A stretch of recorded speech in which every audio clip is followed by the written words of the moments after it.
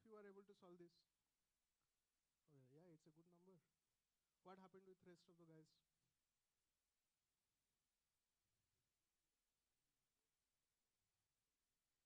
Yes, we are supposed to do 3 random numbers.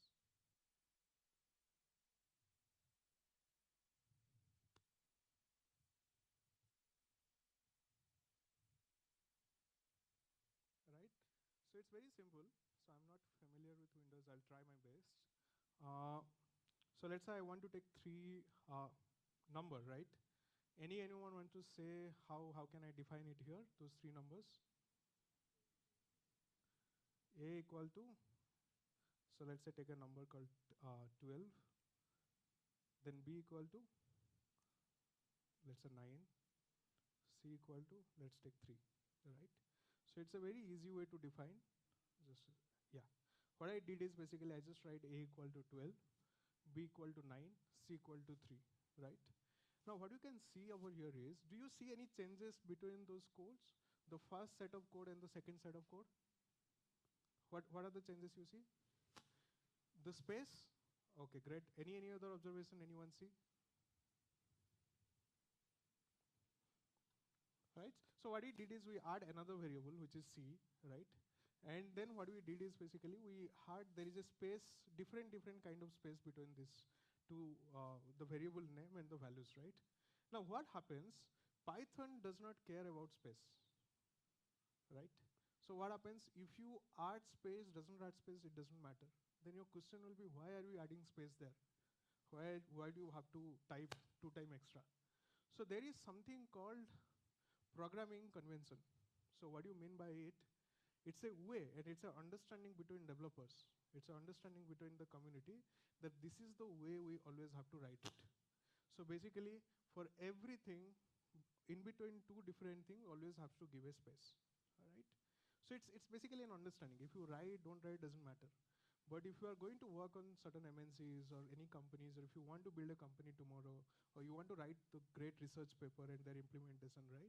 You have to follow this industry convention, right? Or else people will look into your code and they will start commenting, like, what is it, right? So it's super important to follow the practice, right? And so what I did is I did A, B, C equal to this. And now if I want to do a sum, right, what I can do? A plus B plus C, right? So you don't even have to write in this editor. It already suggests you. So again, any difference you guys see over here than the last one?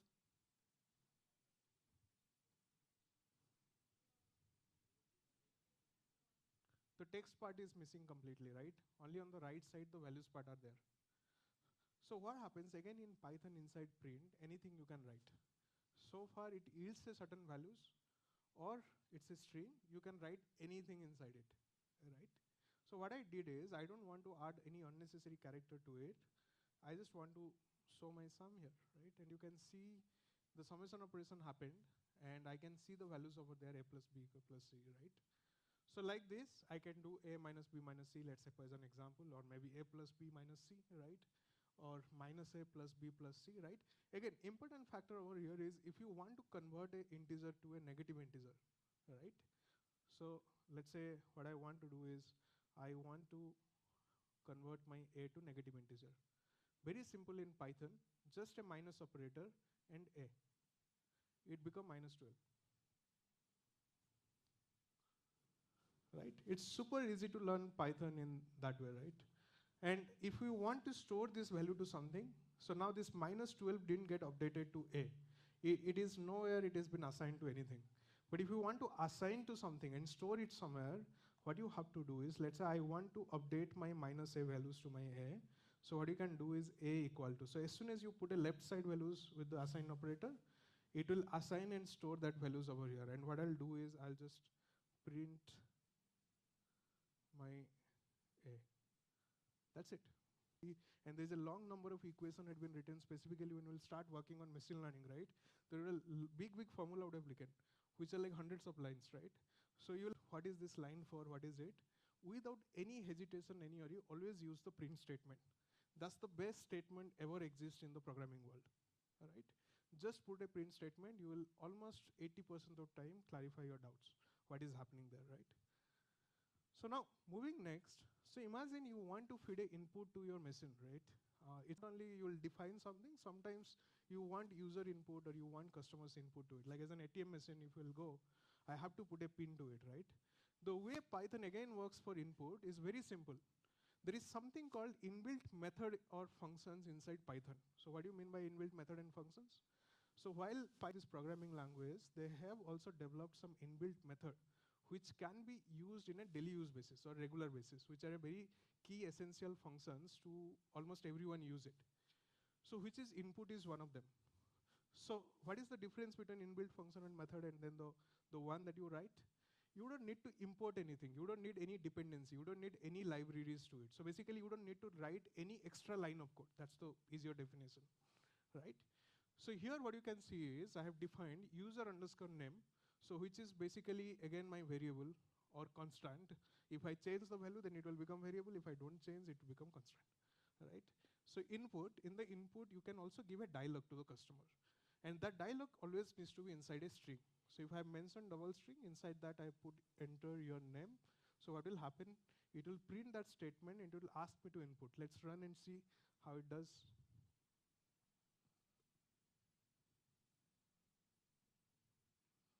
So you can see over here, it asks you to feed some data.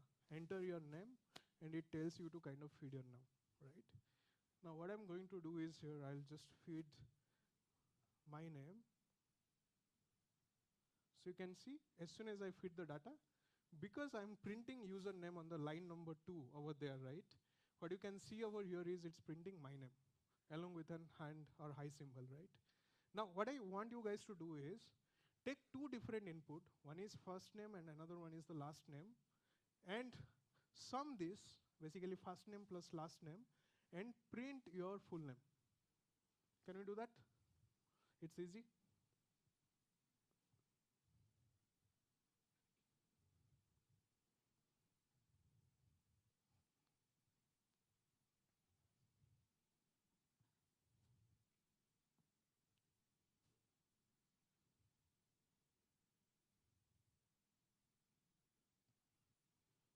80% of the time, whatever we are going to learn today, you will be using this set of code. Permutation combination of this set of code. There is no complicated code in Python, by the way. That is 20% of the time, but 80% of the day this. Yeah. I think I'm okay with this. Yeah, yeah. This is working. Sorry? Oh, no, it's okay. I think it's working. So far again, the trouble will happen. Okay. All good?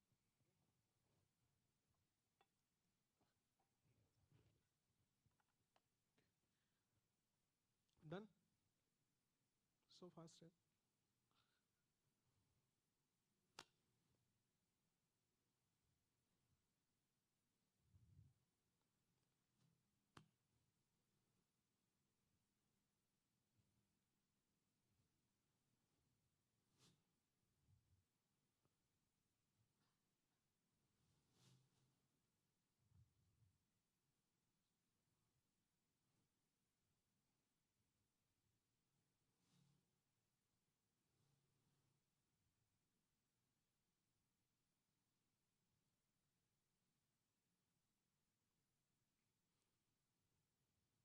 Anyone wants to come here front and write the code and show and explain?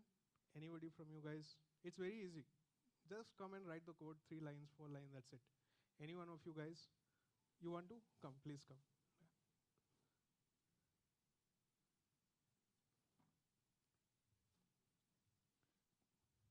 Can we have an extra mic? This thing? Yeah, if you have it. Or he can use this one, yeah.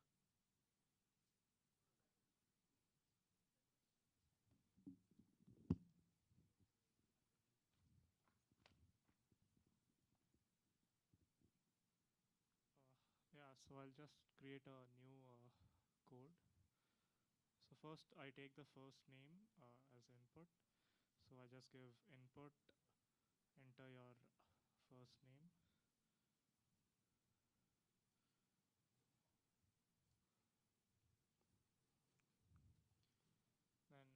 similarly, you can just define ln as your last name.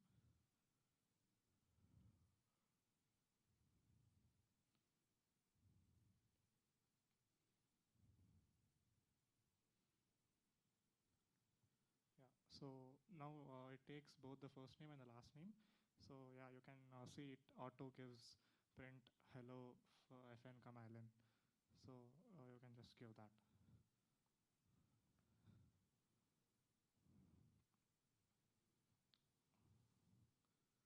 Or you can, if you want to print a space in between, you can also give a space.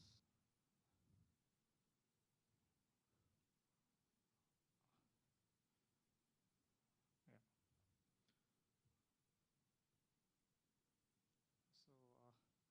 So let's just execute it. So I'll just type my name.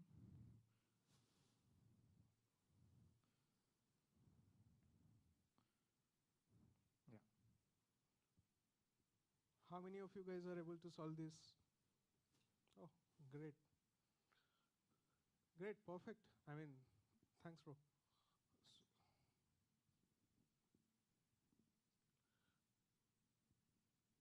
Okay.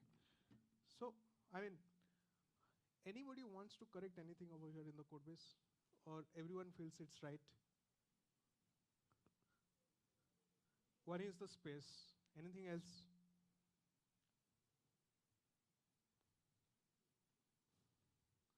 So, as an example, let's say, right? So, if my name is Chandan, right? And someone calls me Cho, how will I feel? In the similar way, if I'll call you with something else, some random number. So let's say instead of ISC Bangalore, I will say you IC, right? Somebody else will reach somewhere else. Someone will go to Maharashtra, someone will go to Odisha, somebody else will go to UP, so on, right? So there will be, maybe some synonym will exist, right? Now in the similar way, there is again a principle in Python. Everything that you do, you have to give a naming to it. It's called naming convention, right? So it always needs to have a meanings to it. So every time you write a variable, it's not wrong. Code-wise, it's great. Syntax-wise, it's all right. It's just a convention that you follow and you practice. The reason being, so let's say today you are working on a certain program, either for research or for the engineering, right? And tomorrow your teammates, some new teammate joins to the team, right? They will struggle with your code base. Hundreds of line, what do you mean by FN? What do you mean by LN, right? It doesn't make any sense, right? So they will be searching and they will lost in your code base. So what is important is to kind of always follow the best practices and write and give a proper name to it. Because you yourself will get confused. So if I'll, instead of 2 variables, if I'll make it 30 variables, fn, ln, cn, gn like this, right? Now what will happen? You will keep on searching in between that, right? So the first thing is, what we'll do is, we'll call it as full name. Then what I'll do is, I'll call it as last name. Any mistake you guys see in this?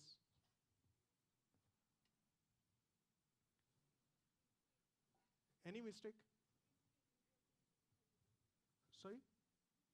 In the print statement, I have to change it, right? Because this variable is not there, now it says undefined. So Python editor also kind of warn you with all the mistakes.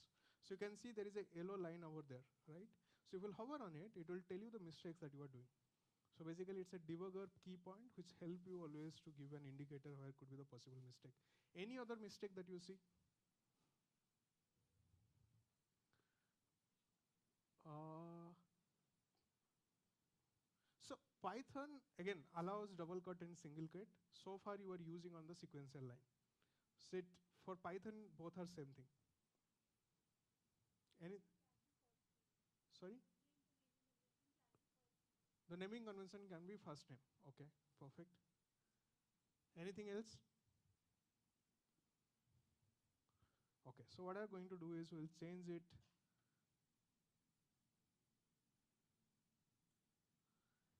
Anything else in the line number 2? Do you see any mistake? You can see the variable name has started from capital letter, right? Any variable that we define or any constant or any key attribute we define in Python, it always needs to be on the lowercase, okay? Underscore is allowed.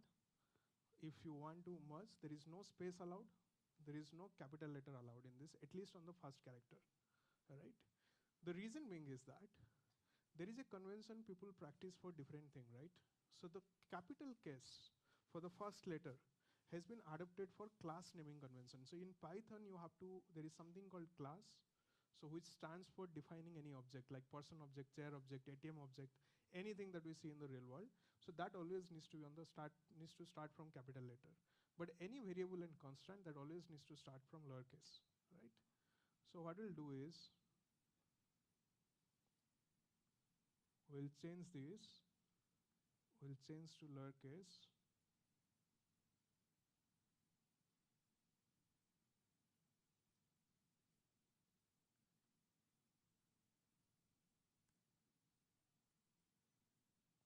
right? So something I added by mistake and then it came, right? So great, right? So everyone is able to do this. And what we also learned over here is, if you want to do basic string concatenation, if you want to merge two string, like your number, you can also do this, right? So now moving to the next part. How many of you heard of list before?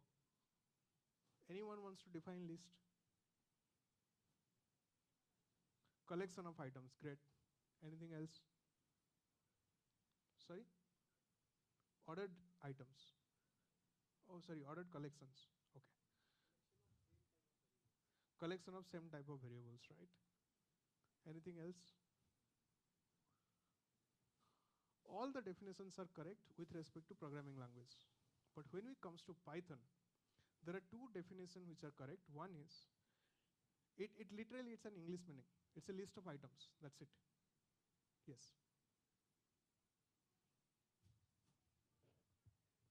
Sorry?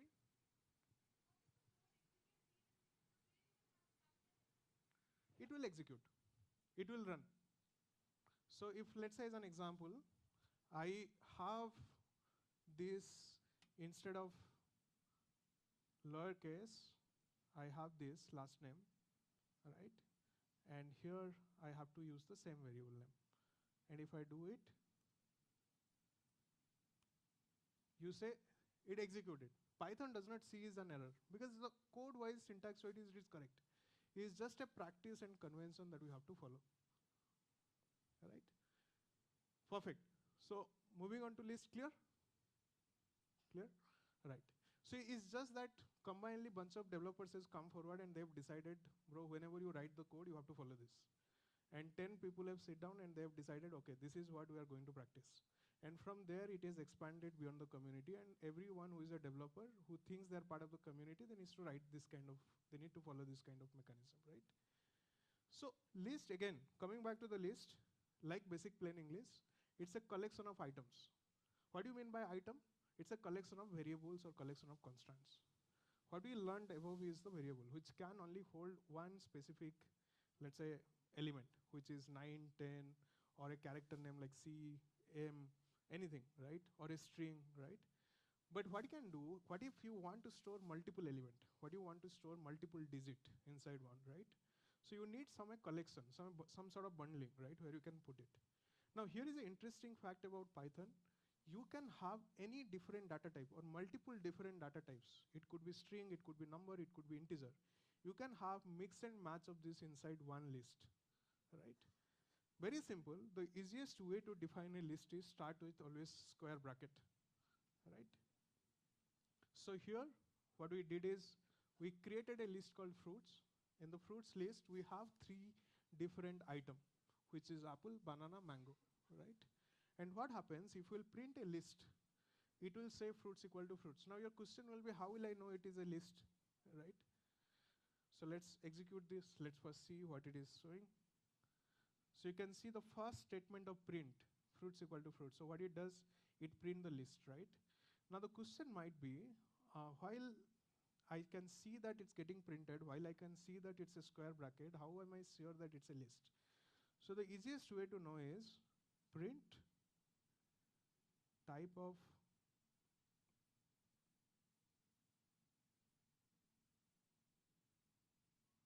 fruits. Now you can see it's a list, right? So what happens, every data type, if you are confused ever, right, and you want to know what is the data type, if it is a hidden data type, right, you just put print type of that particular element, it will give you what type it is. It is a list, dictionary, integer, number, what it is, right? And what happens over here, you can see all are string, right? I've given only one type of data type, which is string. What do you mean by data type? Any of you guys?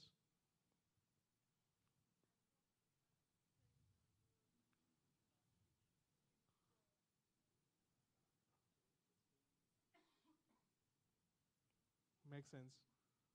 Makes sense. So it's derived from your basic mathematics, right? So it's basically depending on their behavior, you define a data type, what kind of behavior it is. Now, if your question will be like, let's say these guys have defined these 3, 4 different data type, like string, integer, and all. Can I build my own data type? The answer is yes. You can define, you can build your own data type too, right? Now, what happened? This we call it as a list data type. So list means it's a series or collection of elements from multiple different, it can be belongs to one different type, or it can belongs to multiple different type, right? And specifically, we call it as composite data type. So basically, it's a collection of multiple different base data type, right? So which is my string, number, integer, and other things, right? So what you can see over here is, I had my entire list up to here, right? If I want to access, or if I want to kind of get into specific element of this list, how can I do it? So you can see, so like if I'll put a row over here, right, and I'll say everyone to stand in queue, right? Everyone, let's say, is following this, right? For me, the guy who is in charge, how he'll able to call those people? If he wants to call between this anyone from that row or that line, how will he call? By calling some number, right? Which is the queue number. 0, 1, 2, 3, 4. You will say, first guy, can you come here? Third guy, can you come here? 10th guy, he's in rush, can you send him, right? Like this, right? In the similar way, for the collection of element is nothing, it's a row, right? Now, if you want to access something, if you want to call something, you have to call it by their index, their position. And for Python, the position starts at 0. And for any programming language, it starts at 0. So what happens? My apple is here is at 0th position. My banana is at first position. My mango is at second position, right? Now to access it, it's very simple. What you have to do is you have to call the name of that particular list, which is fruits, right? And then in the square bracket, which is basically called as fruits of 0, or fruits index of 0, right? Index of fruits, 0th index of fruits, right? So anyway you can call this. So what I'm doing is fruits in square bracket 0, right? Now what it will do, it will give me the result. You can see the first fruit is apple. Now similar to this, if you want to get the last one, so let's say I want to just to see the last one in the queue. How can I do it? Anyone who wants to take a shot? 2, right? 0, 1, 2. Anybody else? -1. So here is a great thing about Python. You know, it's way too flexible, right? So while you are going from 0 to till the end, which might be 10, 12, or anything, right? You can also come in reverse way, in a minus order. So what I can do is over here, there are 2 ways I can access the last element. What is fruits of 2, so which will be mango, right, which is my last element, or fruits of -1. Oh, because I've added orange over here, that's why. So, okay, let me do one thing. Let me comment this. Perfect. There are 2 ways you can see over here. I'll also print fruits of 2, right? There are 2 ways. In the same ways, I'm able to access the last element inside my list, right? So like this, if I want to access my middle element, the second element, how can I do it?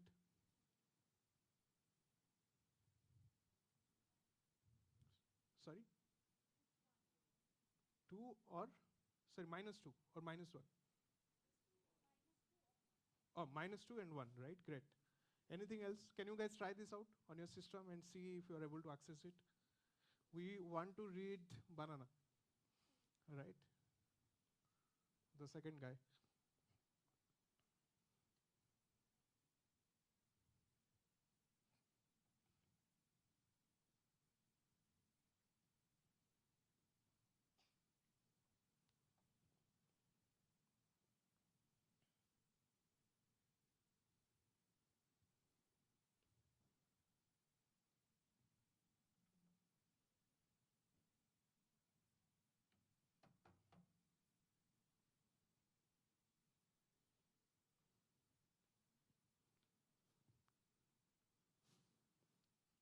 You guys are having fun solving this?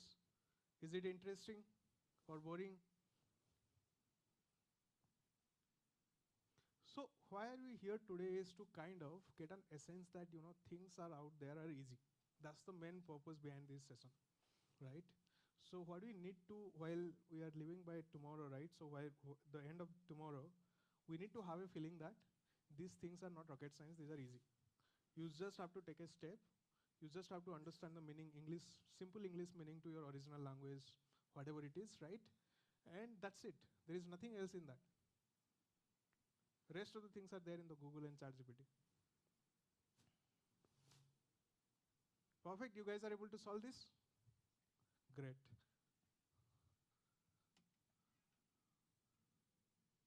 So what we'll do is we'll solve some other functionalities on the list also before moving into any other data type. So when we say functionalities, what does it mean?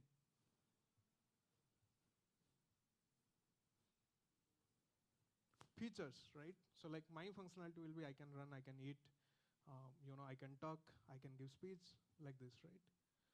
Um, Anything else? So when we say functionalities, it is more like what all kind of functional activities or what kind of activities you can do, all right? So as an example, one of the thing we did is list as an activity, the fundamental activity, it can hold a set of data, series of data. The second thing is, what we saw also, the list can also let you access to its element by a certain way, right? Now, what all other activities we can do? As an example, one of the example you said, append, right? So we did one of the append operation, right? So what do you mean by append?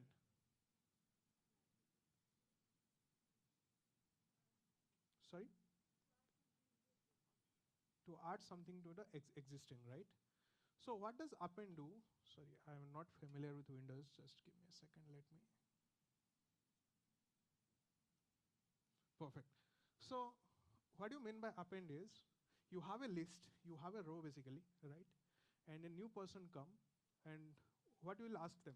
You will ask them to always stand in the last of the queue, right? So to do that in Python, we use append operator.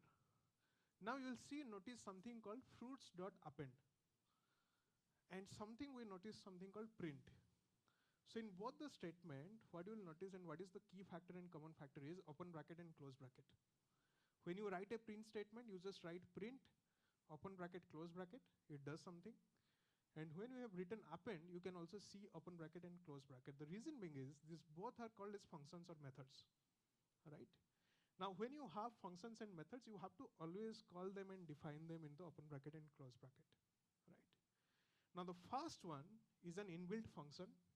The second one is a method of a class called list. So basically, there is any list data type, they always have an inbuilt method to it or inbuilt function to it, which is called append. So that's the reason you first have to write your list name, so which is my fruits variable, dot I'm going to access a certain functionality of that list, which is append, right? So what I did is basically, I'm calling the append method and I'm addressing and I'm adding something called orange to it as a string to it. Now what will happen? It will add orange to the end. Now can you add one more to this list? Can you try adding something to this list? One more element? Maybe you can add an integer and see if it is able to hold an integer inside the list as the last element, right? Like a number.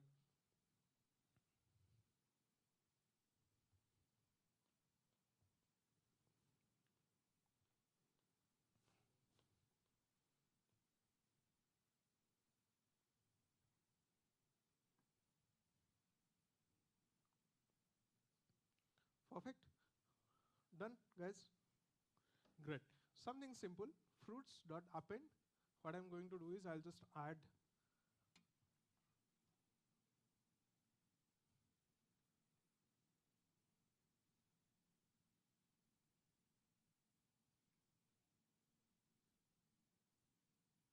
six, and what I'll do is I'll print fruits minus one. You can see six. Basically, in my last index, six exists.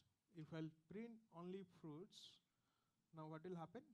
It will print apple, banana, orange, mango, orange, as well as six towards the end, right? So this is how, yes. Sorry? Can you insert between an banana and all? Yes, you can insert it. There is, anyone wants to take a shot how to do insert? Sorry? By index? You will assign an index where you want to keep. Anybody else? Sorry?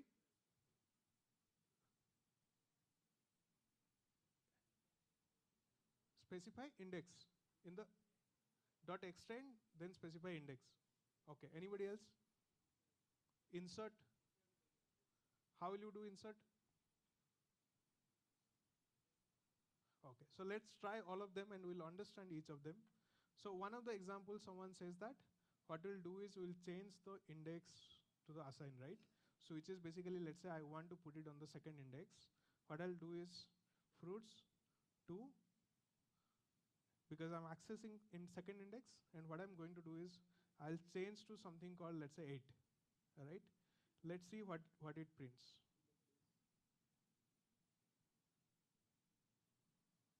What happened? It replaced the item, the middle element, with 8.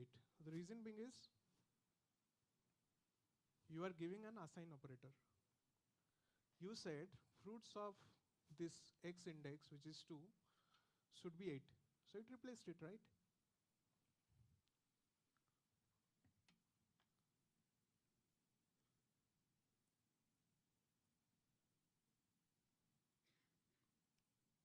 So what I'm going to do is, now I'll do insert operation. In the insert operation, what I need to give? I need to give 2, and let's say I'm going to enter 10. And what I'll do is, I'll just print the fruits.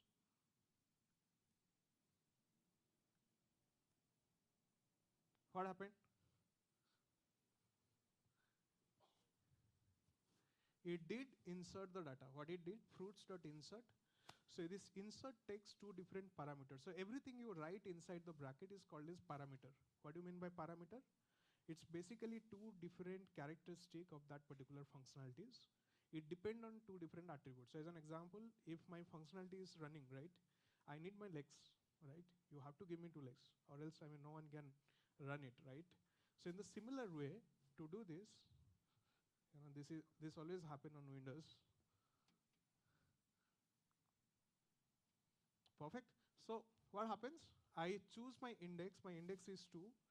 In my second index, I need to store the data. And what I need to store? I need to store 10 into it, right? And you can see it just inserted an element. Any other functionalities on the list? Pop. So what do you mean by pop? So let me try. Control C, fruits dot pop. So what will happen? It will pop an element out of the list, right? So it did. It removed the 6. Any other properties? Very simple, right? If you want to remove a particular item, you can also use remove from a specific index. If you want to insert, you can use insert. If you want to append, you can use append, all right? It's as simple as in basic and plain English, right? So at some point, you will need to know what is the length of your list. What is my length of row, all right? So if you're building a row and you need to do your capacity planning, right? Let's say today you guys have come here, right? So if you need to do a capacity planning, we need to know, right, how many people is going to come. If it is less than, let's say, 200 people, then this auditorium will hold them, right? So in the similar way, if I want to know the length of my list, how will I do it? length of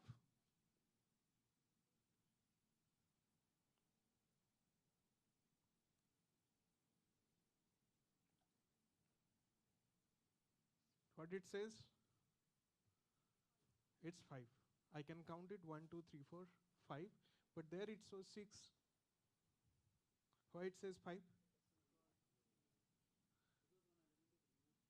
Because one element is already removed, because I removed that line.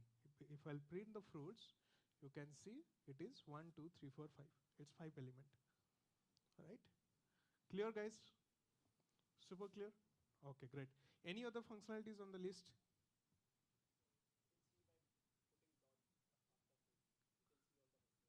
You can see all the functionalities.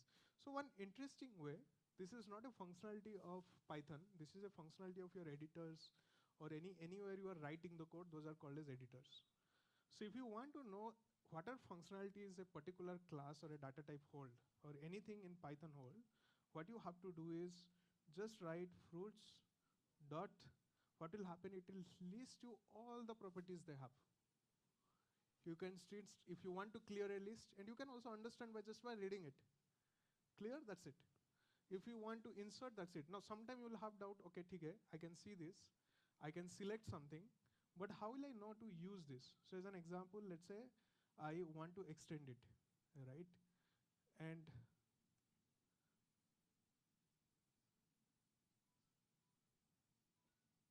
so what happens, if you'll hover on this, after writing and choosing this, it will tell you what it expects inside this as a parameter.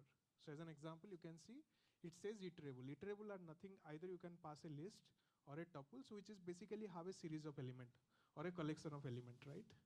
So similar to this, any functionalities that you want to implement, right? You can do and check this by giving the dot button over here, right? So also there is sorting functionalities, there is reverse. So let's use one of the functionalities out of here. So let's say, can anyone try this? Guys, let's try this. Just choose a random functionality that you feel of writing just by putting a dot and choosing it and try to complete. Anyone who is not able to solve it, raise your hand and ask me. I'll help you to kind of solve this, okay?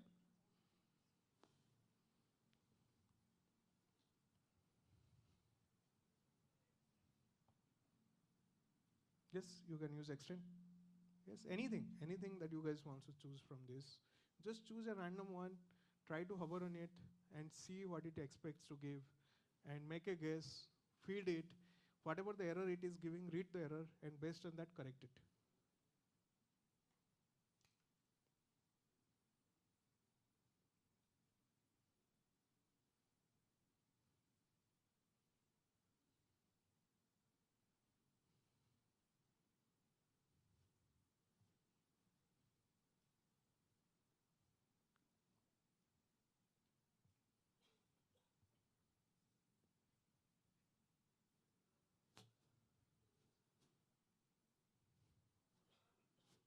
And this is super important to learn the Python because the next second half specifically we are going to focus on building deep learning algorithm and machine learning algorithm. We ourselves build some classification that you want to build from taking inspiration from the real world example. And this thing will be super helpful to build.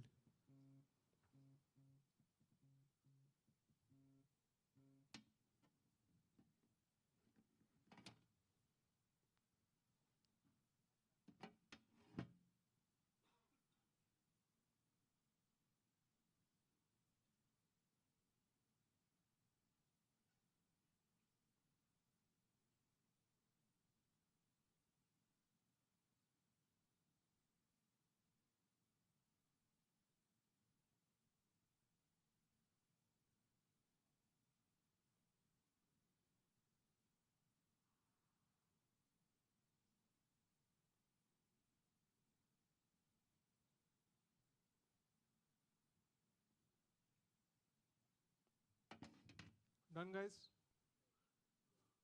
Okay, anyone voluntarily want to say what they choose, what they write, and what they see as an output? Sorry? Reverse. And what it did? It reversed the list, right, from alternate way. Anybody else? Yes.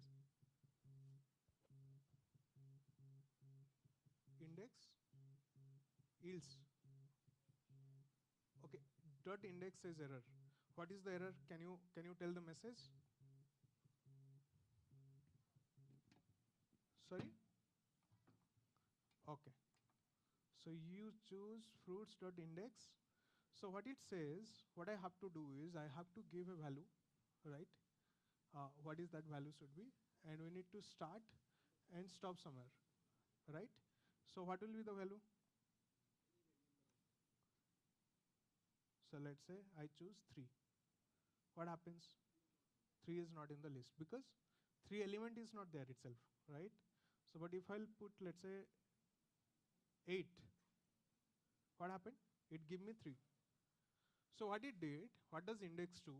It takes an element from you, and if you want to know what is the position of that element. So as an example, again, the same row example, you want to know for XYZ person, where does he stand? What you'll do is you will go to the register, you will look for the XYZ person's name, and you'll get a number attached to it, which is 4, 5, 6, something like this, right? For the similar thing, if I want to know a position of a certain element in my list, so what I can do is I can pass that element. If it is there inside my data point or inside my list, it will return me the index of that element or the position of that element, right?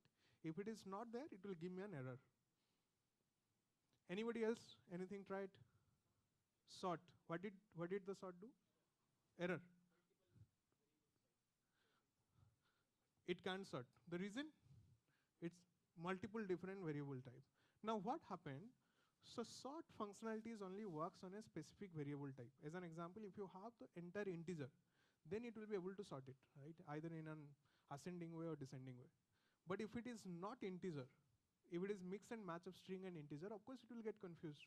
It will try to understand where to put what, right? Whom to prioritize. So that's why it gives an error. Either you can have only string of list, or you can have only integer of lists, right? So this is how you can apply the sorts. Anything else, guys, from that side? Yes? Count. So what did count did?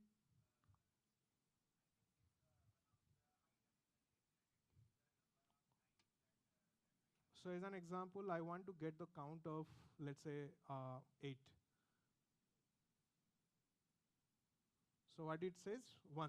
So basically it told me how many times 8 is there. So as an example, how many people in the name of Chandana there in the row, right? So this tells you there are 2 people, 3 people who are there. Now anything else? Anybody else, guys, from that side or this side? Extend. Okay, perfect. So you used permutation and combination of extend and then insert. So what happens also in Python, you can use multiple functionality by extending it. So as an example, here you can see fruits.count is give me 8, right? On top of this, if you want to do an additional operation, let's say you want to add +2 with it, you can just do +2. And what will happen? Python automatically calculate the count and then do the sum operation, which is +2, and give you the end result to it, right? Great. Okay, so now let's try to move to the next part, which we call it as dictionary. It's an extension of list, or it's a different type of list, for lack of better what you can say, where your list have all the sequential elements, or while you have a series of elements, either number, string, you just keep adding to it to the row, right? But if you want to register them somewhere, I want to, every person who is coming and who is joining the row, I want to document with somewhere, with a name, or with a number, or with their short name, or with their ID card, anything, right? How will I do it? In the list, it does not allow, right? The only way to do is maintaining a dictionary. So imagine dictionary is more like a simple database or simple record log, where you write 10 or 11 or 12 equal to this person, right? So what does dictionary does? It has 2 parts to it. So the first part is, which is on the left side of the column, right? Which is called like name, age, and grade. Those are called as keys. So what do you mean by keys? Keys are the one which point to something, right? Or which unlock something. So what happens? This left part is called as keys. So you can write multiple keys like this by using comma, like name, then comma, then age, then comma, grade. Then after key, always you have to pass a colon. so that you can assign a value to them. Because equal operator is an assign operator which has been already taken for assignment. So you can't use it inside dictionary. For dictionary, you have to use a colon operator as an assign operator. And what you are going to do is the right part, which is called as values. So values, what happens, you can assign any values to any keys, right? So here name, I've given a value called Alice. It could be a string, it could be an integer, like your list, it could have in different data type, right? Now here what you can see is I've created 3 keys, one called name, another called age, third one called grade, and I've assigned 3 different values to each of them, right? Now your question will be, sir, can we do it, like can we have 10 different values like this, 10 different key value pair like this? The answer is yes. You can have as many as keys and values pair you want inside your dictionary. So far, your keys are unique. What you have to make sure, all the keys that you have been writing over here, they needs to be unique, like your keys, right? So every log will have a unique key to it, right? If you'll have the same name, what will happen? It will overwrite the value to the same key, right? It will take the latest data point. So can we add 2 or 3 more different, so let me first run this, and what we'll do is we'll try to print the dictionary, print student. And what you can see over here is name, age, and grade, right? A dictionary always starts in curly braces. So a list always start in square braces, right? Square bracket and curly bracket, right? Now here, if I want to have, let's say 2 other properties, as an example, like let's say father name or the parent name, right? And another thing maybe I want to get is the score, total score of the person, right? Like he has the grade, he needs to score. So can we add 2 more key over here?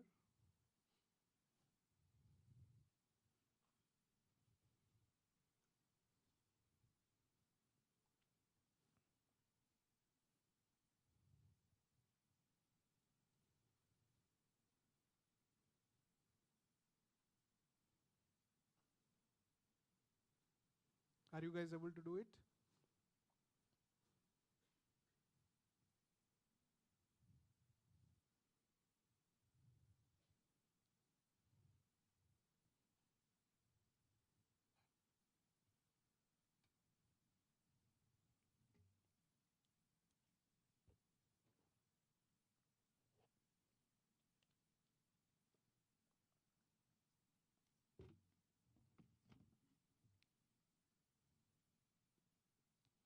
So let me try this.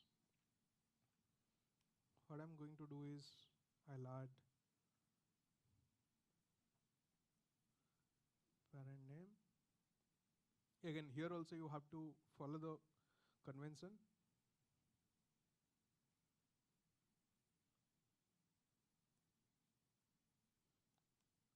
And what else I'll do is, and after every key value pair you have to give a comma. And then I'll add score,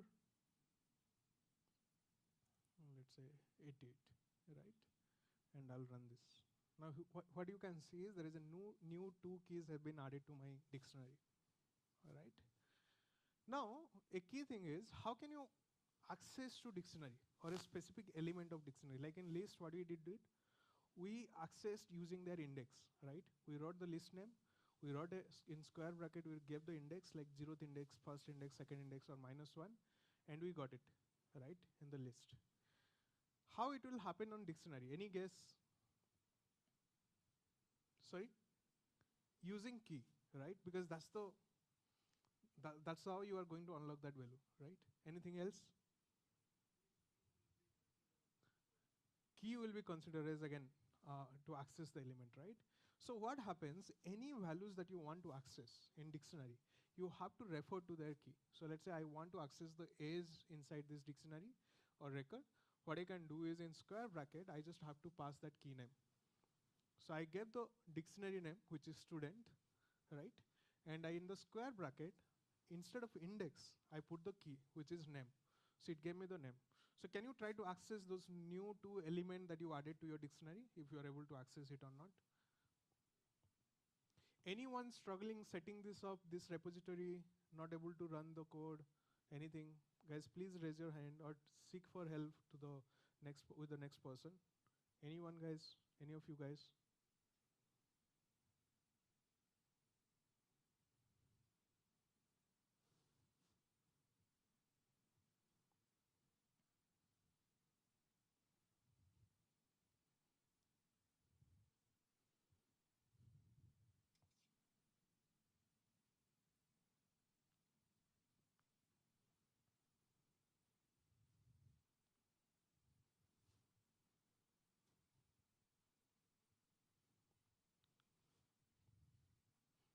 You guys are getting it?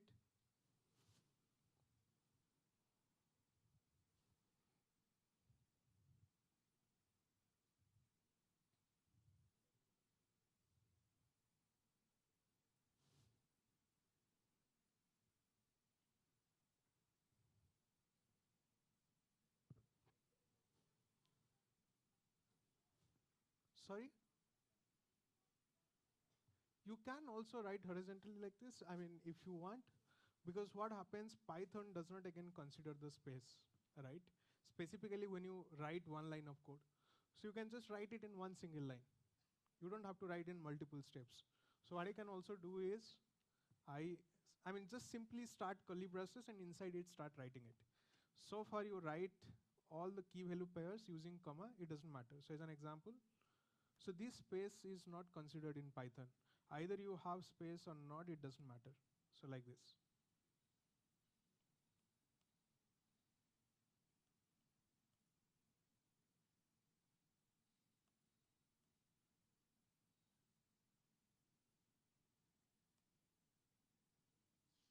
What happened?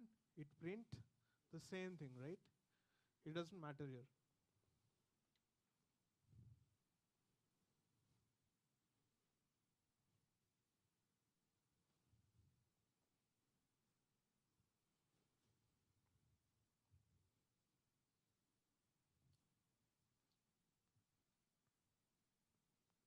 Anything else, guys?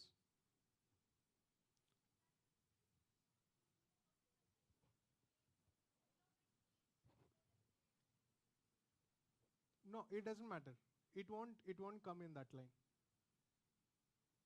Because it's a dictionary, it's not a print statement, right? So I'm not writing a string. So what happens, any space that is there in your coding statement, right? Python does not consider it. It just neglect those spaces. It avoid those spaces. But if you put inside a string, like you take a double quote, inside that you put spaces, you put a line break, you put all those things, those will get considered, right? Perfect. So moving on next, like in list, we learned some of the properties, right? Some of the key properties, like how can we get the length of the list? How can we get the, let's say index? How can we insert certain element to it and etc. If I want to insert an element to my dictionary, how will I do it?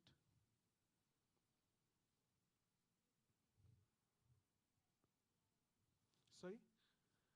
I'll write the key and then I'll assign a value, right? That's it. Anything else, guys?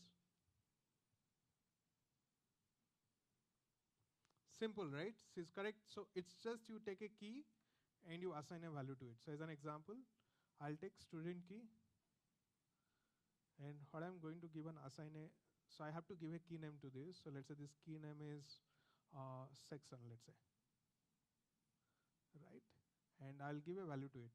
So let's say I'll take a string, which is let's say C section, and I'll enter it. I'll also print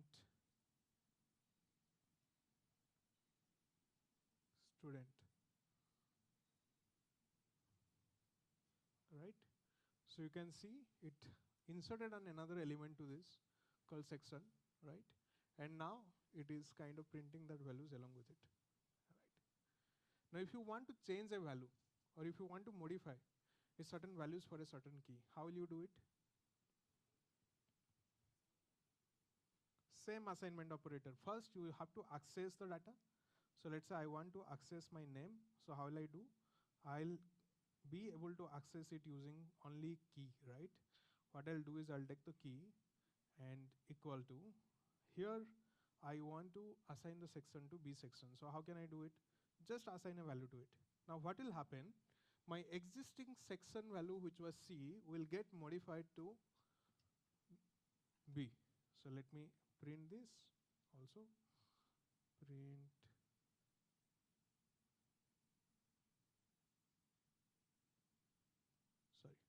student.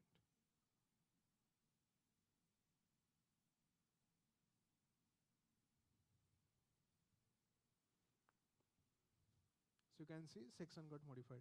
Now can you try to manipulate those data? Can you try to update the data, at least 2-3 data point from each of this?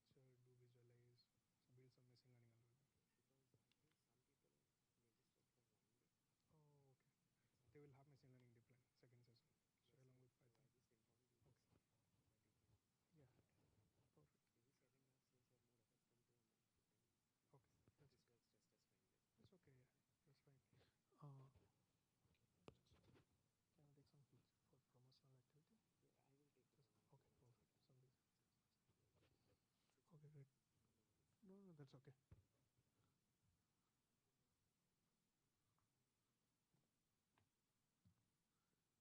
Okay, guys, clear? Perfect. So now, what are other properties you can think of dictionary? Any idea? Anything else you can think of dictionary? What else could be a critical data point or things to be do?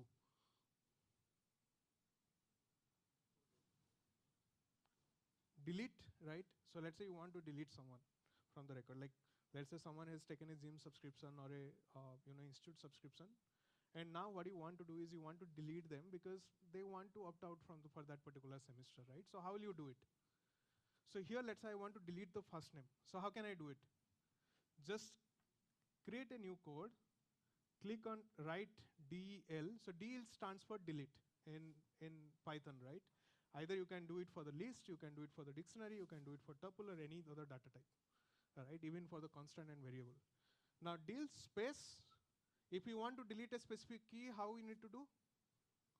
You have to access that particular key or the element. To access it, what do you need to do? You need to write the variable name in square bracket. You need to mention the key that you want to delete. So what we'll do is we will write delete student, and what I want to do is, let's say, the name. Right? Now let me try to print the student what it says now.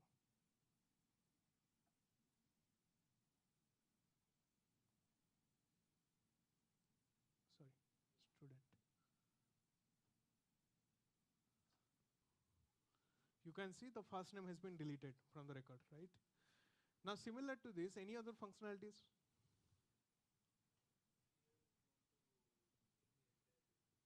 If you want to delete the entire dictionary, you want to remove the content of dictionary and keep as it is. How will you do it? Use the clear function. So how can we do it? Student dot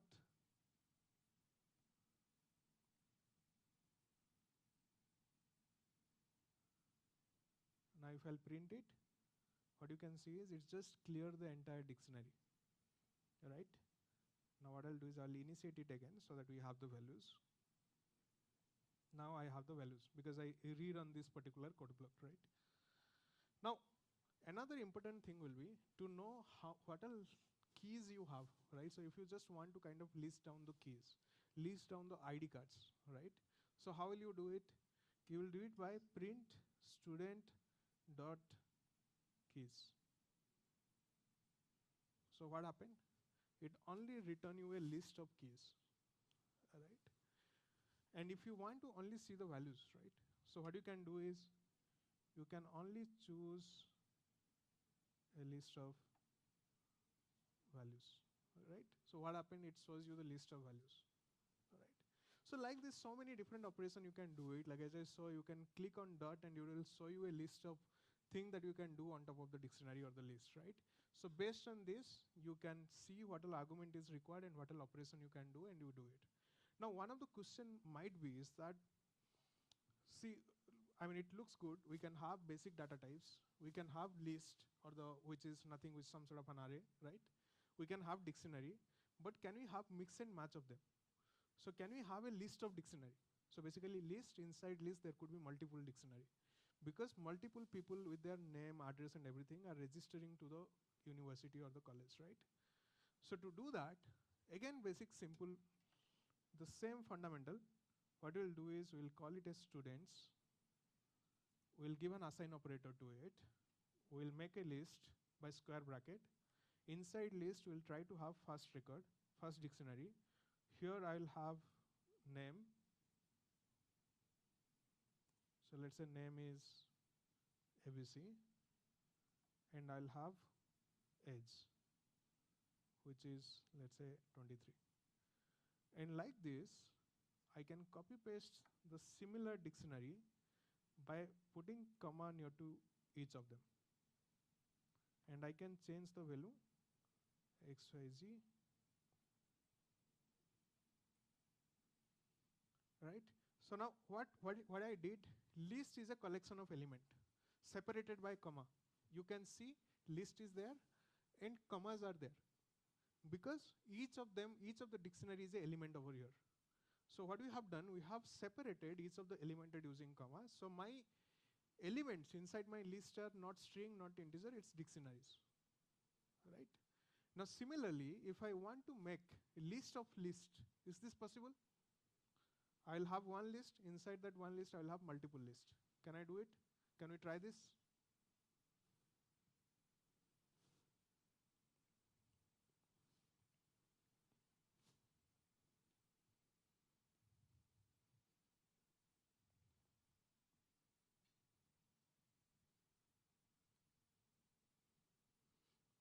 So we're going to do Python till the end of first half, so which is another half an hour. So the next session will be more on the deep learning, where we'll build multiple classifier by classification, so which is basically binary classification between two different class. We'll build multiple classifications where you will be able to take real world example as an example. Let's say I want to build a classification between different animal, right? A model should able to see pictures and would be able to say that, it's a lion, it's a cat, it's a dog, like this, right? Or let's say you want to build something like that, it should be able to distinguish between, let's say, different height people, like, the persons who are tall, the persons who are shorter, the person who are in the medium height, right? So it can also take a picture and do it.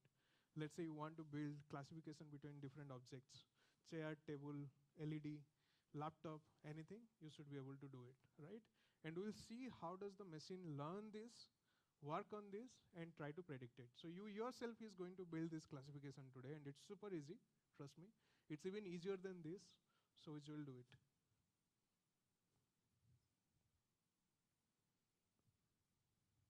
Okay, so let me write this list of list. So what I can do is, let's say I want to have one list, which will be only the name. So let's say ABC, comma, XYZ, comma, right? The second list I will have is their ages, sorry, it will be, let's say, integer 10, 12, 5, right? And what I'll do is,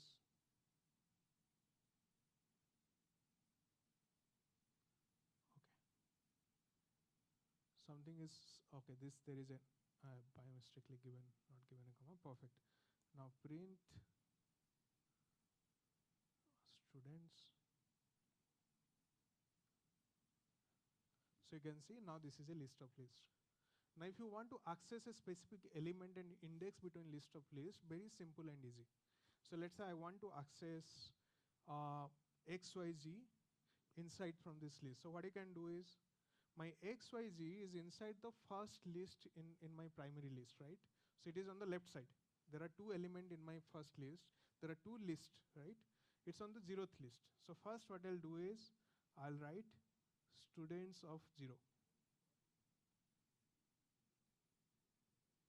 Right? And what I'll have is ABC, XYZ, KLM. So I got the left part. Now in the left part, what I have to do is, I need to access the first element or the second element. So which is at the first index. So how can I get it? Here I have to put a square bracket and I have to give 1. This is super helpful and important if you have ever interacted with matrix. In the matrix, what happened? We have multi-dimensional data. So we have multiple list of list, right? To access their elements, this is important. This is how you can do nested accessing, nested indexing, where you access the first primary list, the outer list, right, which was my left element, which was at 0th index. Then you go one level down, and then you get the first index inside that list, right? So Python always read from the left to right. So it first execute the left line. Now whatever is remaining, then combine it, then execute the second line, right? So these are the key data type that we are going to use more often in the Python. So which is basic string, integer, number, float, decimal, those things. And then the second thing is your list and the dictionary. So like this, there are a couple other data type exist, but it's not important to know at this session. You can always explore this part. There is something called tuple, right? In a summary, what does tuple do? It looks something exactly similar to list, but it's immutable. So what do you mean by immutable? You can't change the data, right? Again, it is made by learning from the mistake. that people used to change the data. So if you want to restrict someone to change your data types or your data values, so you can assign it using tuple. So tuple is open bracket, close bracket. Like list is square bracket, dictionary is curly bracket, tuple is open bracket and close bracket, right? Perfect. Now coming to the conditioning. So key important thing, again, if you want to learn machine learning or anything, you always have to, in real world time, always it's a conditional environment. Based on XYZ condition, we always react, right? So it's super important to learn also if and else.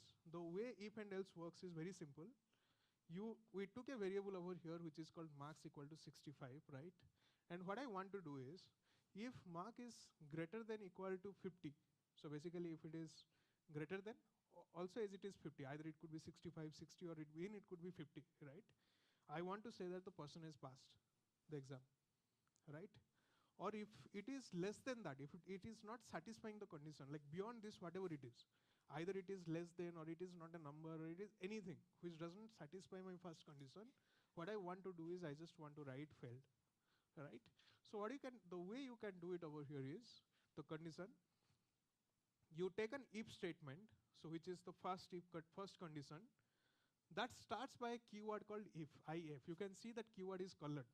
So basically it's a reserved keyword. This is called reserved keyword by Python. So basically Python has taken some English term and they have told that, this is something I am only going to use.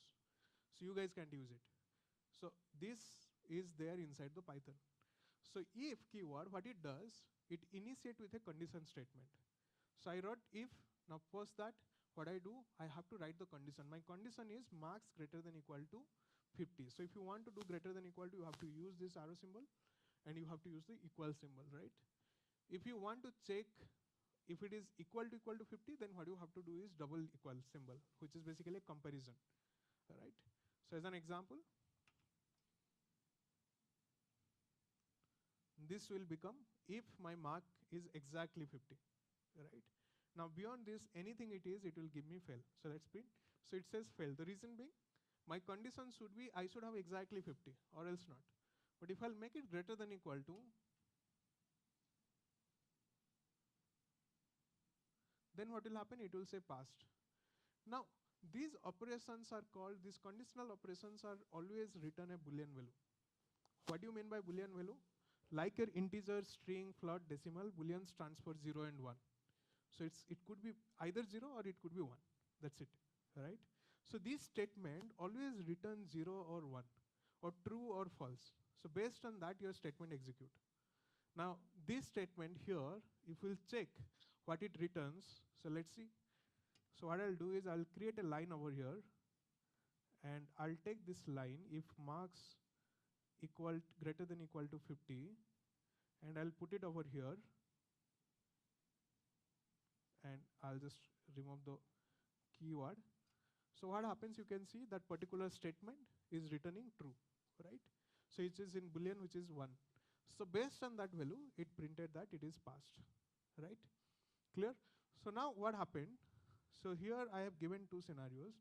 Now if you want to have multiple conditions, instead of this is 2 condition, either this or that. Now if I want to add multiple steps of condition, as an example, I want to grade them. I want to say if they have more than 60, I'll say you are passed, plus I'll say division 1, let's say, right? Now what I want to do is, but if they have not given, if they don't have 60, but they have something in between 40 to 60, right? I want them to say pass, but as well as division 2, right? So the way you can do it is, you have to use a keyword called else if, so which stands for ELIF with respect to syntax.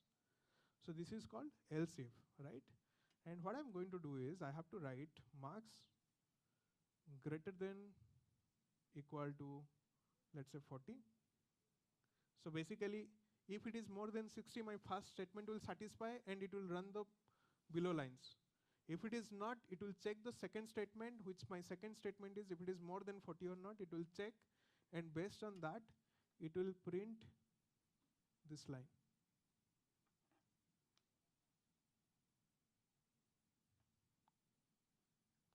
And while you are writing this multiple conditioning statement, very important to remember the indentation. Indentation is basically space between the blocks, right? So I have to always give a tab of space. So you can press your tab button in a laptop. It will add a space, which is 4 space, right? And what I'll do is I'll say division 2. And here I'll make it 45. So you can say the first condition failed because it is not beyond 60. The second statement passed because it is on above 40, right? And it returned it. So like this, you can write multiple if, elif, elif, elif, elif, but the last statement always needs to be else. The last condition, which is exception, which nothing match on the top, the default one will be else. If you don't want to write else, you can also do that. If you don't want to write elif, you can also do that. You can just write a simple if statement and leave it. If it satisfies, it will execute, or else it will pass. It won't look into anything else. But if you write if, elif, elif, elif, it will check the first one. If it doesn't satisfy, it will check the second one. If that doesn't satisfy, it will check the third one. But the fourth one satisfies, it will execute the fourth line, and it will skip the entire if block from there, right? So this is what we do on the if and elif statement, right? Can we write another 2 elif statement in this? Another else if, right? Maybe 2 more things. So different grade to it. So you can segment the grade between 80 to 100, 60 to 80, 40 to 60, or 30 to 60, like this.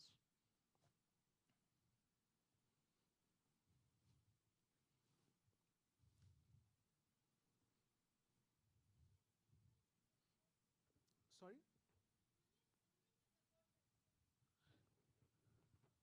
Yeah, so what happens, this statement, conditioning statements, which is basically comparison statements, so greater than, equal to, these are logical operator, right? So these always compare the left side with the right side, or right side with the left side, right? Now when the comparison happen, it always return in Boolean operation. Either it satisfies that comparison or not. So true or false. So here it satisfies, mark greater than equal to 60, says true.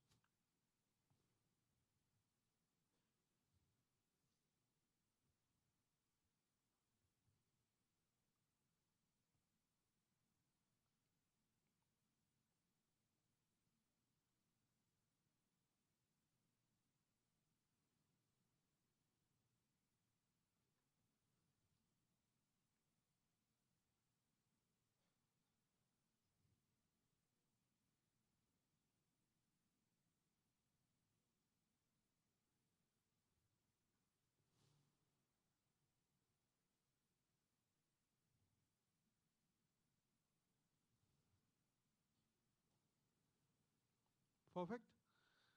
So another ways to write will be, you can also write multiple nested if condition.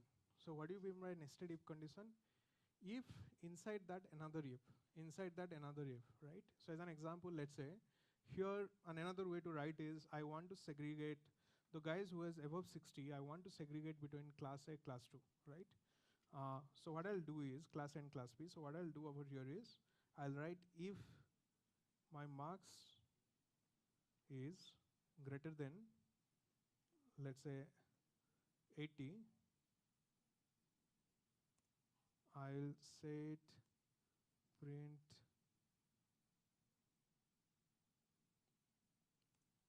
class A, let's say, all right? Or else what I want to do is print.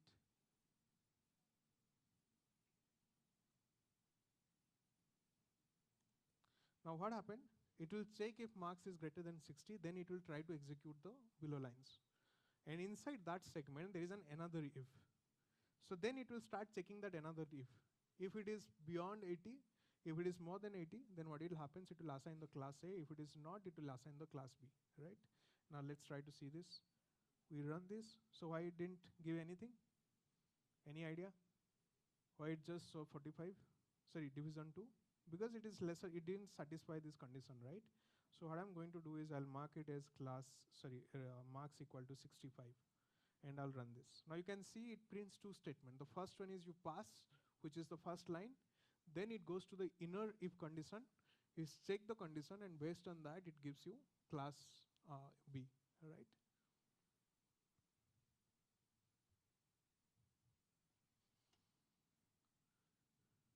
Perfect.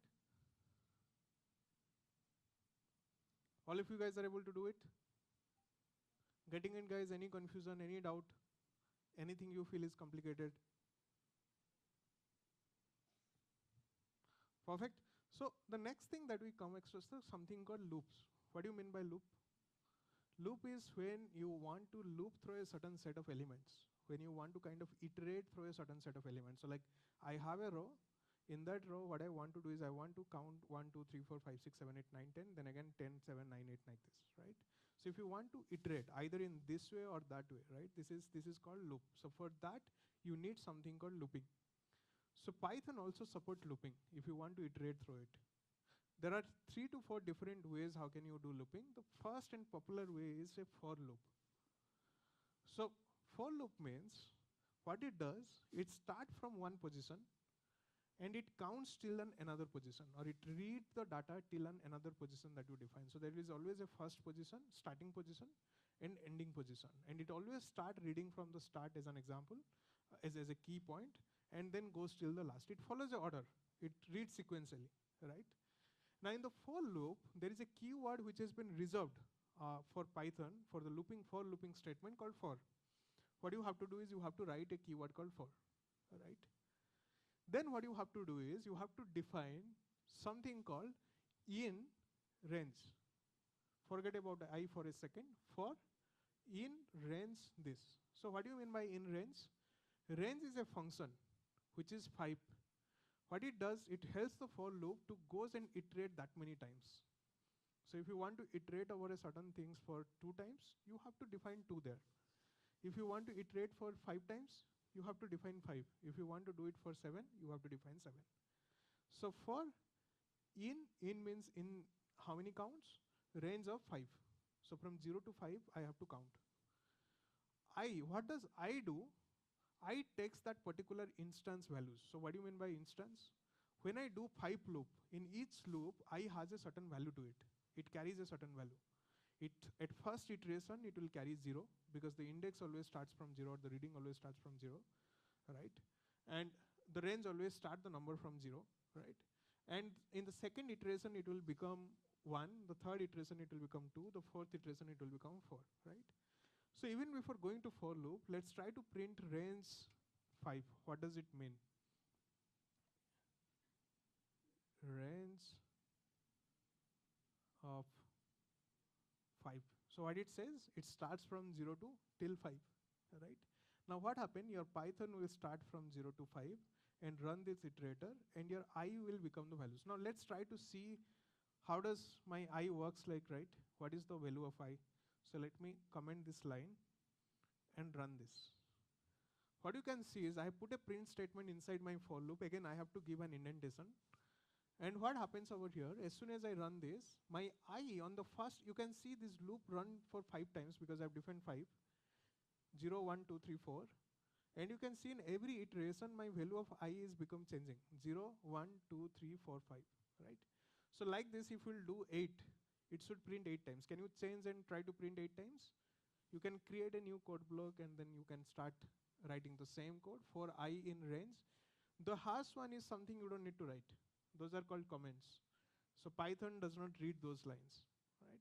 It's just for your comments.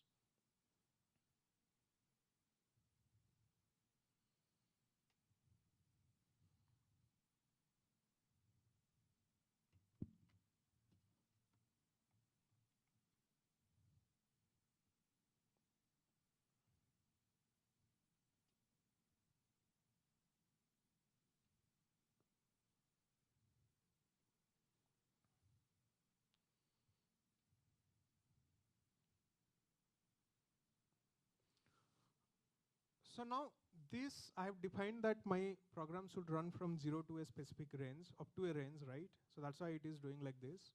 But now imagine if I have to do a looping inside my list, because list is nothing, it's a collection of item, right? If I want to look into my list, now how can I do it? Let's say I have a list called names, right? And here I have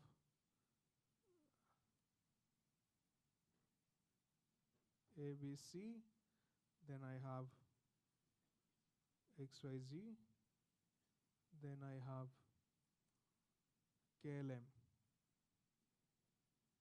right? Now I want to read my each of these element in my list. So what I can do is I can take these names and I can say for I in names. Now let's try to, and instead of number, let's say call it as name. Now what it happened, it read my list, automatically understand till what point I need to read the list.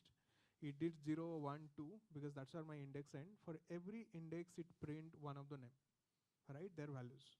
So if we'll do for I in list, it will start iterating on the values of that particular list, right? But if you do I in range of length of the list, so what we saw is there is a something called length of list, which tell you the length of the list, right? What is the length of my list, right? Now if I'll run this, what happens? Instead of reading element and values, it start reading the index 0, 1, 2, 3, because my range runs from a specific index which starts from 0 as a by default, goes till a certain range that I have defined 4, 5, 6, 7. Here I have defined my range should be length of my list, which is my list is 3, right? So 0, 1, 2. It goes till 3, it does not read 3, right? 0, 1, 2. But if you want to read, let's say, is dictionary keys. So as an example, let me define a dictionary. So this is my dictionary.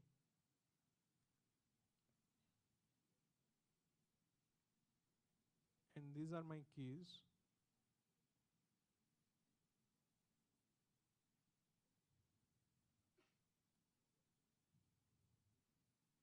And what I want to do is I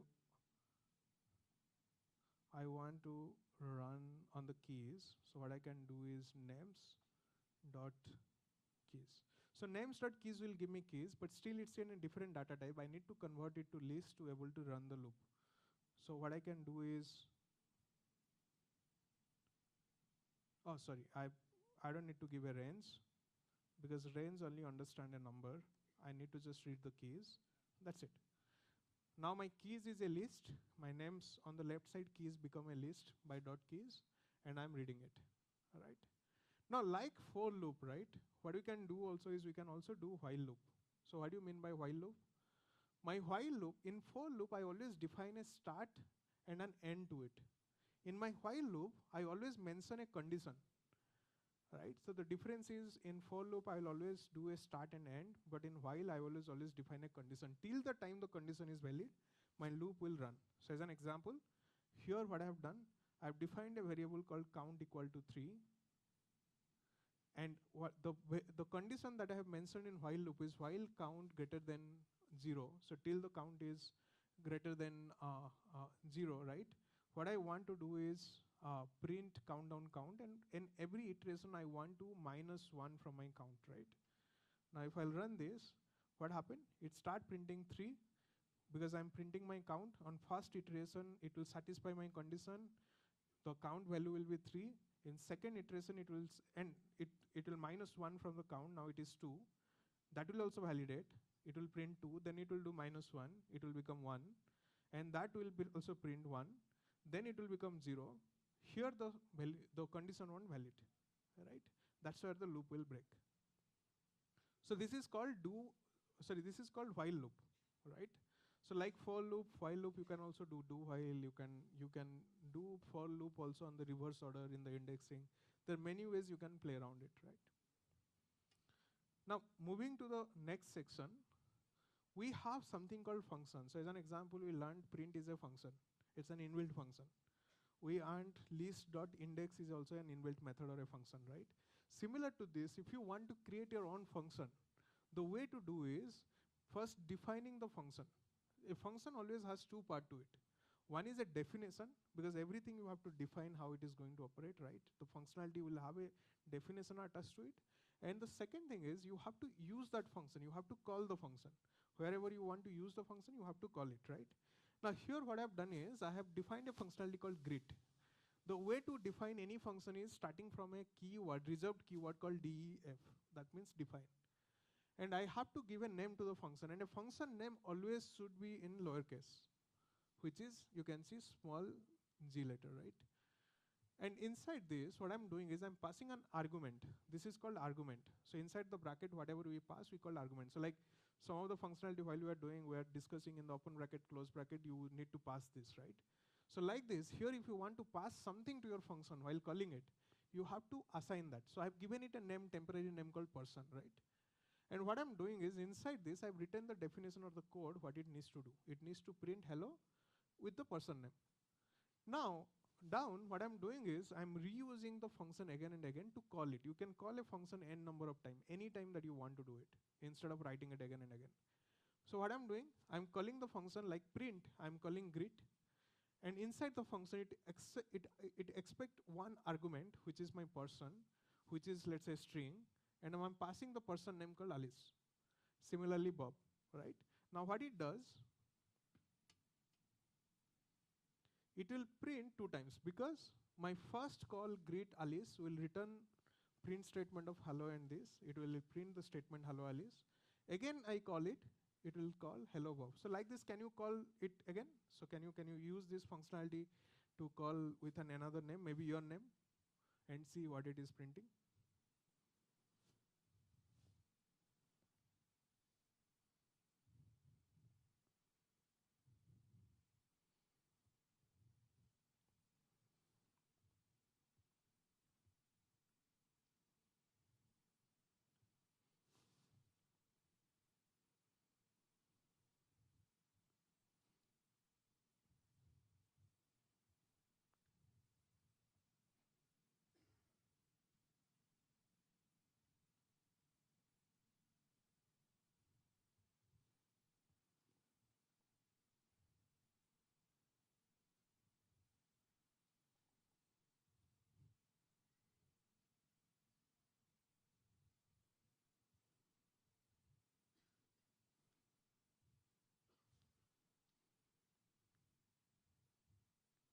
Right?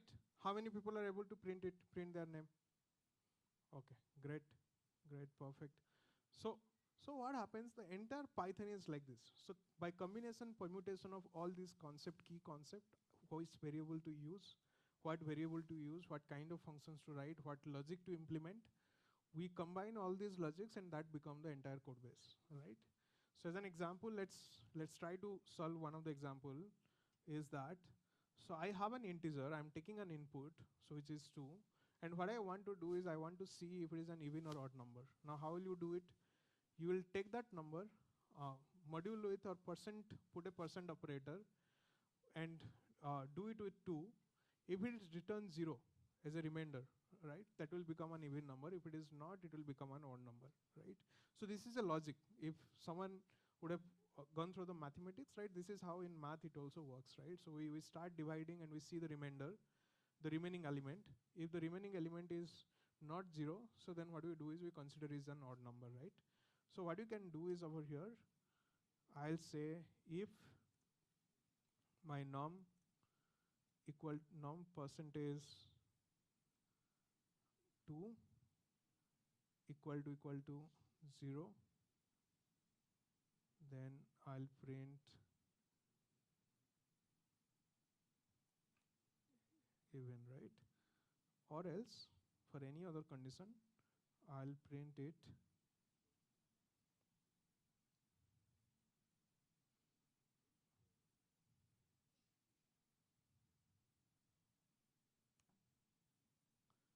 so I feed a number and then it's saying me even.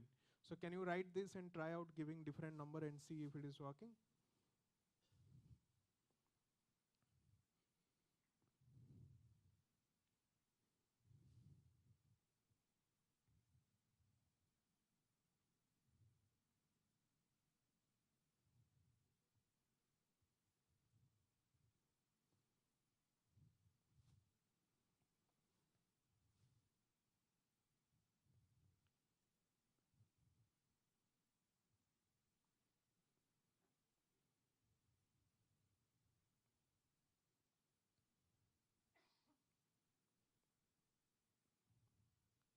How many of you are able to do this?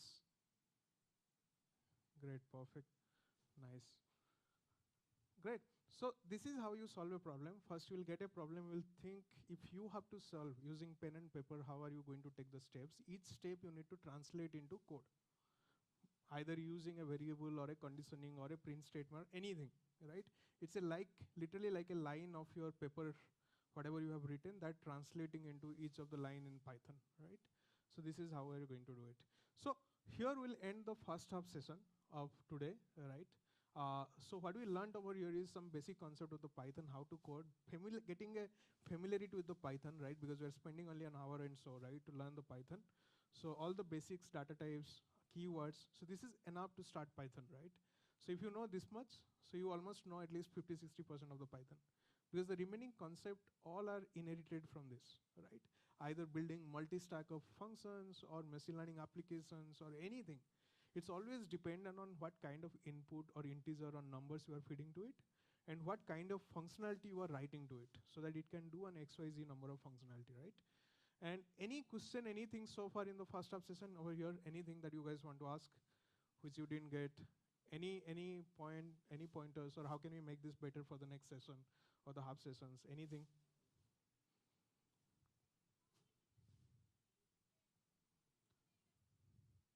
So I think it can take a way too large number of things. It's some power of some number. I have not remembered exactly, but it will take a huge and large numbers on the integer. Right.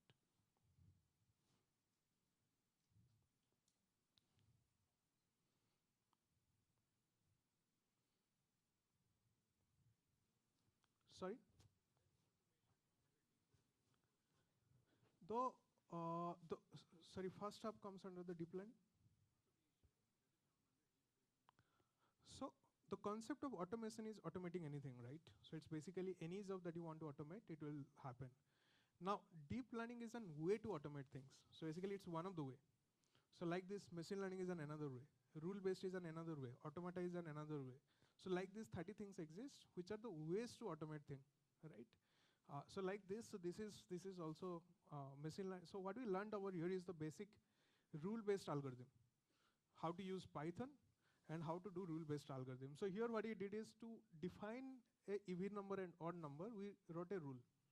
And we taught my machines, I taught my machines, this is the way how you are going to distinguish between odd and even number. This is how any number you will give, that will become automated, right? So this, what we learned today on the first session of the half session is rule-based learning. How can you write any kind of rule in your machine and teach it? So as an example, if we'll put 5 kg of cloths, the billing amount should be, let's say 100 rupees. If you put 10 kg of clothes, the billing amount should be different, right? So you can do it using if and else condition, right? Like we did. So all those kind of conditional statement, multiple conditional statement, nested conditional statements, right? You can looping statements we can do using these basics of Python, right? The second session will level up. That's not going to be Python at all. I mean, of course, we'll write code in Python. That is going to be more on the deep learning. We'll skip the machine learning. We won't go to machine learning. The reason being we are not touching the machine learning is it's slightly irrelevant in today's time. It's important, of course, it's basics, always important, because all the concept has been inherited from it. But what I feel is like in today's time, you guys are all, you are going to use it in the application, right? So it's more relevant to directly jump to the deep learning. Because along with deep learning, once you understand deep learning, you also understand the mechanics of machine learning, right? How does it work? And what we'll do is in the second session, the second half session is more going to be on the practical side again. We'll cover a theory of CNN, which is a way to understand picture, understand data behind the pictures, how can we use picture data, image data, or visual data, and make a decision out of it. And what we'll do is we'll build a classifier, as I said. We'll also build binary as well as multiple classifications, right? So that if you want to build anything on your real world example, you should be able to do it, right? We'll do that exercise as part of the second activity. Tomorrow it will be much more on the generative AI session, while we'll learn of using tool, prompt engineering, building generative AI model from the scratch, data training, data prediction, all such kind of things, slightly more technical plus theoretical, we'll also learn it, right? So that's pretty much for the first session, guys. I'll see you on the second session. I hope you had a great time. Okay, great, perfect.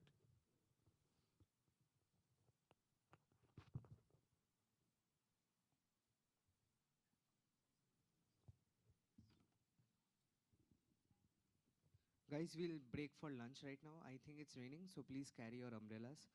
And so there are a few canteens around. You can go out, take this road outside AV Ramarao, like once you go to ground floor. Towards aerospace, there is one canteen. There's one small canteen on the second floor of this particular building. And otherwise, you can also go to the supermarket, which is Janta Bazaar. Just put it on Google Maps. And you can order food also. That is fine. We'll be starting the second session exactly at 2, so please do not be late. All right? Thank you, guys. Just a quick declaration. It's on. Yeah, just a quick declaration. When you come the next time during the break session, try to know each of your name, right? And try to form a group, at least with 3 or 4 people or 2 people, right? Well, where you have the same character as the first character of your name, right? So like if it is Avinav and Ansu, so they should be in the same group, right? If it is BB, then it should be on the same group. It is CC, then it needs to be in the same group, right? So the next session, if you get time, so you have to do it, or else I have to do it, then the other sessions will be delayed. So let's try to do that. It's fun. You will get to know you will make new friends, you will get to know them. And then probably, one day you might build some research or do something with them. You never know.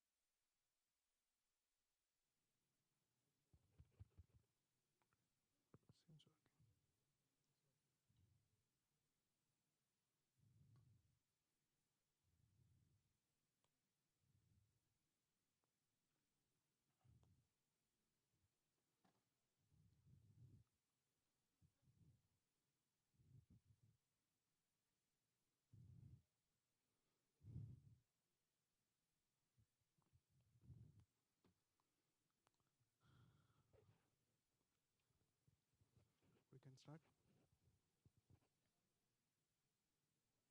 Oh,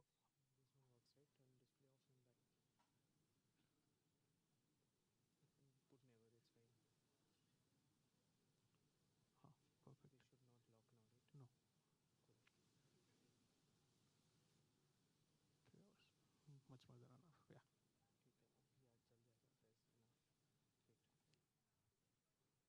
Yeah, you have to extend it. Sorry, not extend. Go.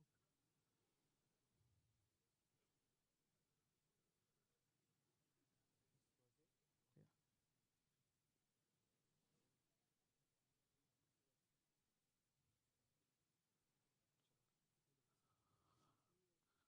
Done.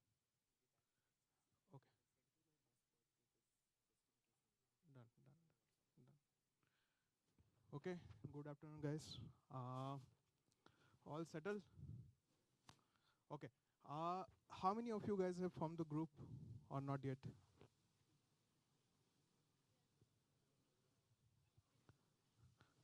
Okay. All the people's whose names start from A, right? Can you raise your hand? Now, can you identify in group? Go to each other. Can you go there maybe with those guys? Anyone alone? Single person in the group, right? Guys, again, can you raise your hand? All the A initials. Guys, can you mark? Just join someone. You can come here. You can join this. All right. You can come here. You can come here. Okay. Not you. The one, the last one. No, you with the earplug one. Yeah. You can come here. You are also alone. Yeah. Okay, it's okay. Cool. B, letter B. One person. Only one person. Okay, you can join this A group, guys. Okay. C, guys. Can you two form a group?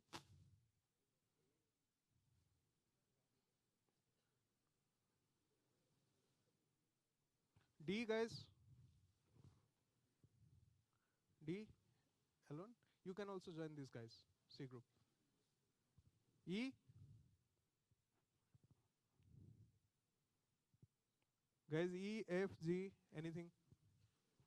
One person. H. You both can form a group. Okay. You can move here. Here.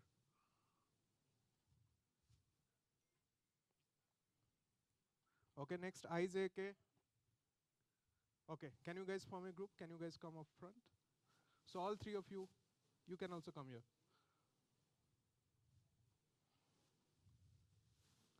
L, M, N, guys. What? You guys' names start from something else. 1, 2, 3, 4, 5, 6. L, M, N, guys. Okay. You can also join these guys. You can also move here. Next, guys, OPQ. Only one, two persons. Can you guys form a group? Can you guys move here? Can you guys move here? Sorry? N. N, guys, who are the N? Can you move there?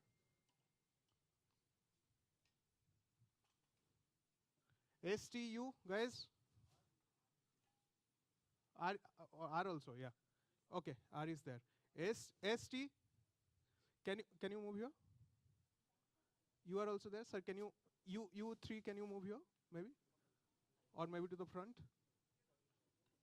Sorry.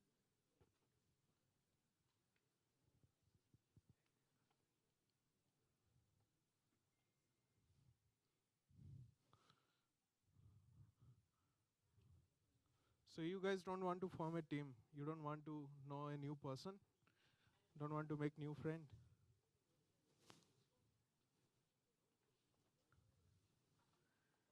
Next. The remaining one who has not formed a group, can you raise your hand? The ones they have not formed a group. 3, 4, 5. Can you 4 of you guys move here to the front? Yeah. Here. Some people are. Yeah. Now whoever is remaining, feel free to join any group. All right. You're nearby one. Just join a cluster. Don't sit alone, bro. You are also sitting alone. Just choose one of the group. Right. I just need to see bunch of clusters. Yeah, you can join them. Yeah.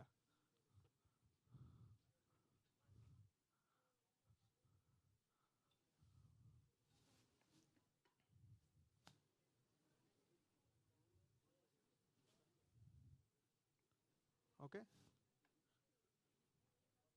Perfect. Four of you guys can make one group, and three of you guys can make another group. Similarly, all the people four group. Okay. So maximum 4 people in a group. Okay. So like this divide. 4 or 5.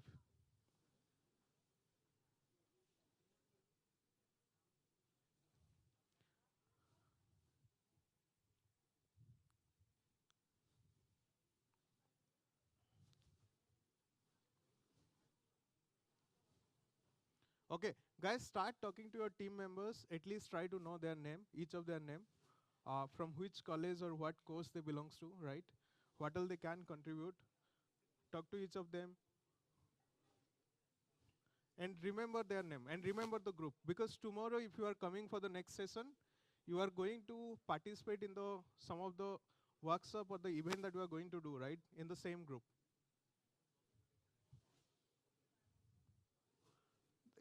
That's okay. Yeah, you can choose join anyone where it is 3 or.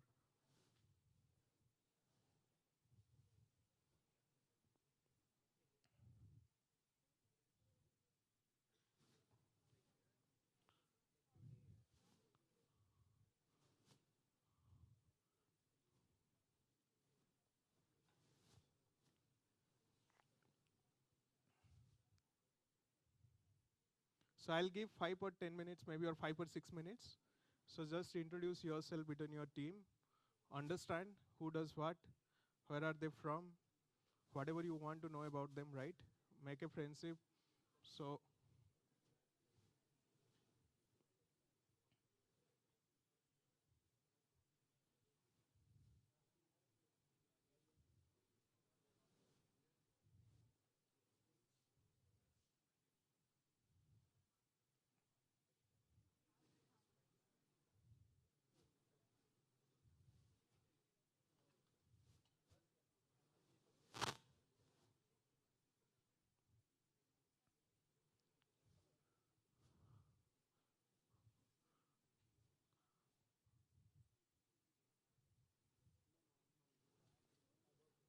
all the people who are coming late, you can join any of the group where the number is less than 4 or 5.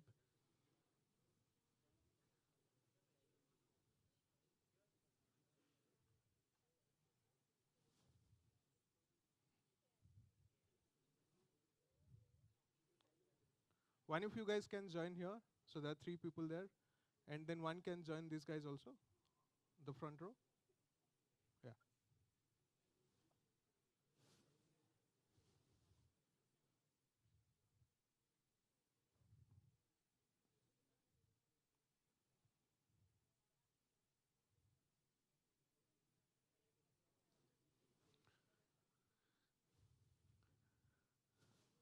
So this is by the way one of the machine learning algorithm, one of the popular machine learning algorithm. This is anyone wants to take a shot on what does this call? This is classification. Okay, great. One of the yeah, that might be good answer. Sorry, clustering, right? So this is one of the popular approach when you cluster certain group based on their behaviors, right? So here the behavior was maybe the initials, right? On the initial character of your name. So what we did is based on that properties, we try to build a cluster. So what you mean by cluster is it's a bunch of data points belongs to a same single group, right? So there is a group, B group, C group, D group, like this, so on, right? So when you have bunch of data points which are not labeled, which class you don't know, let's say you don't know, if the person is falls under A category or B category or C category or D category, so you don't have that data. but still you want to build a classification. So what you can do, the easiest approach is, and whenever the new attribute comes or whenever the new data point comes, you see which his characteristic, for which group of characteristic it resemble, right? So if let's say I got a new person here and then let's say his initial is A, then I know which group directly to translate to, right? So in the similar way, anything we cluster, right? Whenever a new data enters to the system, we see where it resembles the most, which cluster it resembles the most, then we kind of push that data. So this is more on the machine learning side, the traditional machine learning side. And it's a popular method, even today we do use it. We use it for a lot of similarity functionalities when you try to measure similarity between two fundamental data points or elements or persons, we use it. As an example, one of a very interesting example will be your mobile phone lock system, right? So whenever you show your face, immediately your phone enable, right? Now what it does, whenever you log in your phone or you kind of open your phone for the first time, right? You unpack it. So it asks you to show you some sort of angles, right? So you have to rotate your head like this. Now during that time, what it does, it takes bunch of pictures from different angle, try to understand the feature of your face, try to understand all the key point. Next time someone shows the face, it try to distribute, does it belong to this class or that class or not that class, the other class, right? So it's a clustering based approach. Till now, today people use it for most of the specs, right? Perfect. So we are all settled. All of you guys know each of one's name, your group's name. You know tomorrow you have to form the same team and ideate along with your team, all right? Okay, great. So moving on to the next part of this session, which is deep learning.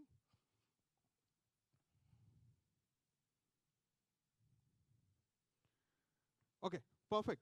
So before even moving to deep learning, so which is of course the part of AI, right? So we are kind of shifting the gear from basic of Python programming to AI, right? What do you mean by AI? Sorry?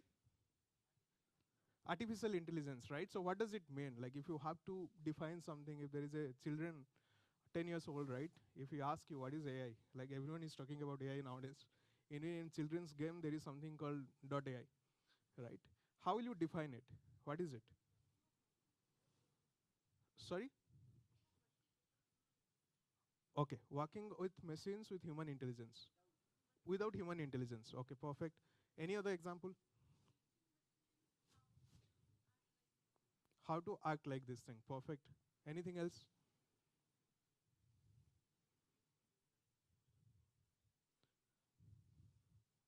So give solutions to your problem, but without any human interpretation or human involvement into it, right? Anything else, guys? Training data and using that data to maybe predict something next, right? Anything else? Mimic human intelligence, right? Perfect. Optimizing your work using machines, right? Anything else, guys, from this side? Automating something, right? Automating something. Anything from you guys, this group? Anything. Feel free to add anything. There is nothing wrong and right answer. Sorry? Self-dependent model. Perfect. Anything else, guys, from that side?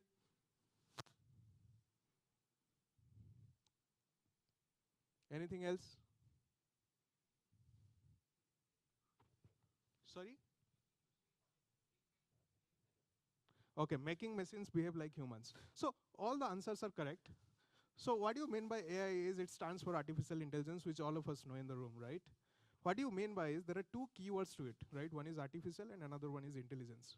Intelligence stands for anything intelligently you can decide. So as an example, if mosquito bite me, my hand can take an action automatically and kill it, right?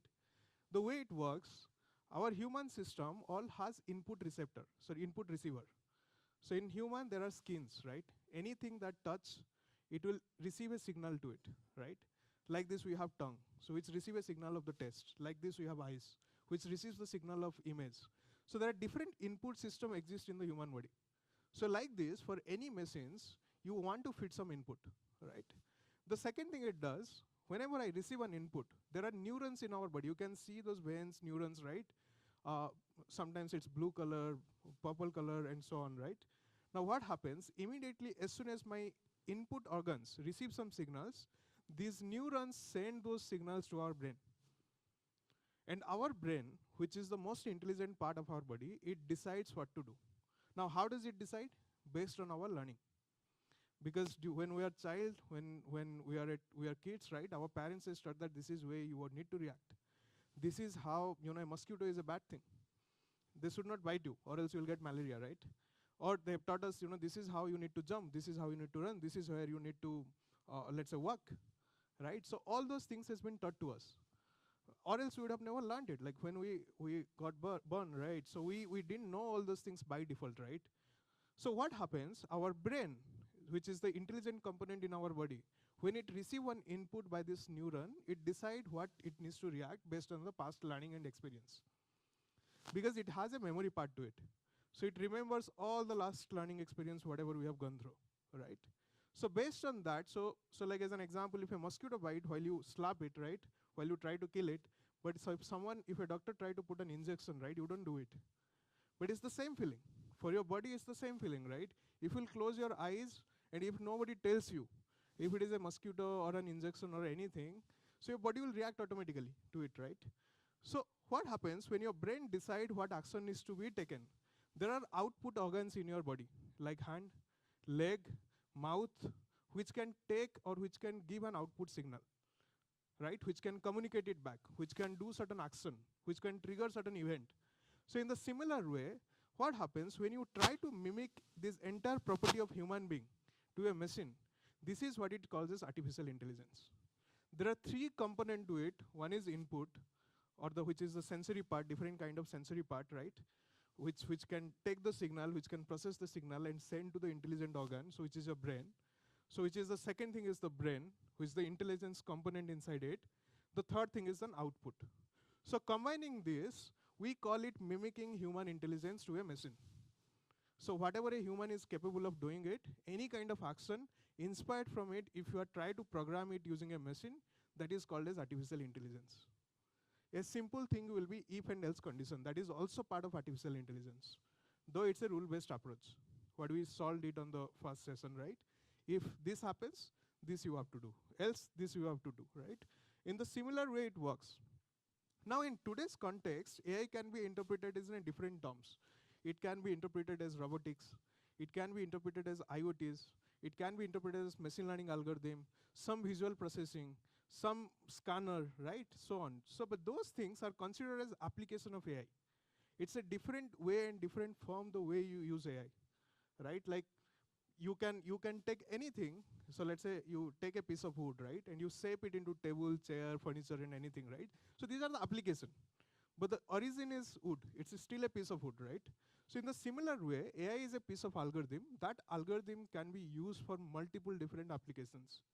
So most popular application is building softwares.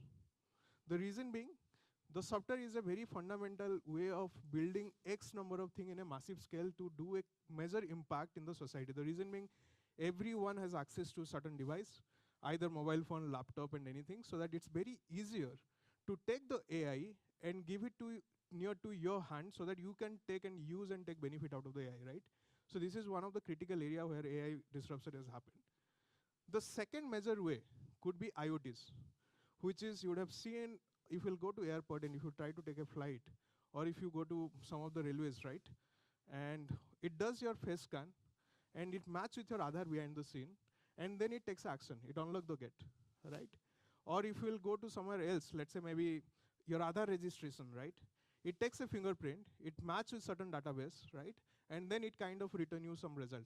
And then it approve you that, okay, okay, now you would be able to change your mobile number or address or anything else, right? The third critical ways, so the IoT revolution happens somewhere around 10 years, 15 years back, so when it was in the peak time. But now a lot of research, good research is happening on the IoT and all those things. The third part of the application, major application is robotics. So which inherit from IoTs. So what happens when you merge certain hardwares, when you design a specific set of hardware, it could be a laptop, it could be a machine, it could be combination of two legs, silver legs, plus steel legs, plus some hand, it could be a small robot, it could be Alexa, it could be anything, right? And when you put a program to it, which can individually do a set of instruction or set of tasks, that become robotics. Very simple. The robotics don't go by the word robotics just by the look, because everywhere you see robotics, they put a robot near to it, right? Robotics also could be a small machine or even is capable of writing it itself. So that also become a robot, right?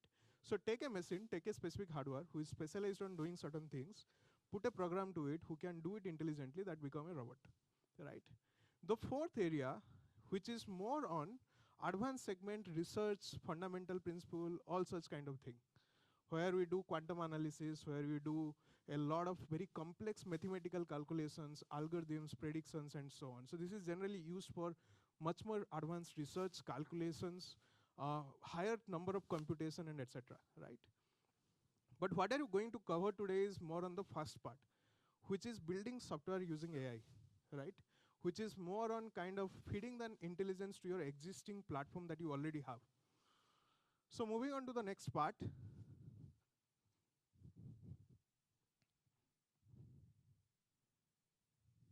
Perfect. So what you can do is, so my next question will be, how does AI learn, right? So I just defined the definition. Anyone wants to take a shot? How does this AI learn? Yeah. We keep on training the data, perfect.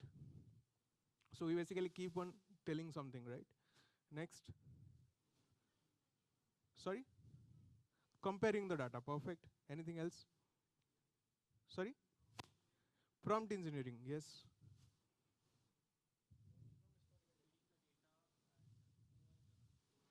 Feeding the data and supervised and unsupervised. Then classification into groups, perfect. Then next. Yes.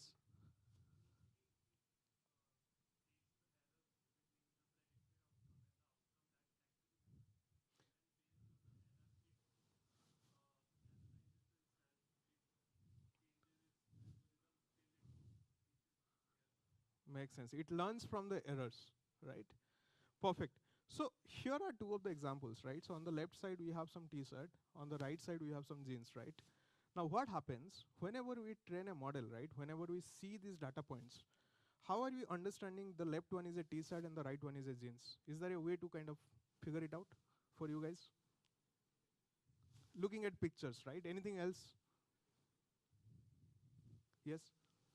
Looking at the features, right? Anything else? Sorry? Rotation, right? Anything else? Shape, right? So if someone will ask me, how do you understand this is a t-shirt and this is a jeans? First thing I'll look is, this has a neckline. And a jeans can never have a neckline, right? And I can see the jeans as leg length, which the t-shirt can never have it, right? And what I can see is there is a certain shape to it, which define that it's a t-shirt. I can see there is a certain shape to it which define that it's a bottom wear. It's not a top wear, right? So basically, there could be n number of features. There could be hundreds, 200, 10, 25, 6, anything like this. Now, what does a machine does? It try to analyze all your inputs, it sees, and it learns what are the commonality between those groups. So as an example, for a children, if you show them the different type of animal, right? For the first time when they see, it's very difficult for them to remember. For them, everything is a foreign object, right? Either they say dog, cat, elephant, doesn't matter. They are fearless, they can go anywhere. If they are on fear, they will actually fear everything. Either it's a cat, dog, anything, it doesn't matter to them. For everything, they will react and behave in a similar way. Similarly, for machine also, for everything is same. But eventually, when you teach them, okay, elephant looks bigger, they are more dangerous. These are certain set of videos. You keep watching. If you touch them, this will happen. If you'll go till them, this will happen, right? These are different type of animals exist in the planet, right? So when you start teaching them more and more and more, right, eventually towards the 10 year or 12 years, they start learning more and more. And they themselves develop this idea to segregate the data or to segregate the input based on their past learning, right? Based on the commonality of the feature. Now, as an example, let's say if you have taught a kid, let's say about elephant, right? Certain set of attribute he might have seen is that, a elephant is always, let's say, caged, as an example, right? Elephant looks big, right? No one goes till elephant. The next time you will show him the tiger, if he's inside a cage, if no one is going till there, right? If he is giving a steady look, right?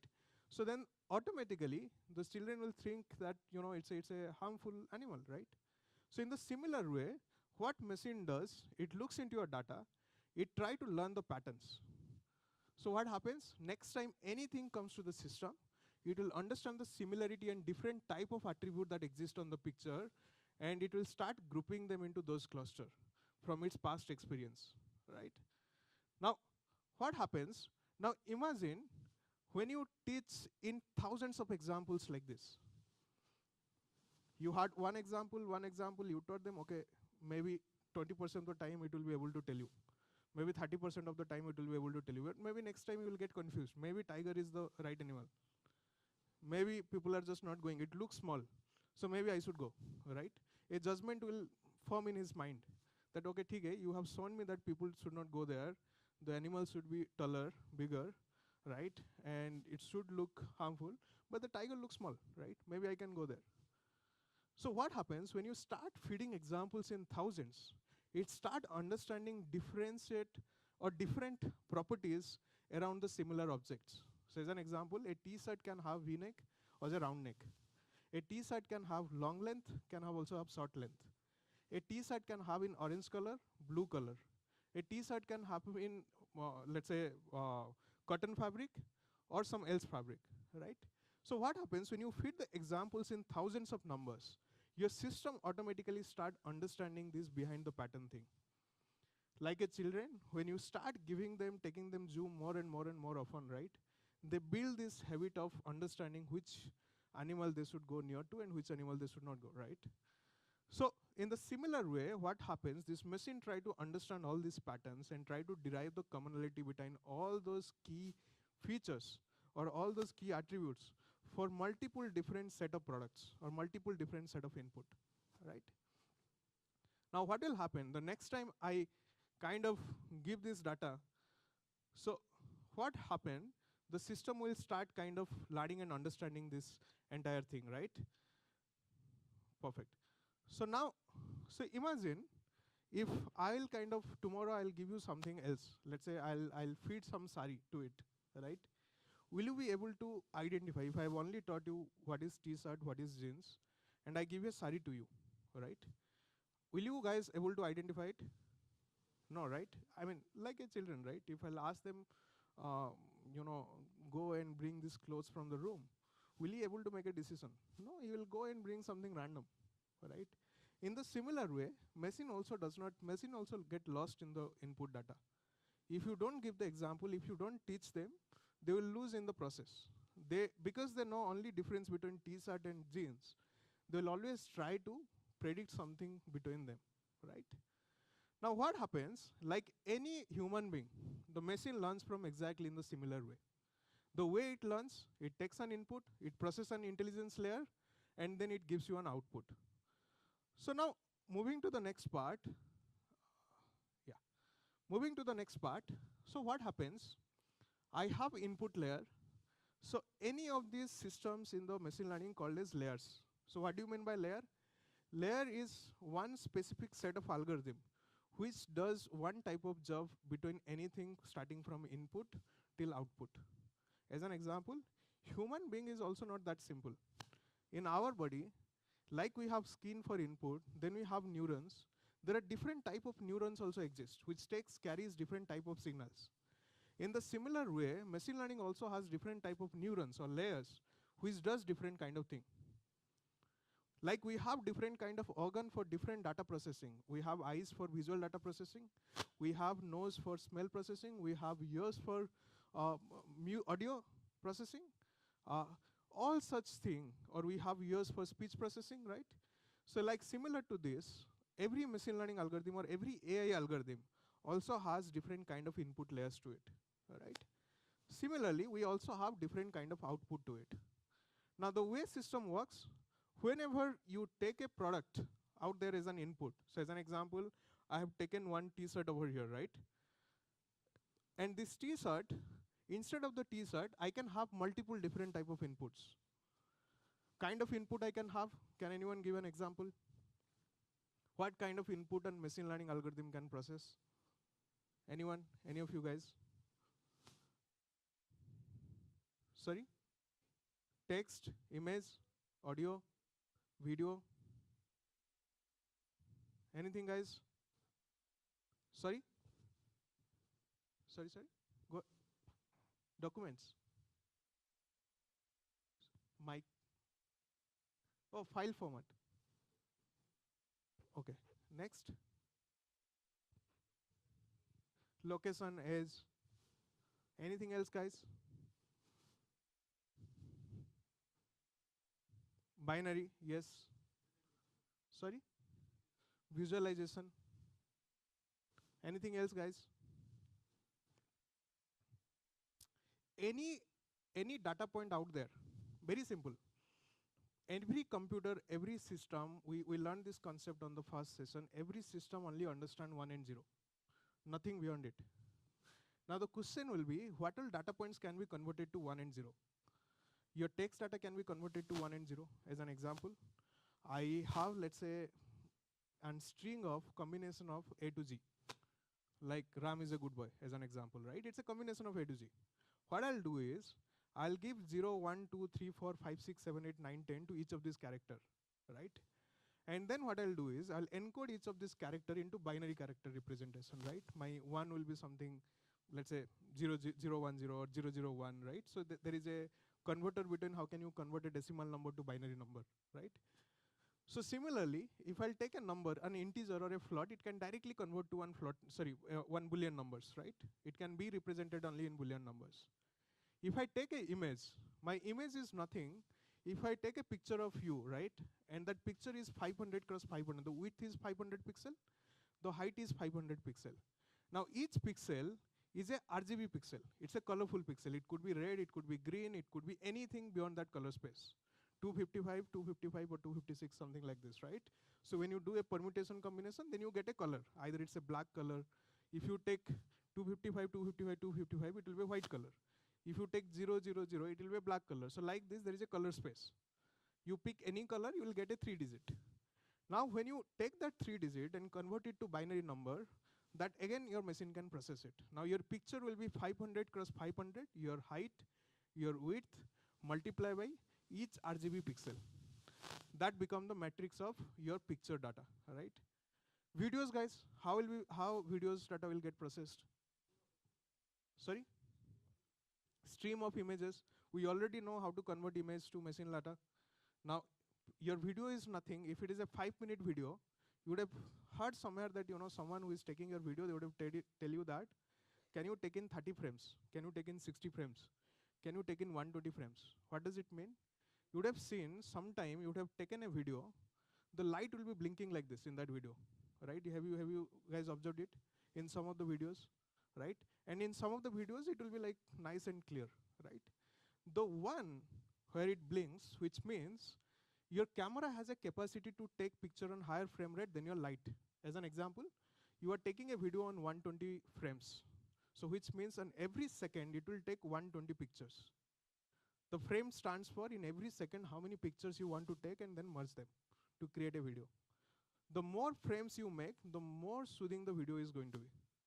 If you slow down that video, you would have seen sometimes in the TV ad, the person will be moving super slow.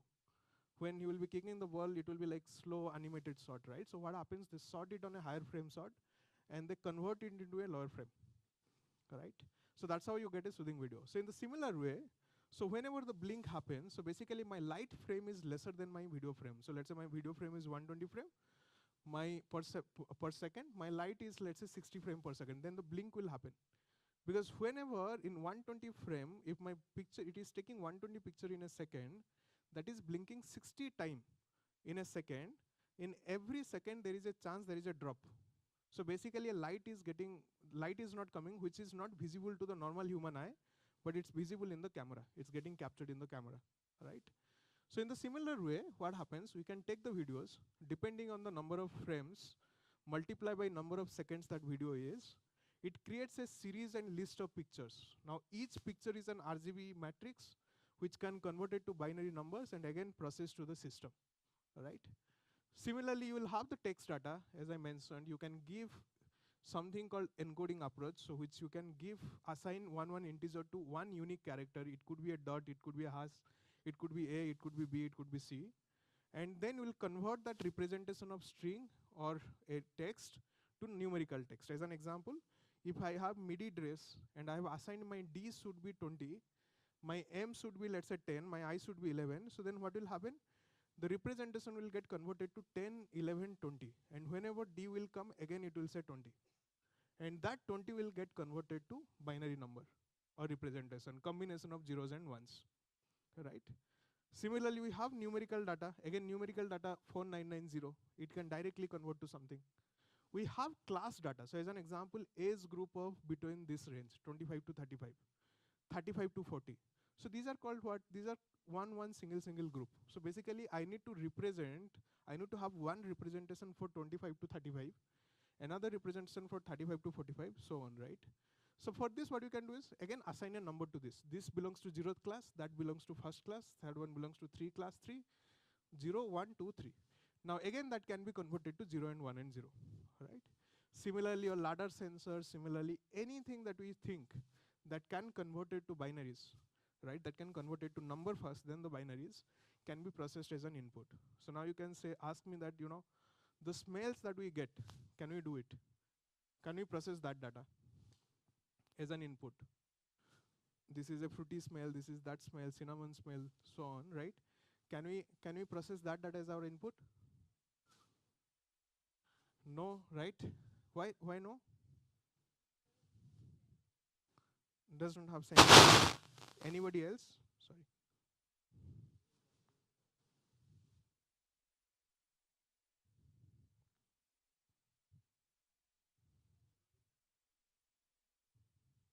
It doesn't have? Okay. Anything else, guys? The answer is yes. How? Because every smell is nothing, it's a class or it's a string representation. For machine, I am classifying that this particular product or this system is giving me fruity smell. This thing is giving me banana smell. And each of the unique smell, I can represent with each individual number. 0, 1, 2, 11, 1000, 1080, like anything I decide, right? And those numbers can convert it to binary numbers.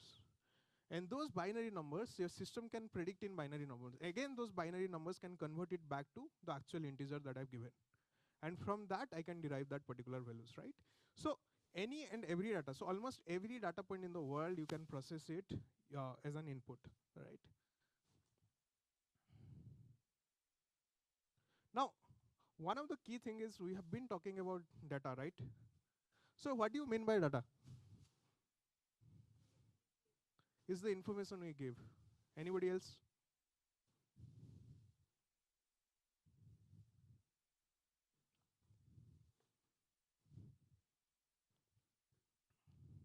So all of us are quite serious about learning machine learning, Python, AI, only because of one reason, which is data, right?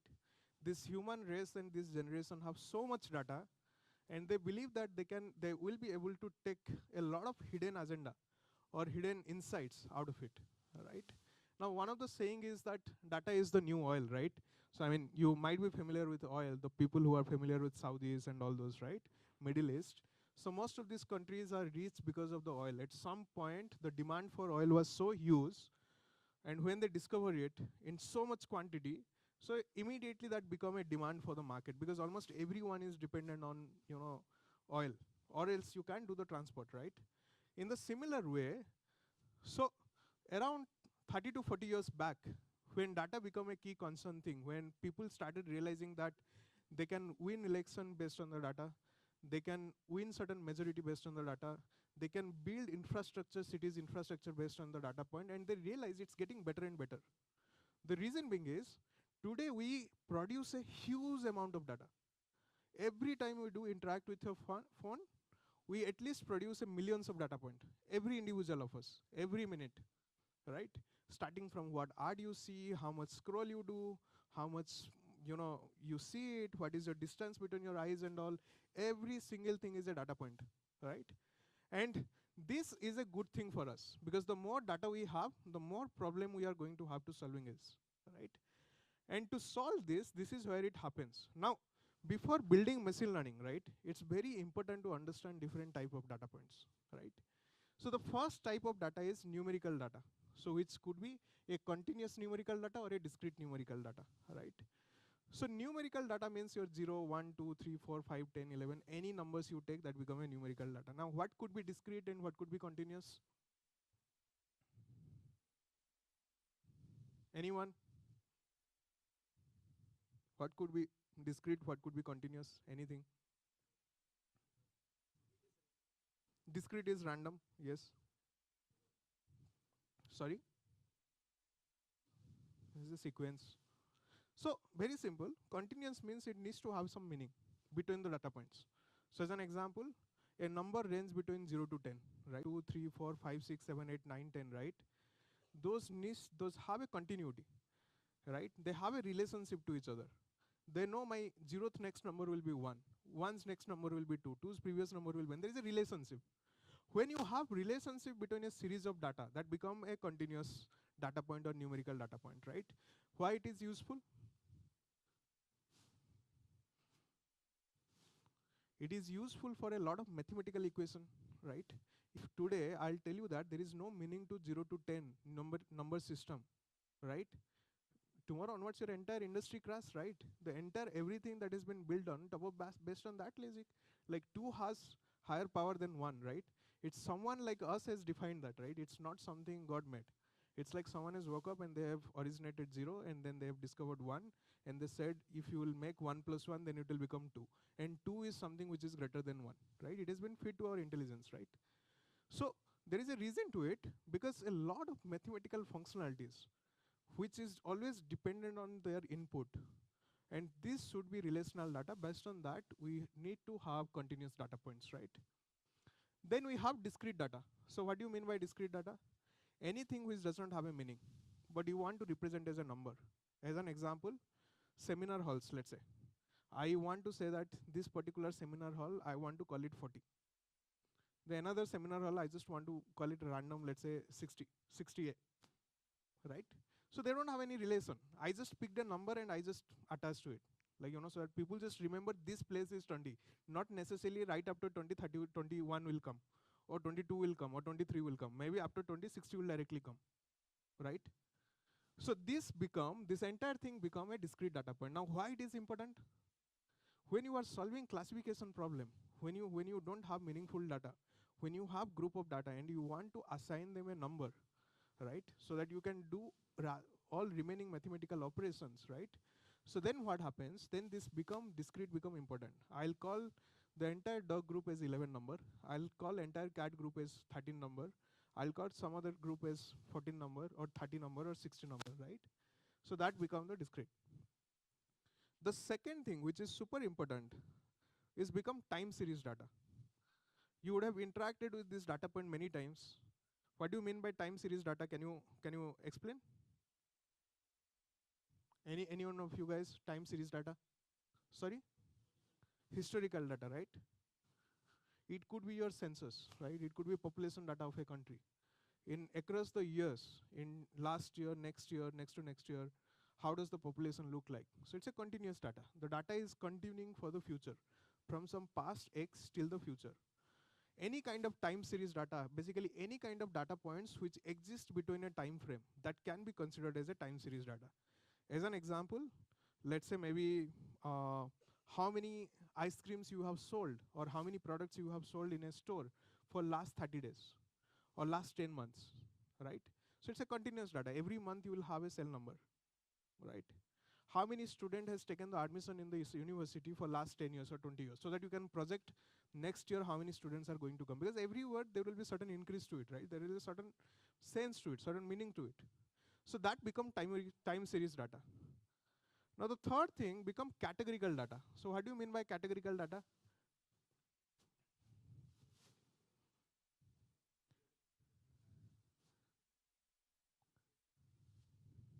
So categorical data means nothing, it's categories. Simple. Alright? What happens? You want to call something as class A, that become your categorical data. Then that further will represent it as 0 or 1 or 2 or 3 or 4. You want to classify something as cat, that cat is something called categorical data. It's a second class for you, right?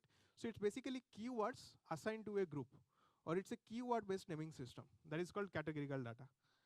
Then the last, not the least, which is the text data. It's basically sequence of character which holds a meaning to it. All right. A lot of the time you will be seeing this text data, right? So let's take this example. Have you guys ever used Instagram or Facebook? How many of you guys use this Instagram and Facebook? Okay. Can anyone give me an example of what could be a possible categorical data?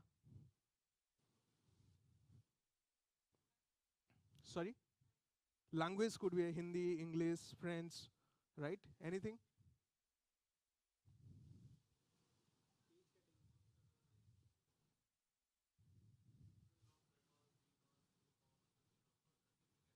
That could be categorical data. Anything else?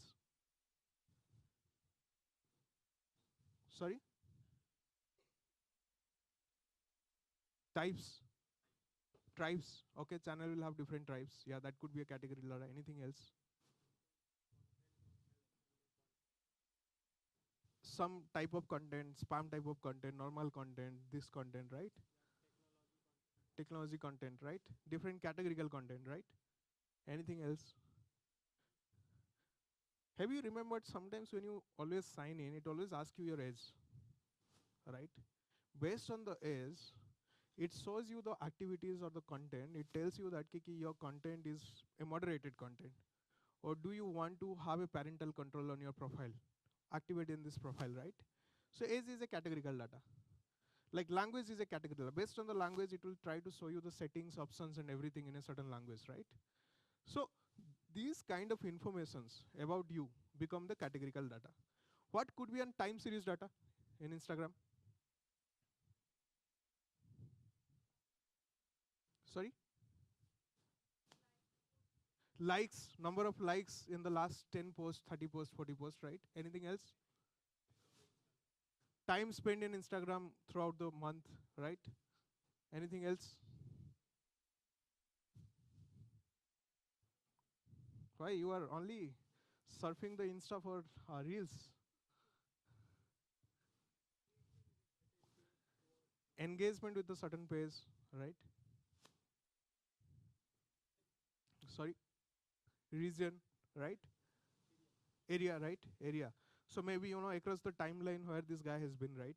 So then it predicts something like in the next moment, or maybe let's say I've been seeing for last 3 years during the June, July, and August season, this guy traveled to this area, right? Maybe I'll target art based on that language, right? So it does a lot of things. So when you will start giving attention to these algorithms, right? So they do a lot of magics behind the scene. It looks very simple. What we see is only the reels, right? But the way reel comes to you, the way kind of things it gets suggested to you, the kind of arts that comes to you in your system, right? Your friends, you can see on the top bar in the status, always it will show you some of the guys, right? You will be surprised that for some people, even if they are your friend, it will never suggest you, right? So there is reason behind it, why it happens, right? So time series data decide a lot of factor around it. How the trend pattern is going to follow for the next cohort. Based on this, it decide, by understanding the past data, is decide what it needs to predict, what it needs to give, what it needs to generate, what it needs to suggest to you, all right? Any numerical data point you see?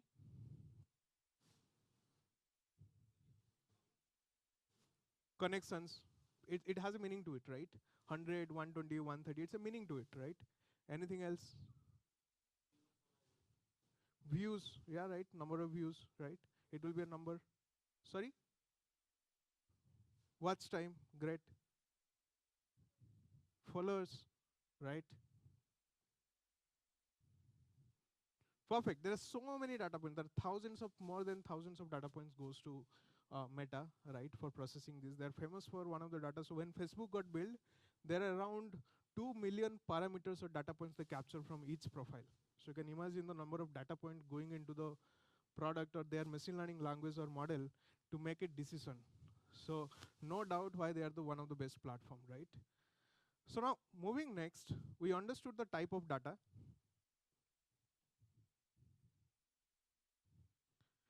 Now, there could be to measure different type of data points where model is dependent, how to build a machine learning model. The one type of data point is called as label data. So what do you mean by it? It has a label to it. Someone has marked that, okay, this is my X data, it should belong to Y, it should belong to J, or it has a meaning of ABC, right? That's it. That is the label data. So when you have the data point and you know where it belongs to, or you have a meaning to it, that become label data, right? And what do you mean by unlabeled data? Any guess, guys? There should be a meaning to it, right? Like labeled data, there should be also an unlabeled data. Raw data, machines. Any descriptions? Okay, anyone, anybody else wants to take any suggestion? Sorry? The output is unknown, great. Anything else? Yes. The data is discrete itself, right? Can you give me an example of something that you want to learn, right? Which the examples that has been given to you, which are labeled and which are unlabeled. In your regular life, can you give an example? Some labeled example that your parents might have taught you, or your brother or your sisters or your siblings, anyone, right? They would have taught you, and something they would have taught you that, this does not have a label. I mean, they just have shown you, and then you would have learned from it, right? Eventually. Yeah.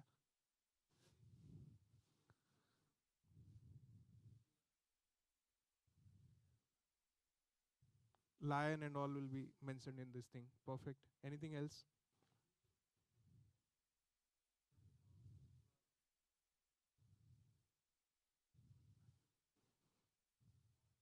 Makes sense.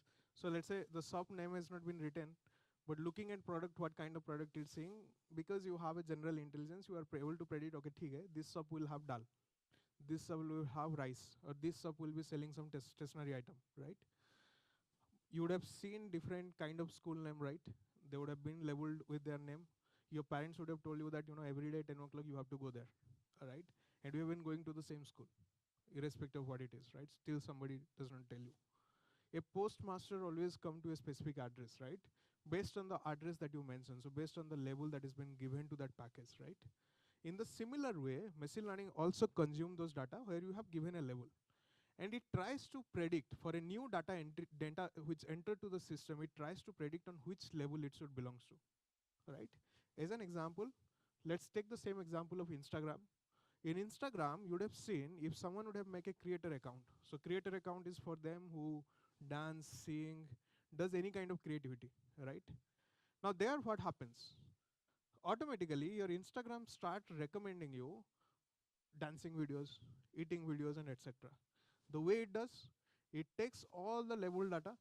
When you choose a creator account, you choose what category you belongs to. Let's say I choose the category as technology. It takes all the people who are into the technology in that group. It takes what kind of content it is watching, and based on that, it try to recommend me the certain content, right? Now, what could be an example of unlabeled data? In the same Instagram, I'll have another creator buddy who also is into technology, right?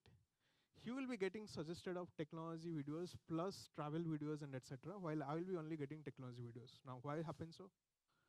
Because it understands a pattern based on the region that he belongs to, the age group that he falls in, the kind of browsing experience he is having, the kind of internet he's got exposed to it. If he's having faster internet, it will give him more good quality of content. If it is having a lesser internet, then it will start giving you the basic contents, right, in a lower quality. So what happens? So there my data is not labeled. It is not predicting if I am a tech creator or not. It is predicting based on this guy's interaction, based on this guy's availability, surrounding ecosystem, what better I can give to this guy, right? It is predicting that from this video, which was not my output, right? This video might be something an objective for this guy, maybe classified to this bucket, right? So this become the part of the unlabeled data. So here you can see in the simple term, I have a t-shirt picture as a data point, and as a label I call it as a tsat. So this becomes supervised data. Here on the right side, I have the same tsat, but I don't have a label available for it, which become unsupervised data, right? Or unlabeled data.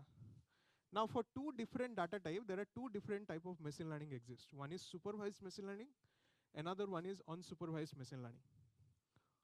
Supervised machine learning, whenever you feed the label data, whenever you know what should be my input, what should be my output. If I give you this picture, you need to call it tsat. If I give you genes, you need to call it genes. So I have this example with me.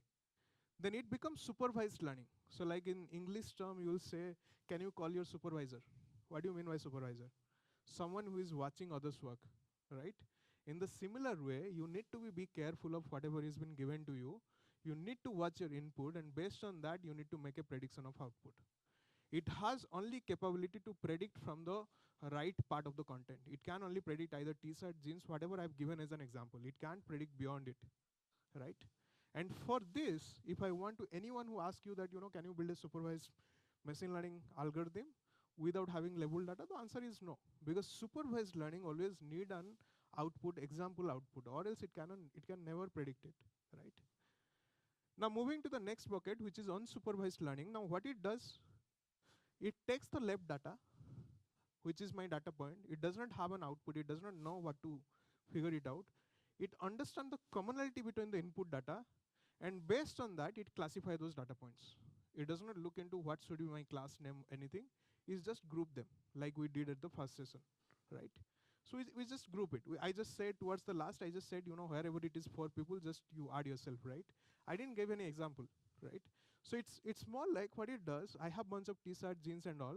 It will try to see these are the group of picture who looks like similar. These are the group of pictures who looks slightly different but similar.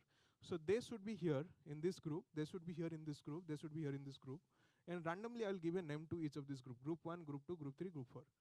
Right? So that become unsupervised learning.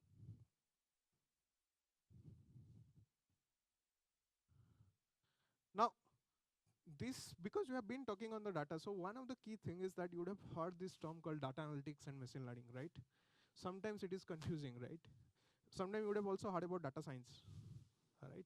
These terms are man-made terms. There is a meaning to it, of course, but it's something people have used it the way they want. There are companies who does data analytics, but they also do engineering on top of it. Then it becomes data engineering.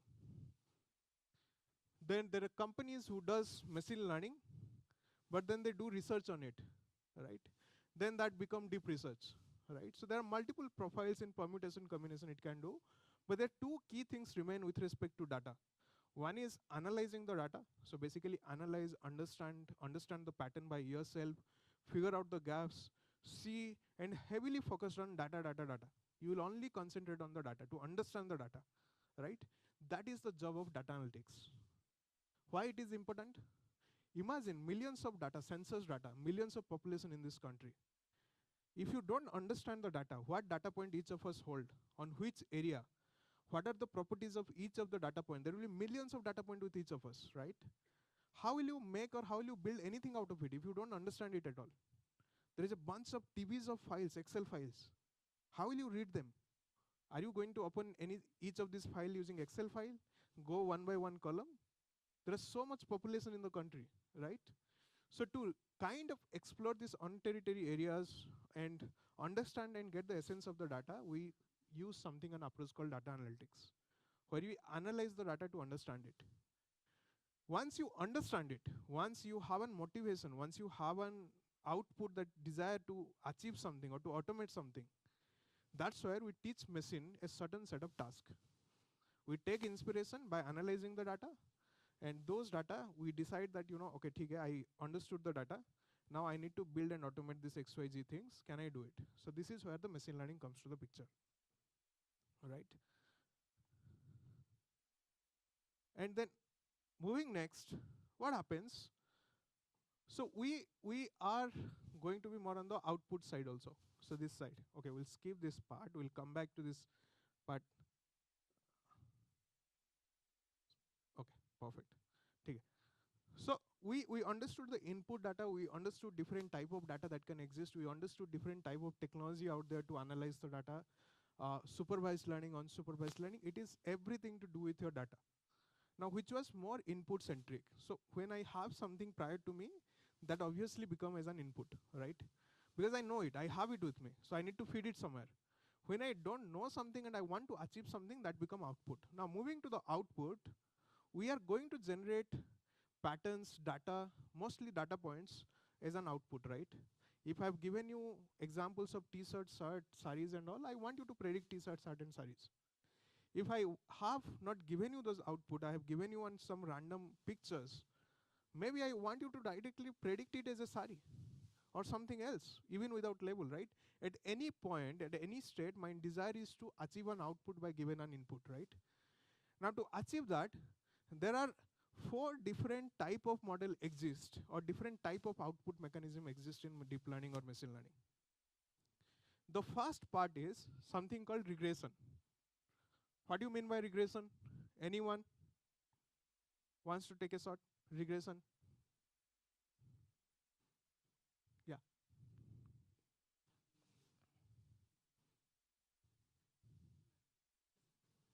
Perfect. It's a linear regression, or it's a linearity between 2 data points, or 3 data points, or 4 data points. As an example, you can see there is a person height, and there will be a weight, or there will be a BMI, let's say. And we know there is an equation to calculate BMI, right? You have a height and weight, and you multiply with some certain formula, you will get a BMI. Now it's a correlation. If you reduce the, let's say, height, the value of BMI will reduce. If you increase the height, the BMI will increase. If you reduce the weight, maybe it will increase. If you increase the weight, maybe it will reduce. It's a linearity. So linearity means when on a linear scale, if you reduce 2, it will reduce in 2 scale. If you increase 2, it will increase in 2 scale. When in a linear scale, in a linear dependency, your output change based on the input that you are giving, that become the regression model. So here you can see there is a straight line out there. Now what does the straight line means?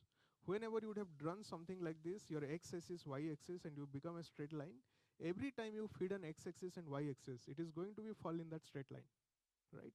So any input that you give, it's linearly dependent to each other. As an example, x plus y equal to, let's say, 10, right? And I'll tell you the value of x equal to 5. You will tell me the value of y will be 5. If I'll value of 10 equal to this, 10, right? You will be able to tell me on y. So every time I feed a value, right, based on what x is there, you can immediately decide what will be my y. And y is always linearly dependent to the x. So that becomes the problem of the regression, right? Now, this is useful for very basic prediction when you already have a labeled data and that dependent, linearly dependent. So basically when you have a defined formula, like BMI calculation, age mortality calculation, so basic calculator, right? Then we have classification. So what do you mean by classification is putting your data into multiple different classes. So dividing your data and assigning them one class to each. Like here it could be t-shirt, then this could be jeans. One could be dog, one could be cat, one could be elephant, right? So you define a class to each of these data points, that become classification problem. So these are the output, right? Now, generation is something where you want to generate something as an output. So I given this t-shirt, I want to generate this. I want to generate someone wearing that t-shirt. So here what is doing, if the model is generating some extra body part, right? So that becomes the generation problem, like content generation, text generation, writing, which is again, generative AI comes under this bucket, the generation principle, right? Then the fourth and not the least one, which is the clustering. Basically, I give you a bunch of data like this, you understand the pattern and you start grouping them like this, right? That become clustering. So there could be 4 major type of output you can predict. One is regression, which is basically a linear probability based prediction. Another one is classification, you assign each of them into one class. Generation, where you can generate new data points. Clustering, where you can cluster based on the similarity of the features, right? Now, we are done with input and output, right? So I know what kind of data point we can give on the input. And what I know is what kind of data I can give on the output, right? Now, what will be my brain model? What will be my intelligence model? How it is going to process it? Now, there are 6 different, I mean, not actually 6 different, there are many different exist, but these are the core 6 and popular that you are going to read and that you are going to much more come across, right? So one is classic machine learning algorithm. So basically, it's an algorithm which does one single job. It will take one specific type of data. It will try to predict a specific type. There is no complexity to it. It will take pictures. It will it will take, let's say, some numbers, and it will predict some number. As an example, regression. If you want to achieve regression, it comes under a classic ML algorithm. You have to use a classic machine learning formula. The second thing it does is something called deep learning. Now, what do you mean by deep learning? When you stack multiple functions, you had one function of BMI calculation function, you want to do, let's say, some mortality calculator, you want to do something else, and you want to stack this formula. And you make a bunch of formula like this, which looks like one after another, right? So that becomes deep learning, right? So when you add multiple mathematical functions to calculate it, it goes from machine learning to deep learning. That's it. That's the basic definition of deep learning. Now, deep learning has two key components to it based on the type of data that we deal with it. If you are dealing with textual data, we call it as NLP, natural language processing. So which means whatever we talk, it is nothing as it is called natural language. All the human language are called as natural language. So when you deal with this natural language, the human language data points, we call it as NLP, natural language processing. The second part is considered as computer vision, so which deals with the imagery data. If you deal with image, videos, or anything, we have to use computer vision related machine learning models or algorithms as an intelligent layer. The next one is called reinforcement learning. So what do you mean by reinforcement learning? Like a child, when it learns from you, it also does mistake many times, right? And then someone will slap him or someone will scold him and someone will say that Kiki, you have to take this stuff and keep it there, right? And eventually when he grows up and when he becomes like us, then he learns certain things, right? Reinforcement learning works exactly on the same pattern. When you build machine learning model, deep learning model, it has error to it. Because it's not an ideal. You are not covering all the examples. It will always predict, give you something, but it might also can do mistakes like human being, right? Because it is coming from a definitive source of learning. Now, if you want to make it indefinite, you want to keep them lifelong learning, this is called reinforcement learning, where every mistake's correction get feeded back to the system again for the further learning. So anytime it does a mistake, anytime you correct that mistake, it feed to the system so that next time it does not do the same error, right? The last not the least, which is called as multimodal learning. What do you mean by multimodal learning? It consumes different modality of data. What do you mean by different modality of data? You have textual data, you have image data, you have number data, you have image data. Both come from different type. And when you want to merge this data and take a decision out of it, this is called multimodal learning. So as an example, a self-driving car. A self-driving car will always take multiple different signal input and everything, right? And based on that, it will predict it. Now, like this, we also have generative AI, transformers, so many other things. But yeah, in the deep learning, these are the main core areas that we kind of do this entire thing. So now what we'll do is, we'll move into the session where we'll try to build a classification algorithm ourselves, right? Everyone open your laptop or system, right? And let's try to browse into this link. I think, yeah, this is.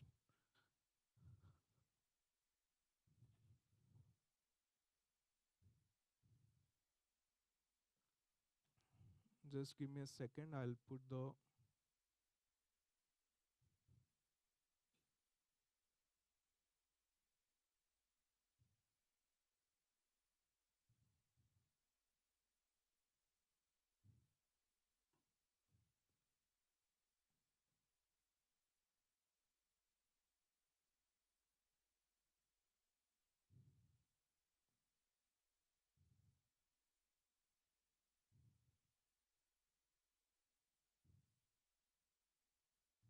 Yeah, you can browse to this URL.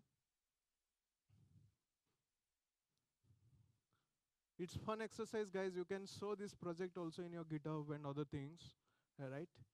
So the idea of the project is, how can we decide and classify between set of pictures and class that we decide ourselves. So as an example, you want to classify between men and women, between different gender, let's say, or you want to classify between different type of clothes, or you want to classify between different type of animal, right? Anything that you want to build, we should be able to build this.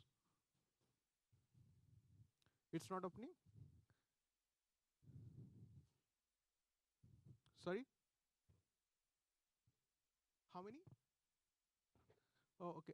There are 4 times 1 and 4 times 3. Capital ML, 4 times 1 and 4 times 3.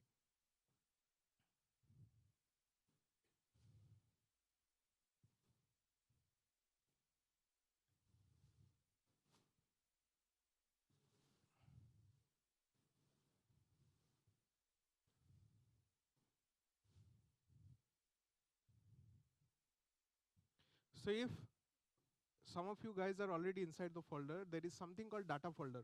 Can you see it inside the drive? Can you download that folder and unzip? And whatever the folder is there inside, if you can also unzip it further. If you need any help, any point, please feel free to ask. Raise your hand, just ask. Yeah. You can download, but then you won't be able to run the Python code. You just the data zip folder. You can just click on data folder and download.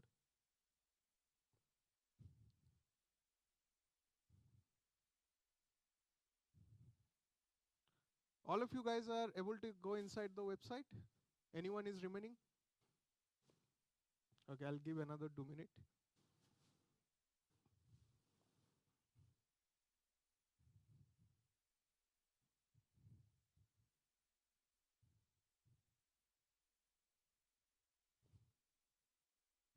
Yeah, I can understand. These sessions are actually usually boring.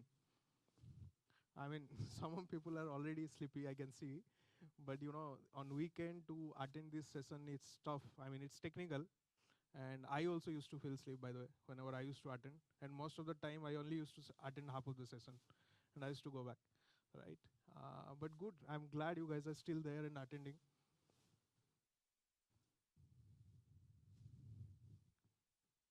Okay, if all of you guys are inside, so let's do this. This part, we can download this data. So just in the triple dot, just click on download. You will be able to download the data folder in a zip file. So as an example, I just clicked on download. It will take a couple of seconds.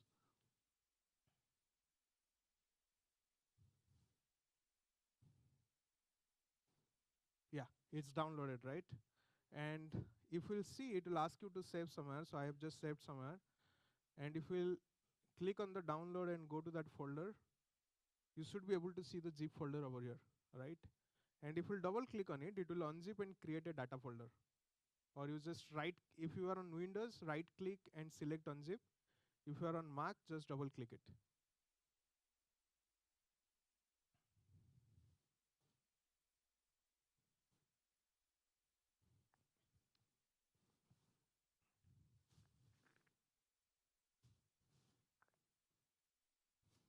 Yeah.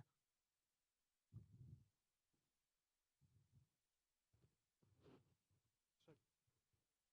Hello.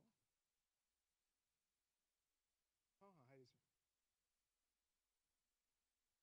Yeah, yes.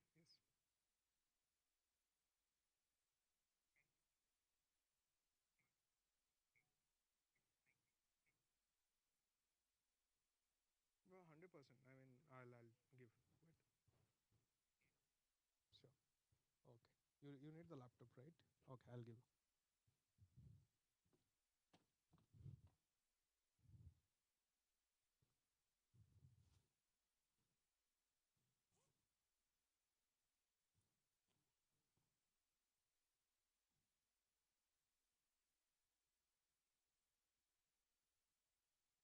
Is it?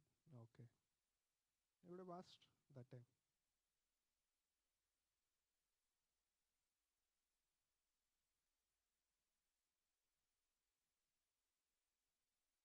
The internet is not coming in this.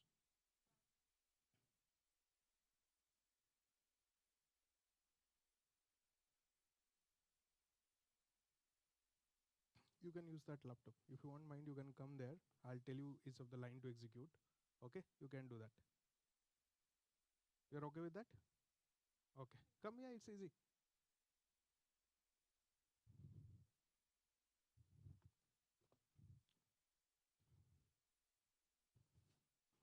You guys are able to download? You can see that I have downloaded the folder and I've unzipped it. Here there is a data folder. Now inside data folder, if you'll go, you will see 2 more zip file. And you unzip all of this. One will be data set, another will be multi-class data set. there will be two zip folder again. If you'll go inside the data folder, just unzip both the folder. You have already unzipped it. So there is a dataset folder and there is an multi-class dataset. So we are going to use this data during the model building. Okay.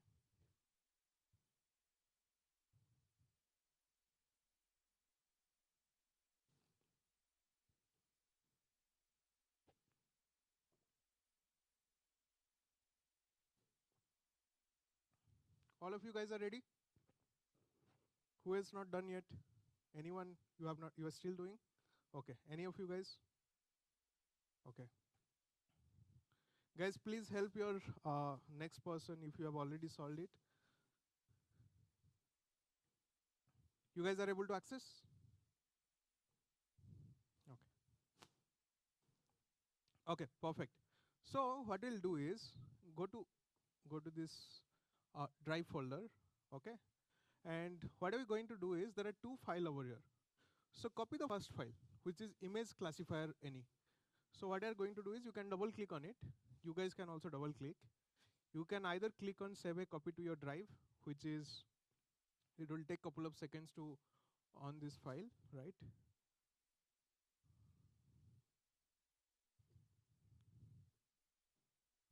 Perfect.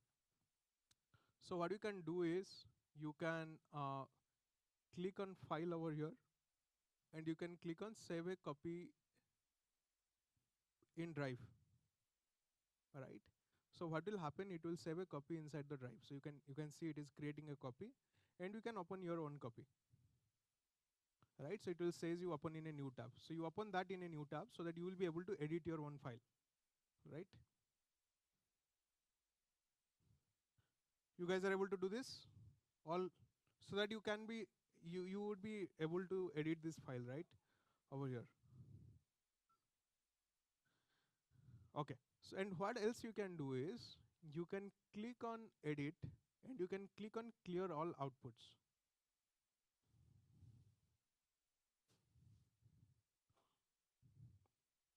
You know how to run each of this line? So okay, makes sense. So you have to select each of this cell, yeah, and then click on shift and return. So it will execute that line, right? Similarly, if we'll click on shift and return for this one, the second line will execute. Click on shift and return. It's running now. It's connecting to the system, all right? Okay, so guys, you execute the first line, which is a text line, normal text line. You select on that text and just click on shift and run, or you just click on run. So what will happen, the system will get connected to a server, a cloud server. So what does Colab do? It connects to a backend Google Cloud server, which will serve you the Python interface or ecosystem, right? So that without any disruption or anything, without any disturbance, you will be able to run your code smoothly without installing, getting worried about libraries and anything else much, right? Or you can click on connect on the top right corner. So somewhere here, you will have some connect option. You can either click on connect or choose one of the cell and run this, right? The first cell and run this. Right? So we read about three key component for building machine learning and deep learning model. Are you guys are able to connect? Right? Able to run the first line, which was basic print, perfect. Right? You are not able to connect? You are seeing the file? Did you create a copy? This file you are not seeing itself? Right. Can someone help him? Can you guys help him? Do you want me to open the URL again? So the URL file is opening. You are able to create a replica of the file. Click on, I'll show you. So click on file, save a copy. There will be option called save a copy in file. Are you able to see it? So it will be somewhere here. If we'll click on file, you have to click it over here on the left, system called file. And you can see there is an option called save a copy in drive. Are you able to see it? You got? You are still not getting? Can I check your laptop?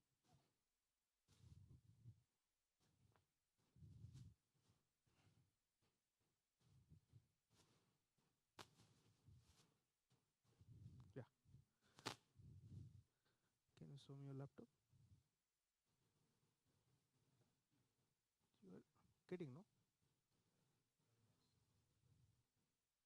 So it will create and then it will say open a file. Okay. Can you click on this, open a new tab? Right. You are able to see this. And then what you have to do is click on connect. Right. Select this cell, run it. The first cell is run. Now I'm going to start from the next cell.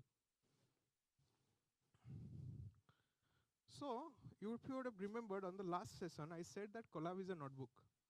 So like you use a notebook, whenever you know our teacher used to teach us math, we first used to write the theories. Then we used to do the calculation, right? So notebook works exactly in that way. If you want to write some text, you can click on insert and insert text cell. You can select it over here, text cell, right? What will happen? Only thing that you will write there, your Python won't take it as a Python code.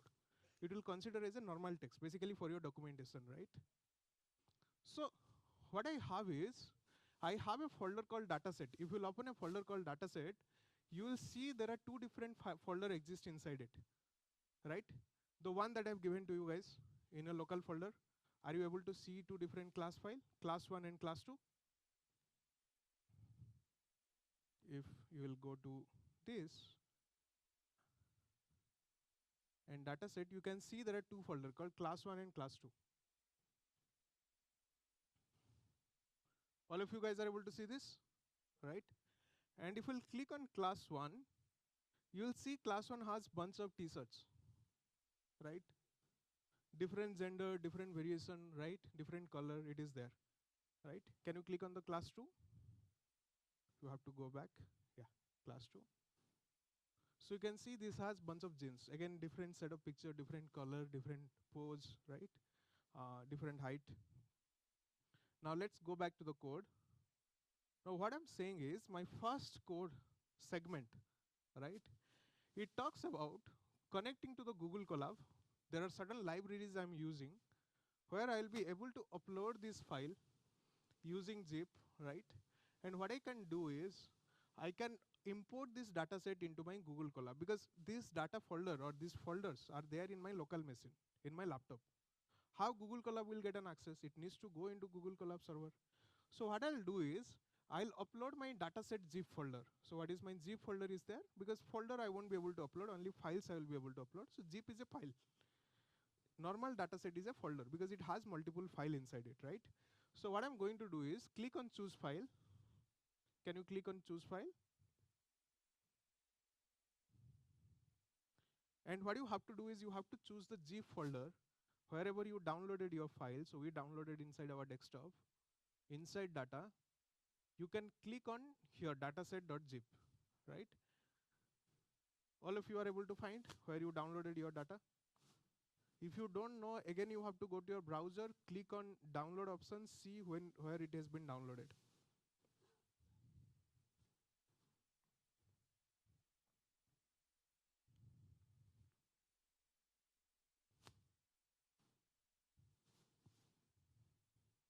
All of you guys are able to do it. Feel free to ask anyone who is not able to find.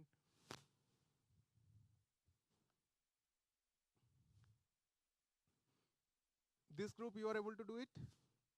All of you guys? Okay. This side, right? This side, guys? All of you guys are able to find out the folder? Anyone who is facing trouble finding the folder?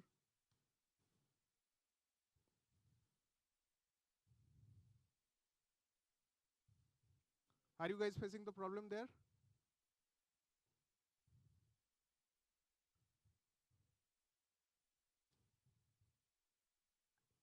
Anyone raise your hand if you're facing the problem finding the folder? Okay, cool. So what we'll do is we'll select this file, this zip file, and we'll click on open or upload, right? In different ways, it will be showing different thing.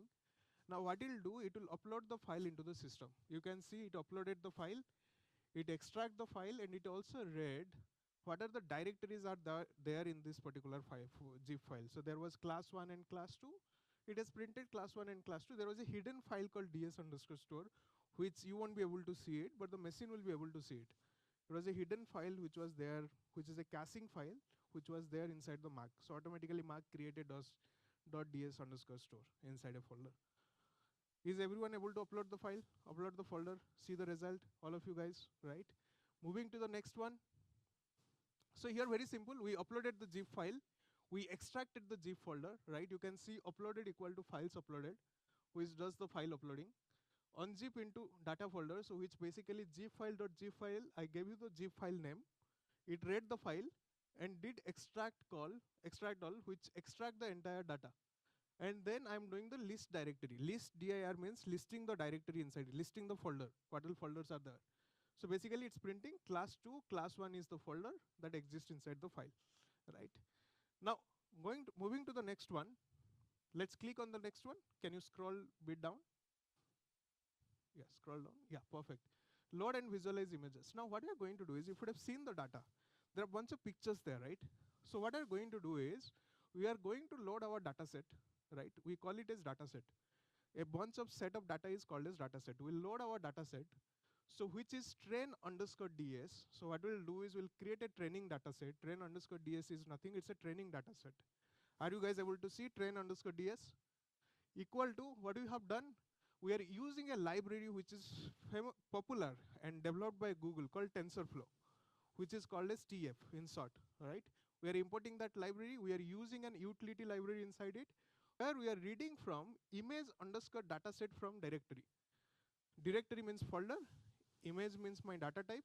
I'm reading my image data from my folder. It will only read images that is there inside the folder, right? It's reading from that data, right? And the next thing it is doing is, while it is reading, it is also reading in a certain dimension, because the more quality of picture you have, if you have 500 cross 500, your machine needs more calculation. If you have 1000 cross 1000, it will need way more calculation. That's why what we are doing, while we are reading these images, we are downsampling it to 128 cross 128. So you can see image height, image width should be this. And that parameter has been passed in train underscore ds. You can see image size equal to image height and image width, right? The next parameter that we're passing is batch size. What do you mean by batch size? Whenever you train a model, if you ever worked on the lab, right? When we do a lab experiment, in chemical experiment, we always process in batch, first batch, second batch, third batch, right? The reason we do it, we capture all the variability in different batch.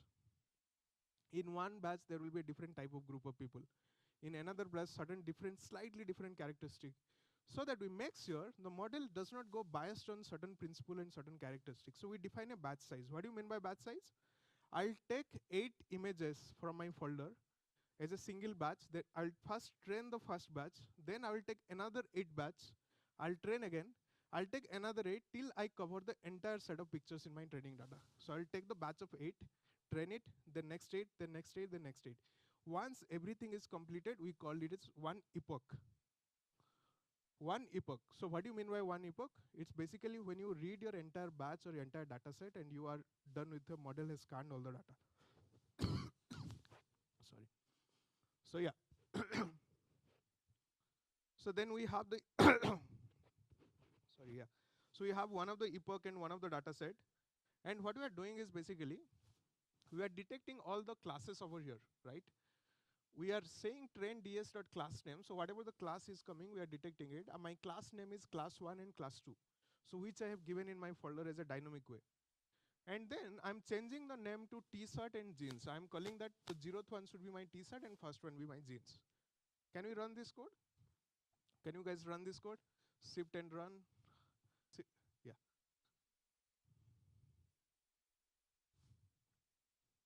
I think it didn't run. Yeah, shift and enter. You have to select it first. Yeah.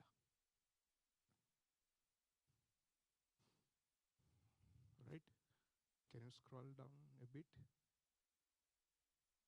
Just slightly. Yeah, perfect. This is. So what you can do is, along with seeing, I'm using a library called matplotlib, which stands for PLT. So PLT.figure is responsible for plotting and printing imagery data. Either you want to plot a graph or pictures or anything, you can do it. So here you can see I'm doing a random pictures and I'm trying to show whatever the data I'm reading, it's correct or not, and how does the data look like. You can see some of the t-sets and some of the genes that is there in our data set. And it has been degraded to certain pixel. You can see in the folder it looks much clearer. Here it looks blurry because we have downsampled it. We have made it 128 cross 128, right? Can we go next?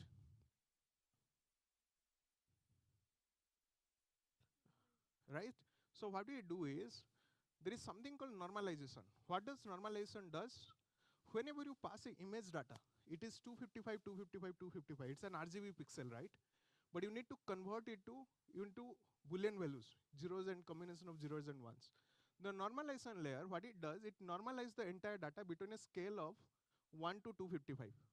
You can decide your own scale, 1 to 10, 1 to 20, 1 to 100 or anything. Based on that, your system will normalize the data. It will, based on, let's say I have a range of value of 1 to 100 and I will ask you, can you reassign those values between 1 to 10? What you will do? You will divide and you will try to adjust all of these number between 10. Your 100 will become 10. Your 1 will become 0.1, right? So in the similar way, the normalization works. Now, run that normalization layer, then we'll have into this image layer. So here, an example how this particular model works. So we are going to use a machine learning model called CNN, which stands for convolutional neural network. What it does, it reads your image like this. You assign an image.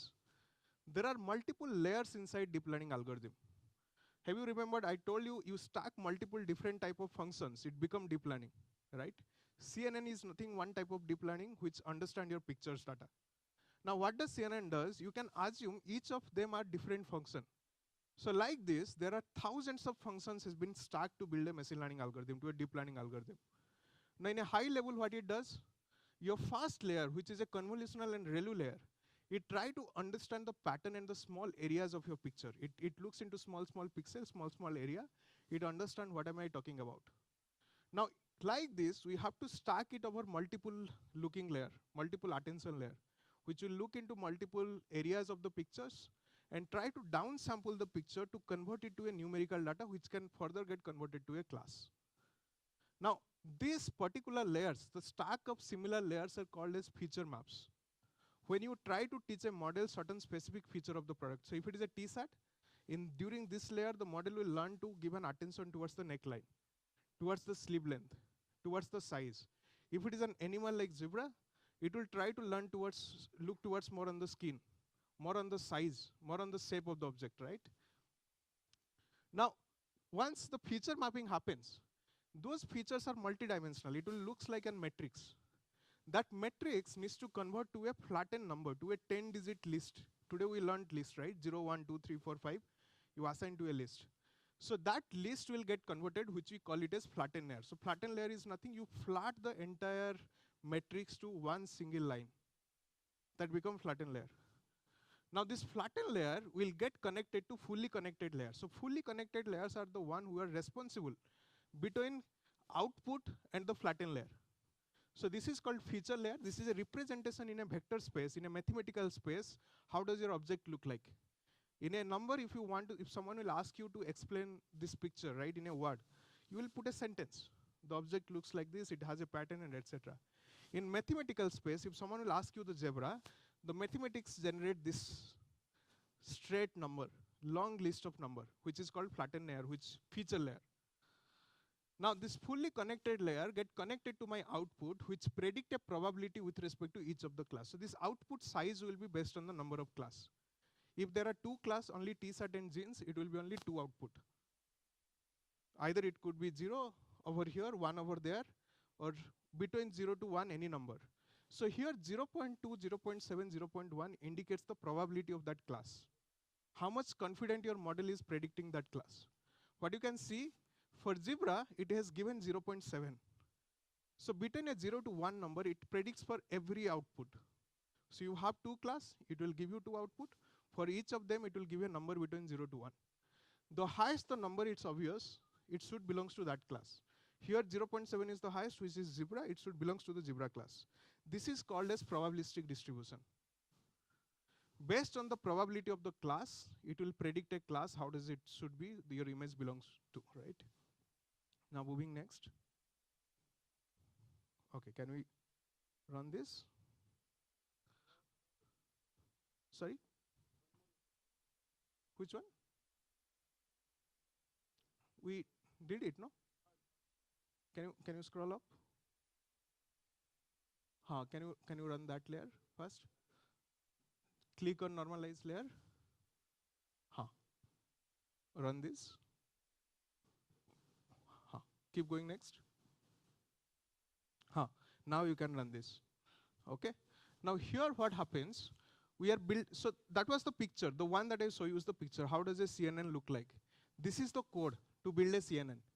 You can see that there is a sequential layer, there is a convolutional and max pooling layer, which you saw the pooling layer, the feature mapping layer. Then you can see there is something called written as flatten, layers.flatten. Can all of you guys see it? There's a flattener. This is the one which is the feature layer. Then you can see the dense layer, which will kind of convert that feature layer and map to your output, the connecting layers. Then what you can see is there is a last layer which only predicts one thing, 0 or 1, which activation function stands for. It decides, do you want to build a probabilistic model, do you want to build a prediction model, or what is it? So here, though we have two classes, because it's a binary classification, I'm using sigmoid, so which only decide either 0 or 1, right? If it is 0, then the class will be the other one. If it is 1, there will be other one. If it is beyond two classes, then I have to follow the probabilistic prediction. For each of the three classes, I have to predict something. For one 0.2, for another 0.3, for another 0.7 maybe, right? But here, it is either this or that. It's called binary classification. So we'll also go to the multi-classification. So can we run this? So if we'll run this, you will see how does your model look like. You will see it in a tabular structure. It's a visualization on how does your model look like. And these are the hidden data point. You can see what is the size of each of the layer in your model. So the parameters is basically how many numbers and variables these functions hold. So you can imagine, you would have seen while studying, right? You would have seen mx plus y equal to g. There are only three variables, right? X, y, z. Now, the other m and a can be also changed, right? It could be constant, it could be variable. But imagine a function which will have 36 lakh parameters. How long and big that function will look like? It's a massive, it's bigger than even this room, right? So this is how it happens, and this is simple model. So when you go to generative AI and all, it's a full stack of layers and mathematics. And now moving next, can we go next? So we are going to train the model. So the way we do the train the model, model.fit, then we pass the training data, which is train_dataset, and we decide how many epoch. Epoch means how many iteration of training I want to do it. I want to do 10 iteration, I pass 10 iteration, right? If you want to 12, you can change the number to 12. If you want to train it 20 times, 20 times. But the higher number you have, the higher time the model will take. Because it is doing a repetition work, right? It will doing a rotation. It will do 20 rotation instead of 10. Can we run this? It will take couple of seconds to train the model because you have very less number of data, hardly 20 examples. So you can see immediately train the model. Now imagine when OpenAI will be training this data on the entire data set of the world on the earth. This is only 20 pictures, right? When you do the data training on the entire set, how much time, how much computation, how much power it will take, right? So are you guys able to do this? The entire training? So now my model training is over. Now here, you can see 3 things is happening, 4 things is happening. One thing is you can see the epoch, 1 by 10, so which is my iteration number. You can see something called 3/3. Anyone wants to guess what you mean by 3/3? Sorry? It's called batch size. We decide batch size. We define the batch size on the top, right? Sorry? No. So can you scroll up? What was the batch size? 8, right? Batch size was 8. So I have 20 examples in my data, right? If we'll divide 20 by 8, you will get 3. 8, then the remaining will be another batch. So that's why 3 out of 3 batches trained. The next thing we'll see is the time taken for each of the steps. So this is how you predict, this much time is remaining for my model to train. So whenever a machine learning engineer work in the production system, they say, okay, ठीक है, I'll take 3 days to train, I'll take 1 month to train, I will take 2 days to train, I will take 4 hours to train based on this. Now the next thing you can see is accuracy. What do you mean by accuracy? How accurate your model is getting trained on. So every time your model trained towards the end, your model calculate if I am learning the right thing or not. You can see at first iteration it was 60% accurate. In second iteration it is 57% accurate. From the third iteration it is 1% accurate. Fourth iteration it is 0.7. But towards rest of the iteration is all 100%, 100%, 100% accurate. The more you teach it, the better it learn. But sometimes it can also overfit.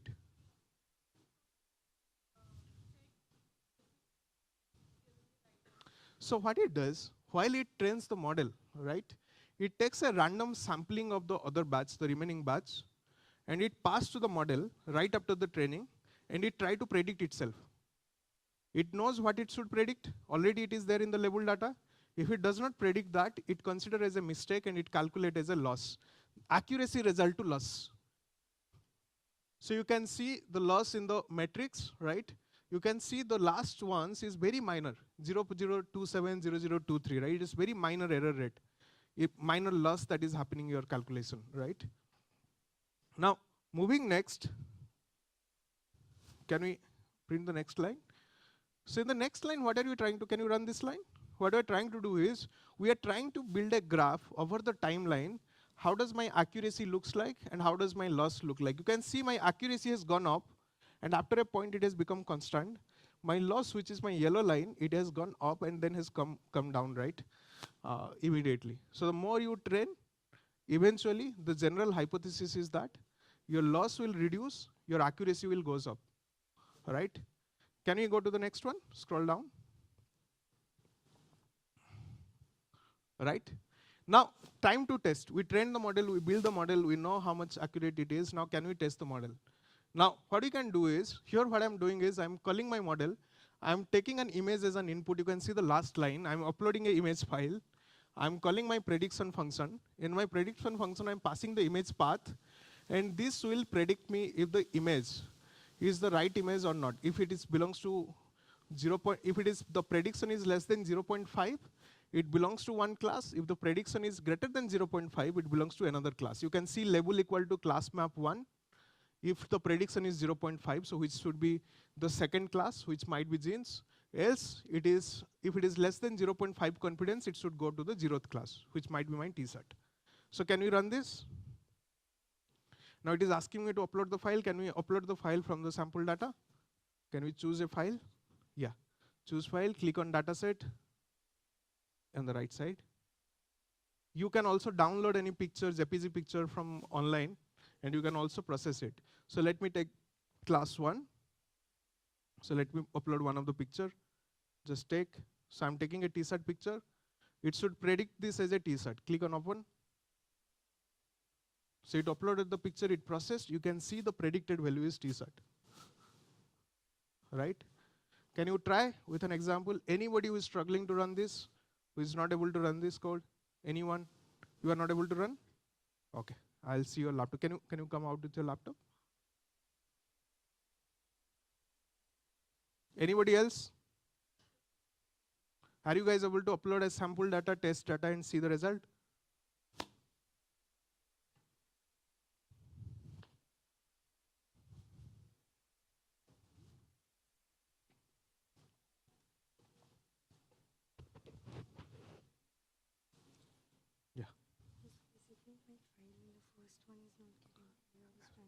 You did download your folder?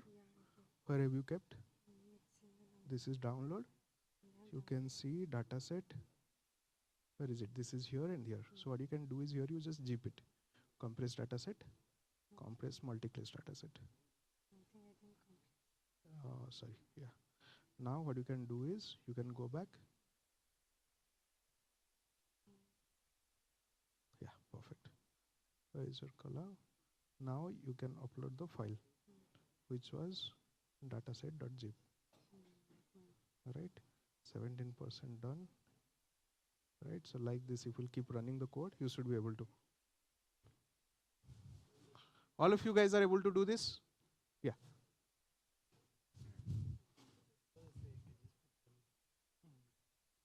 Genes, because it's, you have not given this example, your modern has not learned. It's seeing maybe the material looks blue, which is similar to genes. It is predicting as a genes, the code as genes, right? So you can try with some wrong data also. You can see it will only try to predict between those two class, whatever you will feed. Yes. Yeah.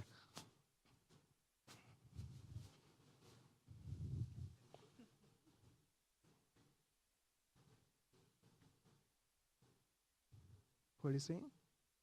You are uploading dataset.zip, it is saying. So can you go to this folder? Where is it?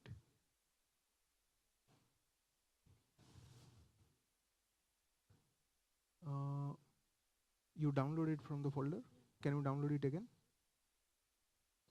Just go, just show me if you are downloading the right thing. So can you go to this data and download?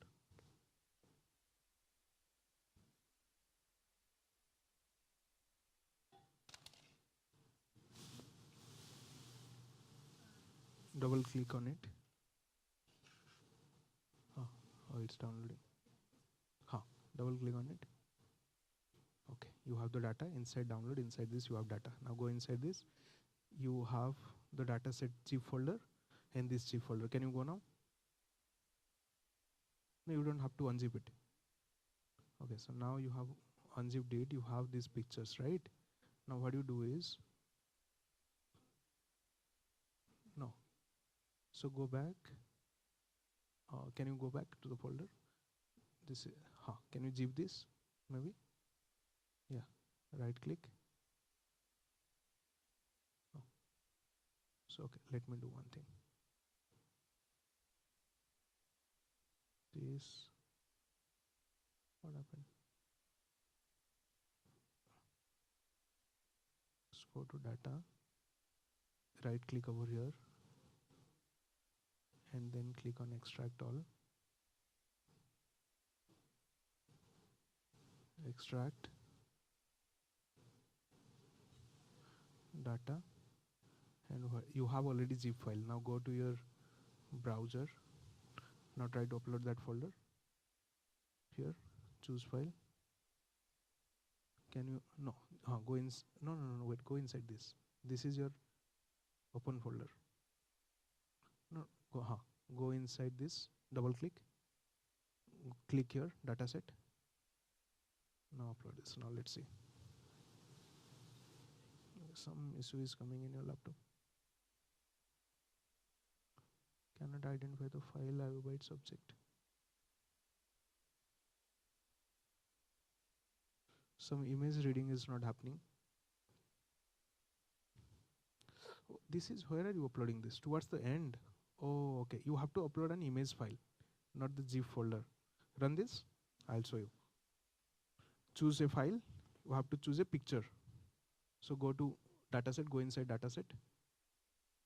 No, this is the zip folder. Go the one which you have exported. You exported somewhere, no? Data. Can you click on right click? Extract. Is there an extract option? Extract all. Extract.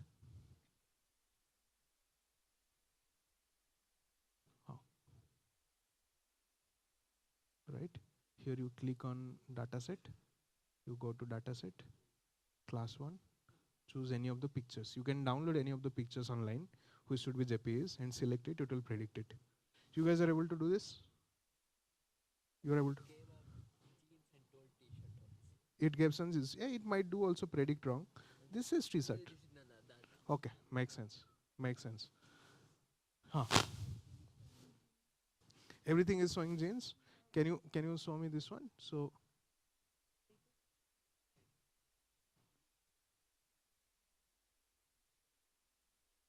you have higher error rate. Years also coming, everything is genes.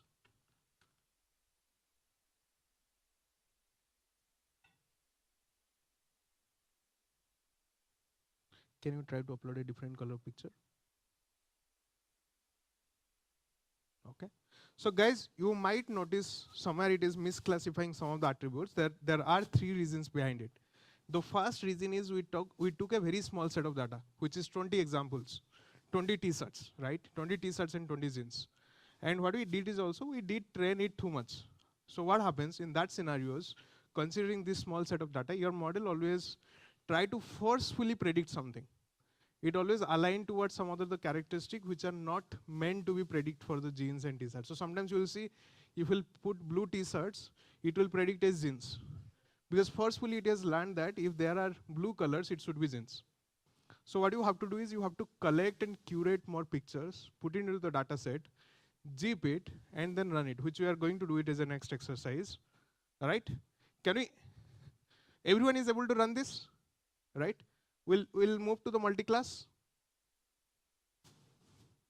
All of you guys, don't worry about the prediction. We'll get there. We'll go to how to make this accurate, right? But you are able to run the model. You are able to test the example. It might be predicting wrong. Doesn't matter. Done? Guys, clear? Okay, perfect.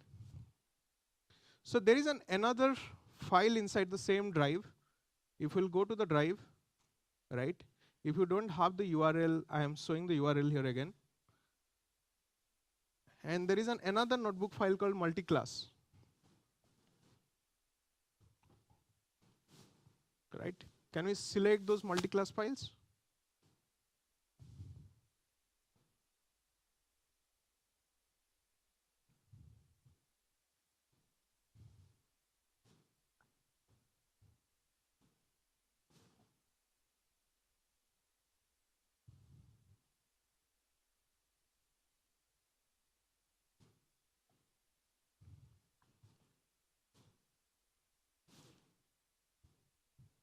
All of you guys are on multi-class? Okay. Can we move to the multi-class file? So it's, if we'll go here on the drive folder and you'll double click on the multi-class. Similar way you can copy it and just start running the code. I'll only stop you where the changes are required. Okay, let it come. Okay, can we run the first line? Second block. So here in the choose file, it is connecting to my system. Let's give it a second.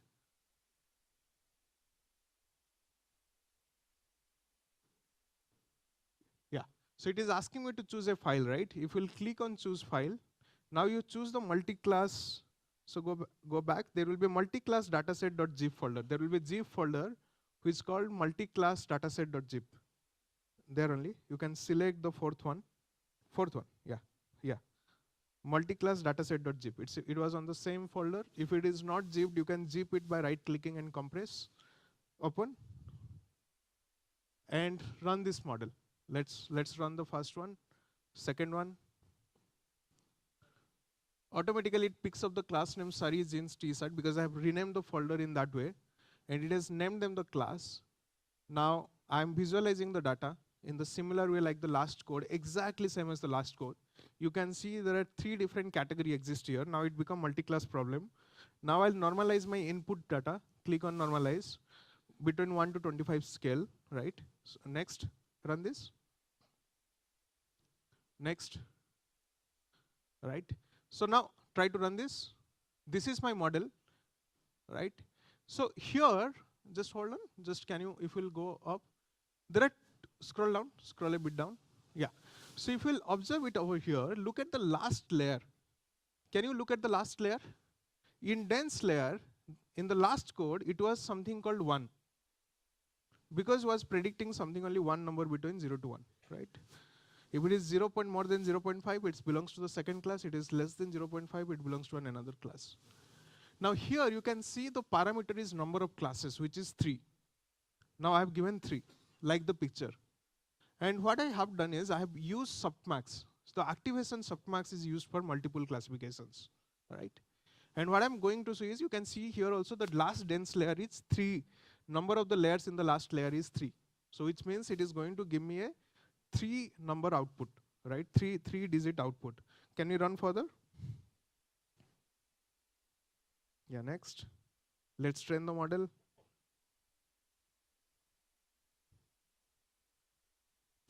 Okay, so whenever we do machine learning, we always play with these parameters: epoch size, batch size, number of iteration that you want to train, number of parameters you want to have. Machine learning is more like engineering, experimenting on the combination and permutation of all these parameters and coming up with a right model, and which can be the best at accuracy and serve your purpose. That's it. There is nothing about machine learning. It's a defined algorithm which you take inspiration, you layer it, you stack it, you architect it, and then you play around with the parameter and come with the best possible parameter and combination where you will be able to get the best accuracy, right? Scroll down. Run this. Run this. Yeah. Can we upload a file? Run this. Run this. Choose a file. Yeah. So one key thing, all this model will be failed at prediction. The reason being is, again, the data set. When you have only 10 example, it's nothing for deep learning. You have to feed hundreds and hundreds of examples, then only it will learn, or else it will overfit. So let's click on multi-class dataset, the folder. I'm just picking it from the one of the training data. So 100% it will give me the right result. Sari, yeah, we can click on something called Sari. Choose any of the random picture, open. Right, what it give me? Sari. The reason it give me an accurate data, because I'm choosing input data, whatever I have trained, I'm just choosing to test it. So of course it has learned based on it, it will give me 100% right. But if you download a picture from the online and you put it, it might give you the right result or wrong result based on the learning that it has got. If it's able to learn it properly, it will do it properly. Now our job is to tune this parameter and code in such a way that we are able to get the best result out of it, right? So initially we have formed the group. Now what are you going to do? There is a folder. If you look into the folder, there are 3 things you have to change in this code to build your own multiple classification. The first is, you have to go inside the folder where you have downloaded, or you can create your own folder. So let's say desktop. So I can create my own folder like multiple class dataset or anything. You can give any name to this, right? Whatever the name you give, you have to remember that. Double click. Based on the number of classes, is it a 5 classes, 4 classes, 7 class, 3 class, 4, 8 class, you create that many folders. So here I have 3 classes. I've created 3 different folders. Again, you can give any name that you want to. Jeans, t-shirt, and anything, right? And you download pictures from online. So someone decided they want to build for clothes. Someone decided they want to build for, let's say, gender. Someone wants to build a model for age group. Someone wants to build a model for, let's say, animal classification. Someone wants to make a model for difference between animal, human being, and something else, right? So you decide. Based on that, from online, Google just download the picture and make sure these pictures are in JPG format, right? Only download those pictures in JPG format, and then you put it inside this folder. You can give any name .jpg, okay? 1.jpg, 2.jpg, or anything, right? So like this, you fill your data set. You can take 30 examples, 40 examples, 10 examples, anything that you, the more examples you will take, more accurate your model is going to be. So once you have the entire data, what you have to do is come out of this parent folder, which was multi-class data set, compress and zip it. You will have compress both in Windows and Mac. This will become a zip folder, right? And here, there are 2 areas where you have to change your data. The first one is here, reading the input data. Instead of multi-class dataset.zip, you have to give your zip folder name. And whatever the folder name you gave initially, inside that, you have to give that also over here. Multi-class dataset, because it's the folder name is same as the zip file, right? Then this, once you change these 2 things, the same name also you try to align it over here. Multi-class dataset, wherever it is there, just change the file name. Then the rest thing, you don't need to change it anywhere. It will automatically detect, it will automatically construct based on the number of classes and everything, right? And then you train, you can change the epoch, you can change it, you can train the model, and then you can try out your models. Can we try this? Right, it sounds easy, right? We just need to create a folder, parent folder. Inside that folder, we need to create multiple subfolder based on the class name. We need to have sufficient amount number of JPG pictures. We need to zip it, upload it, change the file name, and run it. That's it. Can we try? Sorry? Which?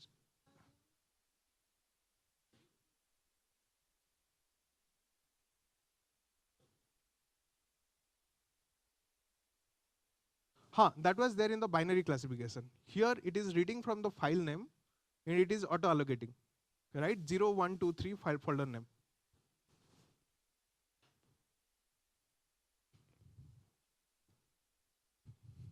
Okay, can you try it maybe? Yeah.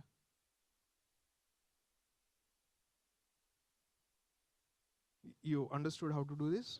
You just have to create a folder. You have used Mark before? You have not used? So what you have to do is create a folder. Okay, let's say my data, right? Inside this folder, what all examples you want to take?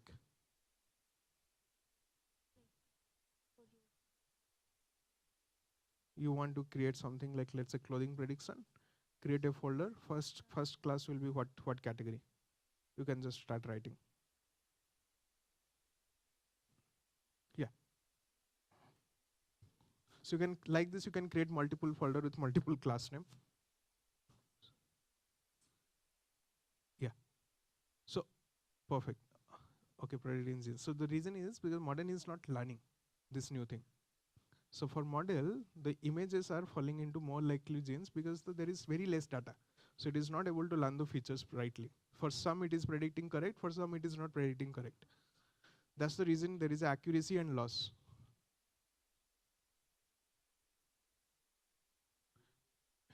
So what happens when your machine learning start an algorithm? There are a lot of parameters we saw, right? Every parameters has an initialization to it. And that initialization is random. So let's say there are 1 lakh parameters. When 1 lakh parameters initially start, it start with random numbers, like 0, 1, 2, 3, 4, like random numbers. Then after every step, it start fine tuning those parameters to an extent where your function can predict much relevant data. Now when it start from random, right?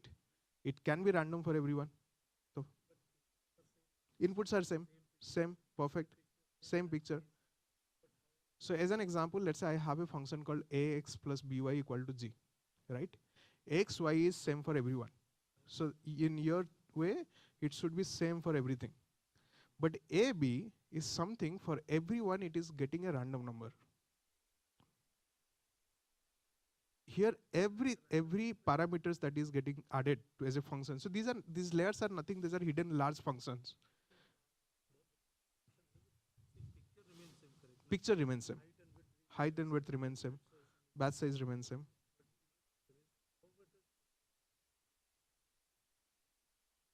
That's what I'm saying. So your picture get multiplied with some attributes. That attribute are like an assumed parameter that your machine think, if I'll multiply with this number, my output will be the correct number. And this is an assumed number at the first iteration, let's say. And that number, because it's a random, it varies from machine to machine. His machine predicts 0.0012, your machine will predict 0.02, right? Now, after every iteration, when model learns the loss, you can see there is a loss number, right? Then it try to correct those parameters. If it is a plus towards loss, if it is more, then model will start reducing that parameter. If it is negative side, then it will start increasing that parameter. And it will keep on doing in every iteration, and finally it will keep on adjusting that A and B. It will compressing A and B. And then it will come with an ideal A and B where you are able to get the best accuracy. The combination of A and B and X and Y, you are able to get the best accuracy. So here, when you take the input data, you also add some variability to it. You also add some feature to it. So that which multiply with your input data and helps your model to tune those parameters in a such a way that anytime you give a new input data, it will combine that parameter and it will come up with a new data. So as an example, ax plus by equal to g, you have xy defined, you know what should be your g. Now based on that, you will get your a and b, right? Now like this, I'll give you 10 combination of x and y to come up with a g. I'll give you 10 example. So we'll try modifying a, b, so that you can, every time I'll give any kind of x and y and g, you will be able to come up with a nearest prediction, nearest value, right? So now this, once this A, B get adjusted, right? Now the next time a new example come, it will get applicable using those adjusted A and B.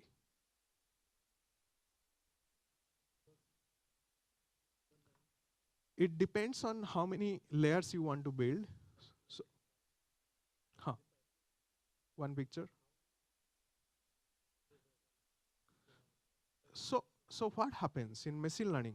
right? Specifically in deep learning, you have multiple different type of parameters, and these parameters are generally in lakhs and thousands, which is very impossible for all of us to do it. Now what happens, there is something called meta parameter. What you mean by is basically the parameter which are the key parameter, like your losses, like your epoch, like your biases. So you would have seen something called bias. You would have seen something called weightage. So you give weightage to what input? Like if it is an image input, you will give 10% weightage. If it is a front view picture, you will give 20% weightage. If it is an something else, you will give 30% weightage. So bias plus activation. So activation is something which is called as weightage. So how much weightage you want to give to which picture, right? So based on that, you can configure in the system. And based on that, your model will decide which all parameter it should fine tune, basically change, keep on altering, or which one it should just keep it as a constant, should not change anything, right? It's basically, it's a set you decide, like what all, and there are different libraries, mechanism, and algorithm exist for it. It's not like, let's say I have an A and B and I'll change the parameter, it will change. There are different algorithms. Like one of the algorithm we decide is pooling, max pooling, right? So what is happening with the max pooling? What it does, it takes a certain area and it projects that area into the lesser number of square and area with the similar context. And during that time, it come with a multiplication and with a variability, where whenever you multiply it, add it, it will form an ideal number which represent, where the less data represent the more data.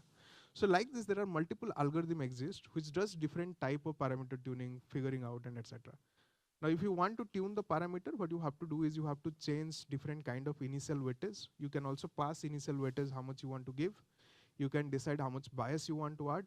You can decide how many number of layers you want. So like this here, we wrote 3 lines of code, right?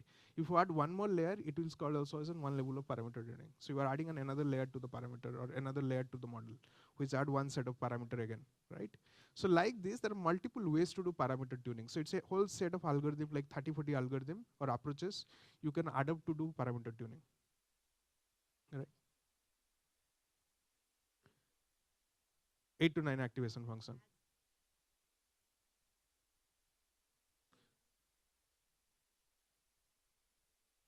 You have to add weightage and bias, and weightage and bias keep on getting adjusted.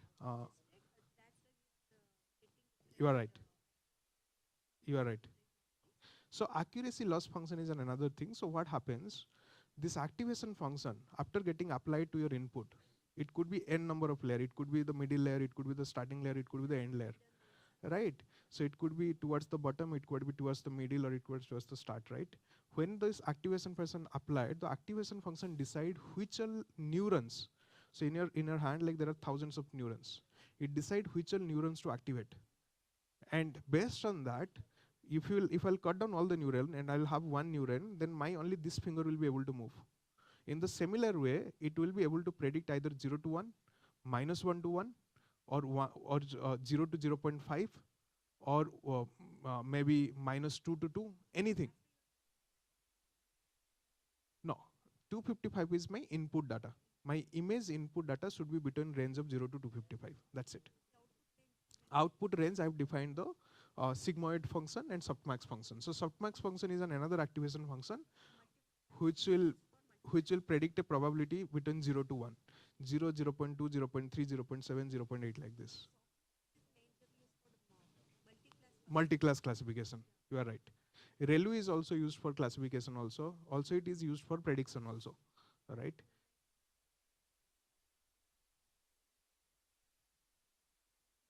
Linear regression does not use activation function. Regression. Oh, okay. So it looks like this. Looks like this because all the negative component in your platform, it activates to 0. The ReLU's job is whatever negative comes to it, it activates to 0. So that's why it is like this, then like this. And whatever the positive, it will keep it as positive. Right? So this is, so there are different activation function exist. Again, that is another way of, let's say, parameter tuning. You can choose different type of activation based on what kind of output you want to achieve. Negative output, positive output, between 0 to 1, between -1 to 1, between -2 to 2. What is that? So you can also decide that. And another parameter you can decide is, if you see there is something called 255 will be written, or 16 will be written, or 3 will be written, right? Those are the number of the size of the layers. So each layer, we saw it like this. The layer looks like this. So layer has an output. That output also is size. You can have a 10 size of layer, you can have 20 size of output, you can have 100 size of output. So you can also decide what size you want. Again, it depends on the data output that you want to achieve. So if you want a large text to be predicted, like generative AI, right? You need, let's say, 600 layers. So basically, each layer will predict you one character. So basically, you will be able to do 600 character of prediction. If you want bigger than that, you will have bigger prediction. If you will have, let's say, if you want to predict a picture, if you want to generate a picture, it should be 0 to 55 to 0 to 255 range of a matrix, right? So all these things decide what kind of parameters you want to tune, and there are many ways to tune the parameters, right? Cool. Yeah.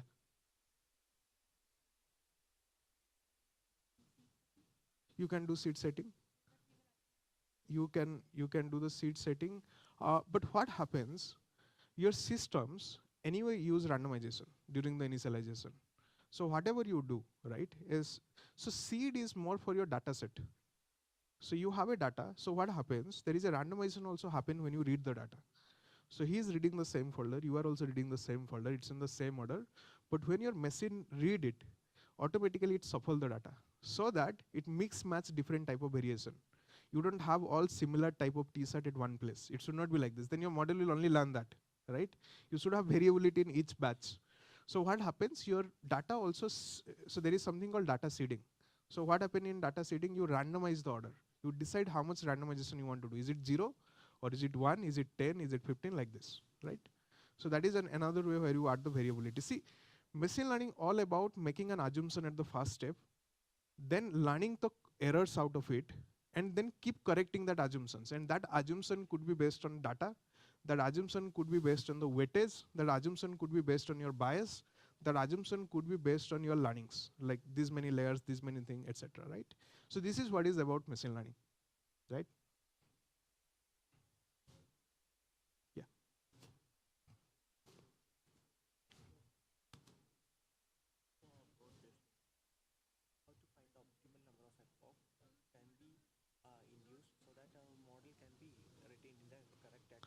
Makes sense. So what happens? There are multiple algorithms to detect overfitting, underfitting, right? There are many algorithms. So what do you mean by overfitting is basically, so whenever you will start tracking the accuracy and loss across the epoch, you will see your graph comes like this and somewhere it matches like this, right? So after a certain point, your model try to overfit. It try to think everything is correct. It overlearn. Like I teach you everything more overly. So I only talk about elephant, elephant, elephant. Everything will look like elephant to you, right? In the similar way, these indications also tells you, okay, your model is overlearning. So what we do is basically generally, based on the data size, based on the model, we assume the number of epoch. So if the data size is more than 60,000, 70,000, we'll do 20 epochs. If the data size is more than couple of lakhs, we'll do 40 epochs or 50 epochs. And based on the model size also. If the model size is big, it is learning too many parameters, then we'll keep, let's say, 20 or 30 epochs. If it is small, we'll keep smaller parameters, which is 10 parameters. And then we'll track these algorithms to see if it is overfitting, underfitting, and based on that, we'll tune those epochs and we'll keep training the model till we figure out the best accuracy. There are multiple algorithms to detect the overfitting. Okay.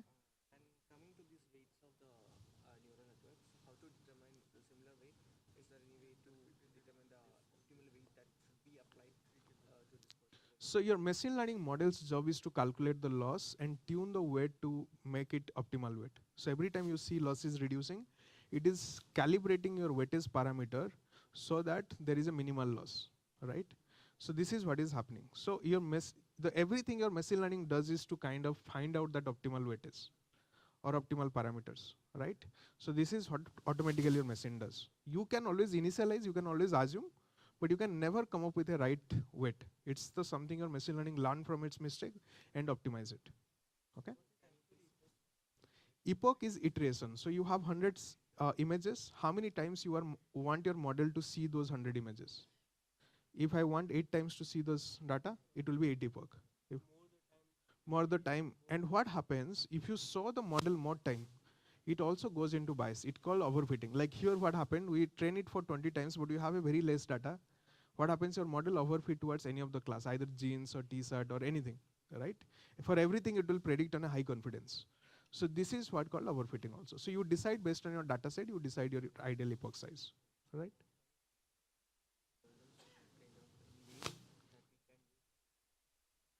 What kind of?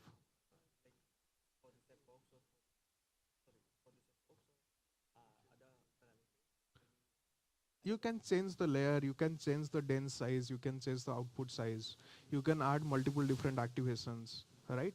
Many things you can do it. So each of them, each of the segment, either layering, activation or anything, right? They have a science to it.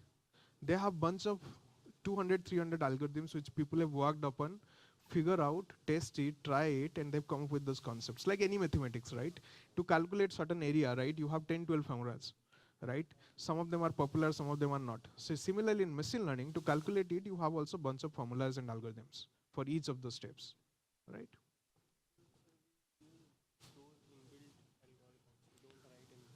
You can also write your own code. So when you say inbuilt, it's basically someone has written that code and that code has become so much popular, Python is considered to package it as a library, or someone is considered it to as package it as a use the built-in methods. Yeah, some libraries you will use like TensorFlow, PyTorch and all, and you will inherit their libraries and start using it.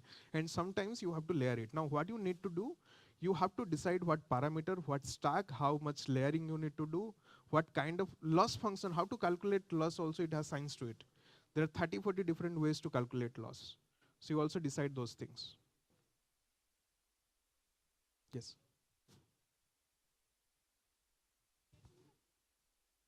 Huh.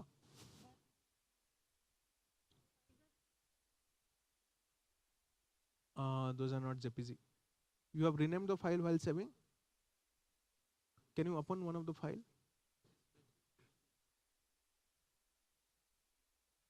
It's opening. No? Did you try to upload on the model? It's saying what it is. Can you read the error because it's not visible? Oh, there is one PNG file over there. So can you? There is some error file is there. You have to click on info. Right click and info, and then you'll get the. Yeah. 4.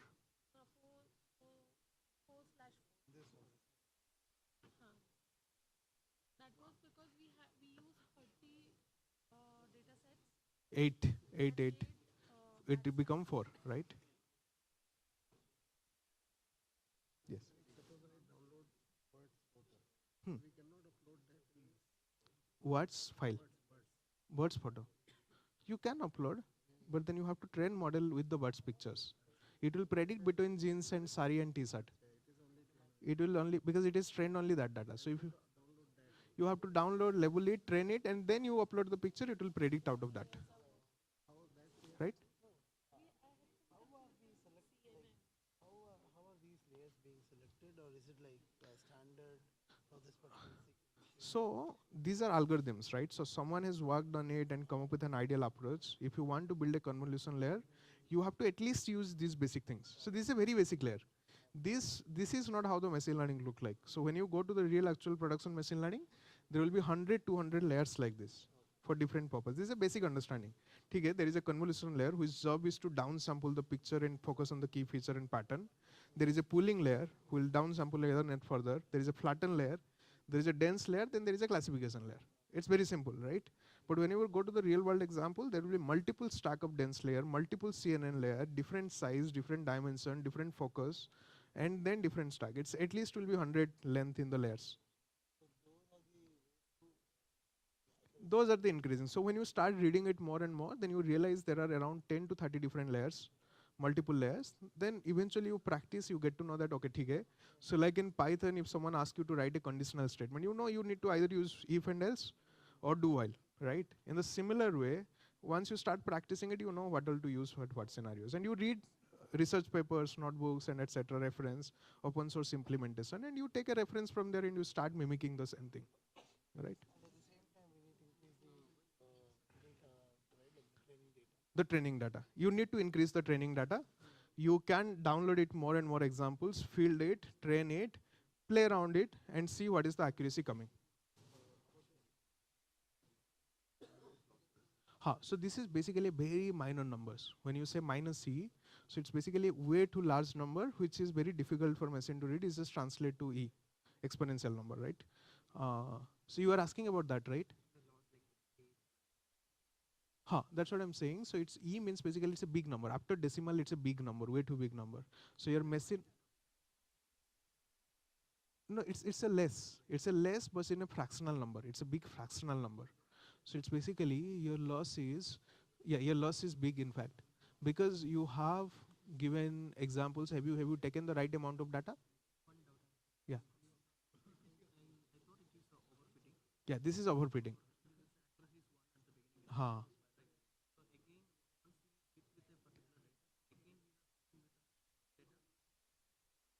It's overfitting happen. You are right. So it's not about repeating. You also repeat the data, but you need to repeat with a good amount of sample size. If it is a small sample size, your model always overfit.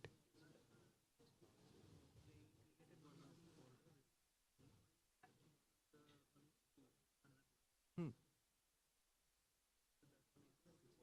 Okay.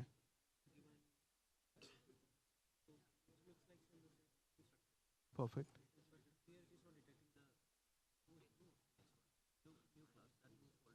So can you check which folder you have put over here and which folder is there?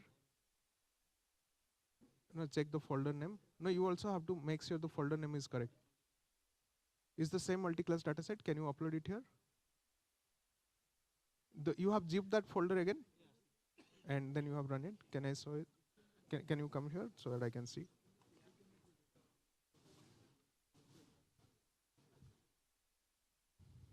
Yeah.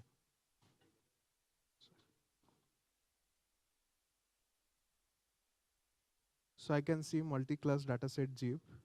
Can I go back? Your folder. Would you have zipped this? Yeah, you can open that one. So if I'll do this, there is a SU, right? Now what is happening is there is a cache happening in the collab. So what you can do is just rename into multi-class dataset 1, rename.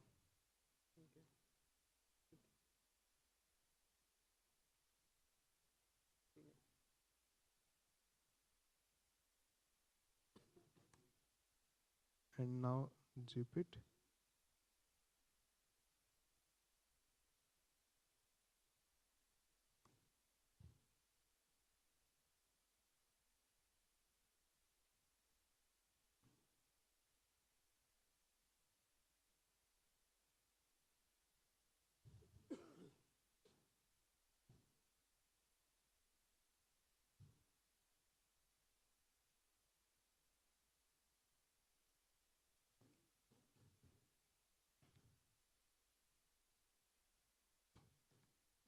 So you found it. So sometimes what happens, caching happens on the server, right? Yes. Hmm. In the same folder, you have to rename the folder or you have to create a new folder. Not the same folder name. No, different folder name. Okay. And then you have to change the folder name there in the code. Yes.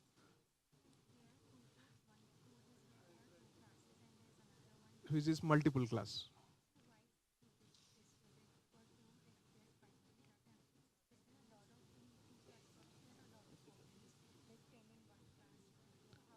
Which is the second one. The second code supports any number of class.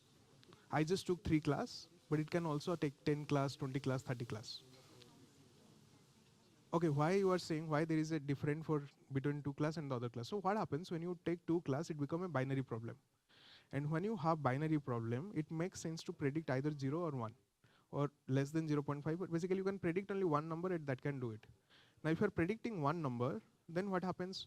Your computation is less. But if you have multiple class, let's say t-shirt, jeans and etc. And machine learning is not always correct, right? It will predict, let's say, jeans, but then it also predict trouser with a certain probability, because every class it will give a probability like we saw in the example, right? So in the production system, what happens? Sometimes they need the best two, right? That's the reason why multi-class is this multi-class prediction and probability. Sorry? Best two in sense of?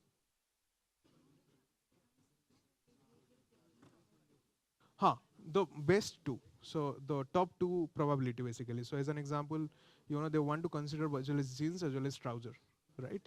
And what happens when you predict multi-class, you need a confidence score with respect to each, right? It just can't be between two. So in binary, if one is 0.6, another one will be 0.4. Simple. But here you have a distribution. You have a probability for each of them, right? So that's the reason you need the different properties, right? Yes. Yeah. Hmm. Can you show me your zip folder? Internal data.zip. Okay. This was your folder. Okay, go inside the folder. Okay. Go up. No, no, that's okay. Can you double click it? You have the picture. Now go back to the code. Go to the code. You have zip data, intercept data zip.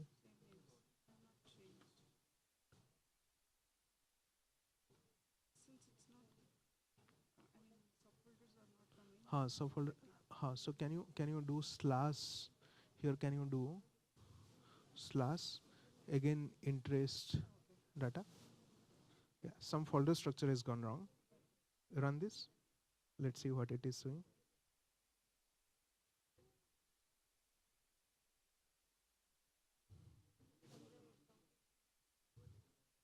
Are you able to see this?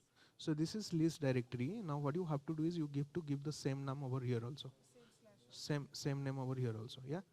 So interest data slash this thing. Yes. Hmm. This is batch size. This depends on the number of samples that you have in your input data. So you have decided a batch size on top. Can you see the number? On the top, you would have 8, right? How many input data you have? 4. So it should be 1, right? Your coming is 1. So can you show me? No, a 4 for each of them, or how is it? Total how many? Is 16. Then it become 8 plus 8, 16, 2, right? Yes? Yes, like same, right? In the similar way.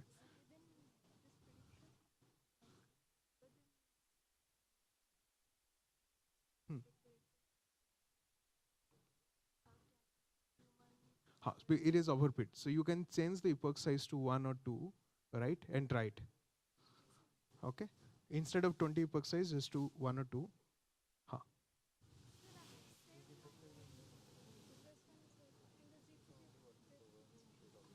Sorry? Huh. You have to zip it. You have created all the folder. What you can do is you can zip it.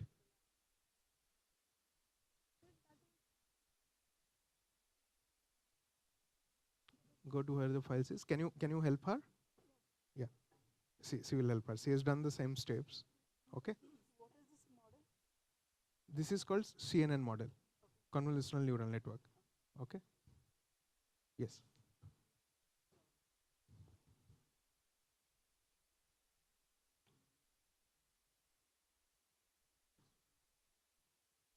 You uploaded in a different name. Uh, can you check if the file name is correct there? Yeah. You have to change the file name, right? Yeah. Yes. Guys, there is a reason we made a team. You have to ask the nearby person, right?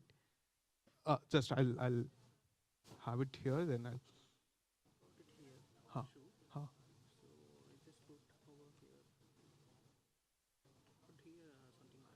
So basically your accuracy is coming 100%. So basically this is overfitting. Just train one round of epoch and then give an example and see how accurate you are getting. Yes.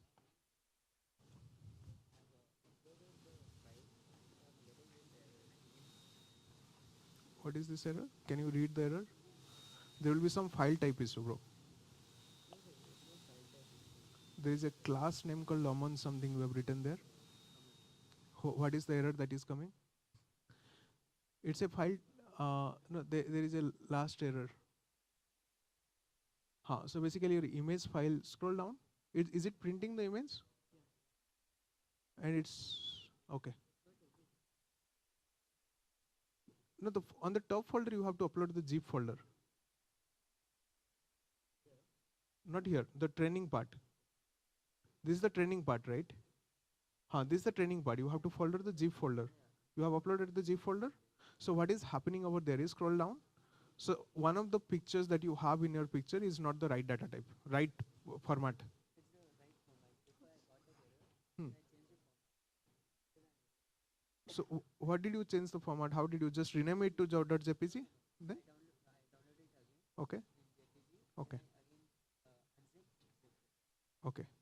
Just I have to see. Can you come here so that I can give a look? Yes. I just give me a minute. I'll just check and then come back there.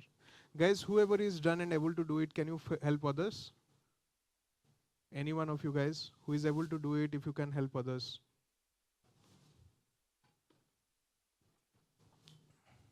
Right? Yeah. If you can.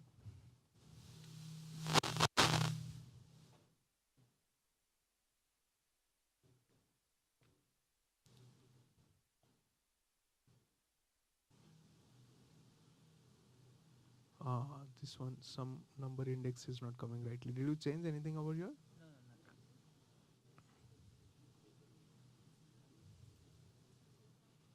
Can you upload the folder here?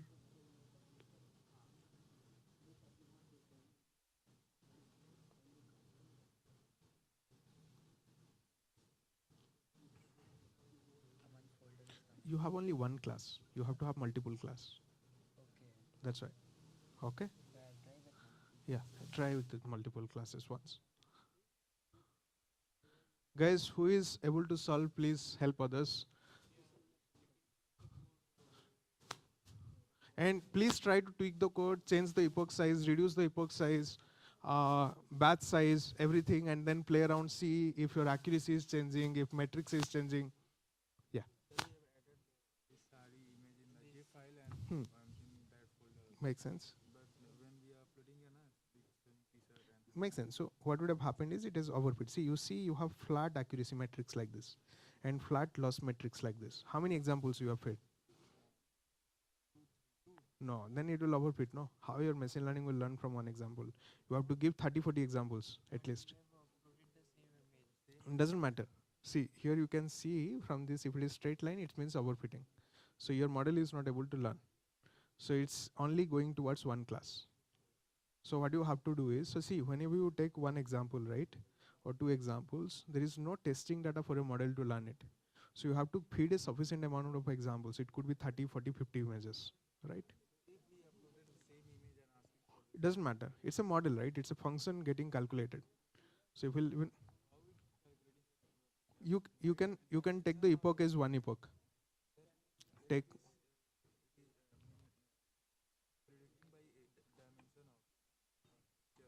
It is predicting by looking into the picture.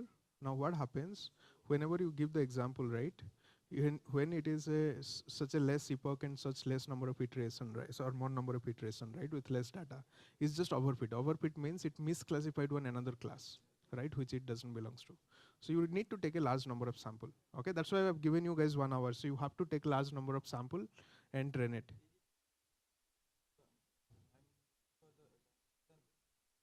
No, it reduced the dimension to 128, 128, that which we are doing it on the first lines, right?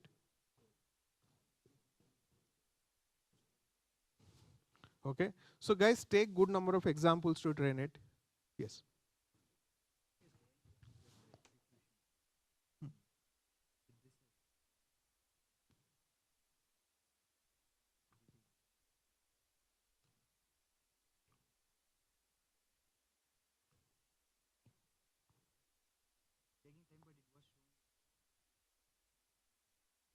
What is the error?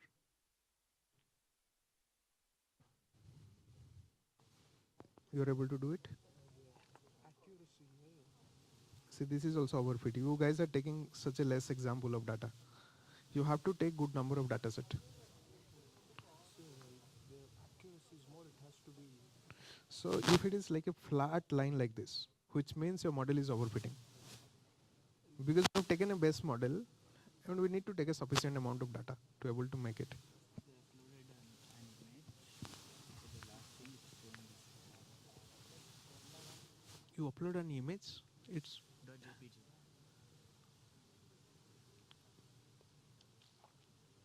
what it is showing. It's showing this. Because you have not run the above code. Model is not run. These lines you have not run, see. You have to run from start, right? This is the one which you gave. You change anything. You've gone. Huh. See, mine code is also overfitting. It's random in laptops. It's not same across the laptop, right? So it's overfitting. Any data, 30, 20 data, it will overfit. So that's why I said take a new class, collect more examples and try to do it. Try to run it. Yes, you guys are able to do it? Great.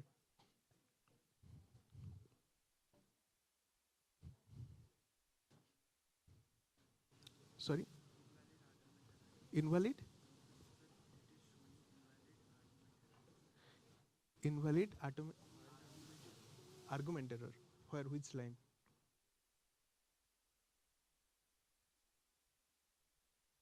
Have you given only one class?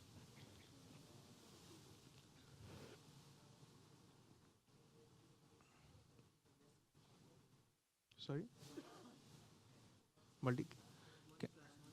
No, you have to give in multi-class. No, you have to take multiple class.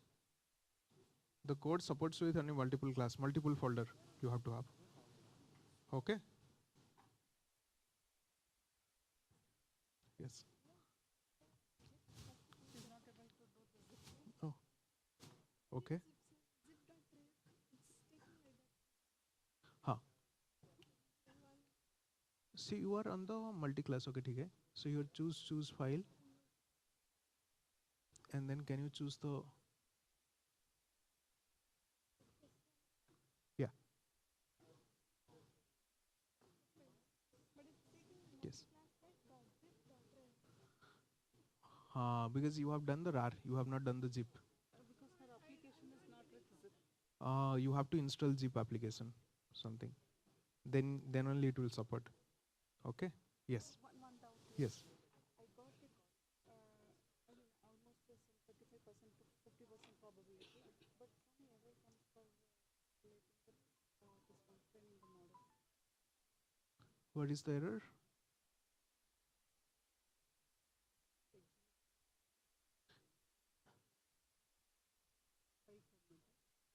So some of your image file is incorrect image file, okay?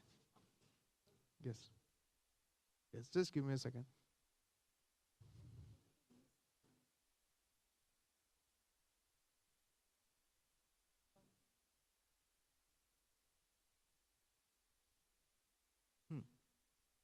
Have you given a different name to it? The parent folder? But you have so many nested folder. Just take this folder. Can you click here? Sorry.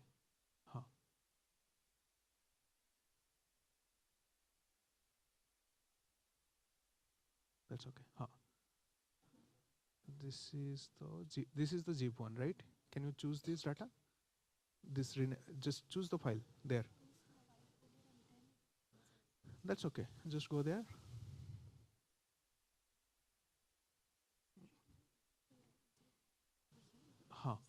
Whatever the folder you have decided, right?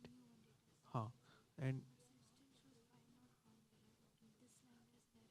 new dataset.zip data2/new dataset. Your file name is data. So then your .zip file you have to choose it. Okay? Yes. Sorry.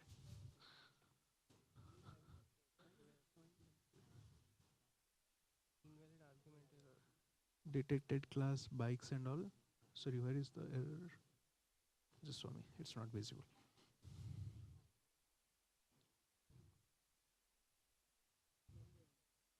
So the last have you have 4 classes or 5 classes?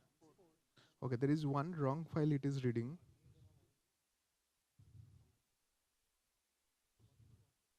One wrong file it is detecting. That's where it is trying to print.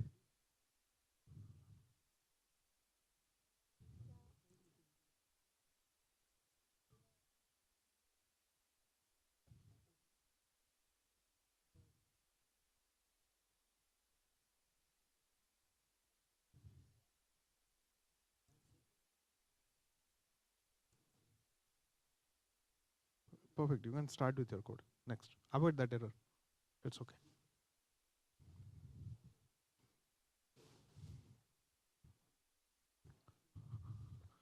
Okay, guys, take your time to do it. Don't rush. Collect good amount of examples, right? And do this. You are able to do this? And You put here my data, okay? said Yes. and we should run the code Run the code. and we should then again. Perfect. Got it. Okay, great. Thank you. Okay, guys, if you get some time, just take 2 minutes of your time to leave the feedback also for the day 1, right? While you are solving this, so that like before the rest of the sessions, we can just feel this. It will hardly take 2 minutes to do it. Either you can take a picture on your mobile phone and click on the URL, or you can type this URL, day1-feedback-ml, right? Super helpful, so that we'll customize tomorrow's session based on this. How many of you guys are able to run the code? Only run the code. Okay, great. How many of you guys are able to create a folder, different class, and able to use it? Oh, great, good number. Okay, remaining of you guys, let's do this. Let's finish this. Yes, you are not able to. Okay, I'll come.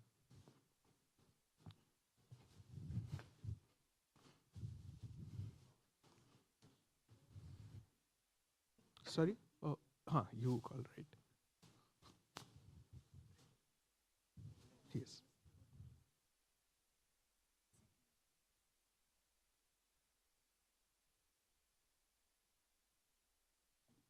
Train underscore. Just show me. Just give me.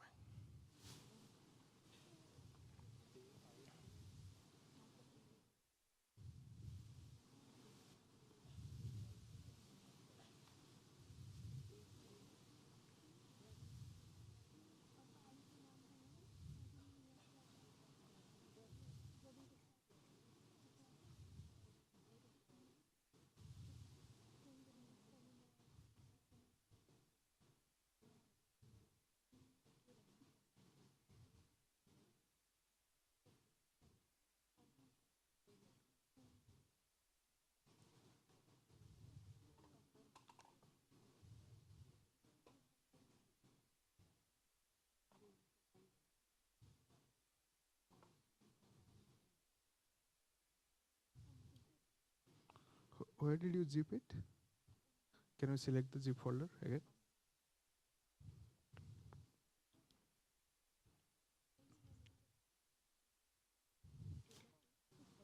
Sorry, that is the okay. That is the complex folder. Yeah, can you choose it? So data 2, inside data 2, you have new one data set. Okay, I can see 0 and lines.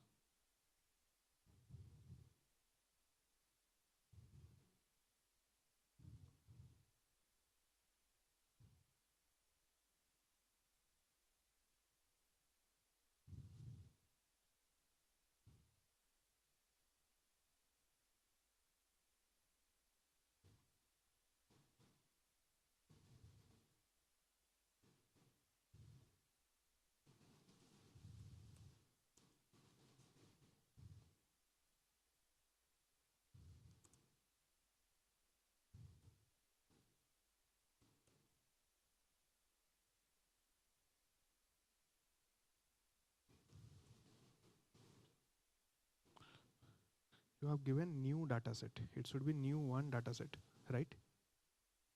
There. Okay. Yes. Yeah.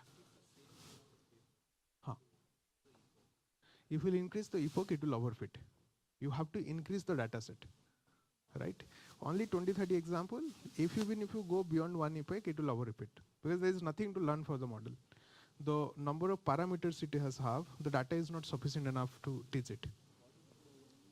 Overfit means it will go towards predicting only one class. So everything will give, it will just say one thing, right? So what happens, so imagine like it's a big function, it's a room full of functions like this, and you are giving 20 data. And from 20 data, it's trying to tune all the parameters, like 20 lakhs of parameters. How much it can tune? Yeah. Yeah. So around 30-40,000 of data, you can have 10-12 epochs. Around lakhs of data, you can have around this thing. You can take a good size of 300-400 data. In the online, if you'll go and Google like data's images for all the clothes, images for all the animals, you will see a large sample of data. And you can download, put them into the similar folder structure and train it, the same code base. Right? So guys, if we'll Google, right, image dataset of, let's say, animal, image dataset of clothes, image dataset of footwear, anything, right? You will see there are open source folders and files which you can download in large scale, which will have thousands of pictures inside this, and download them, convert this into the same folder structure, upload, train, and try it out, right? Yes, yeah.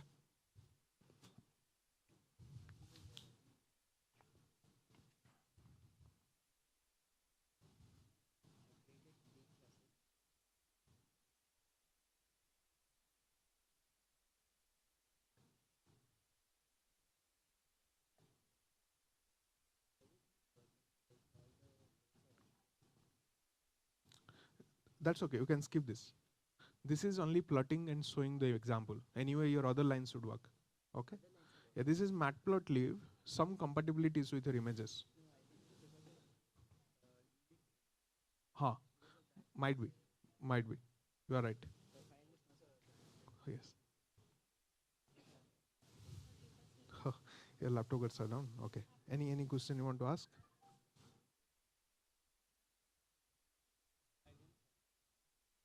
Okay.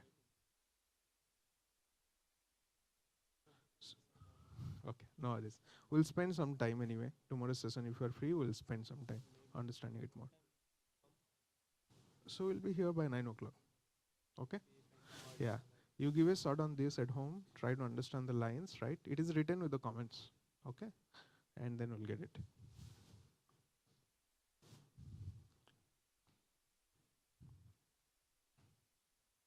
Yes.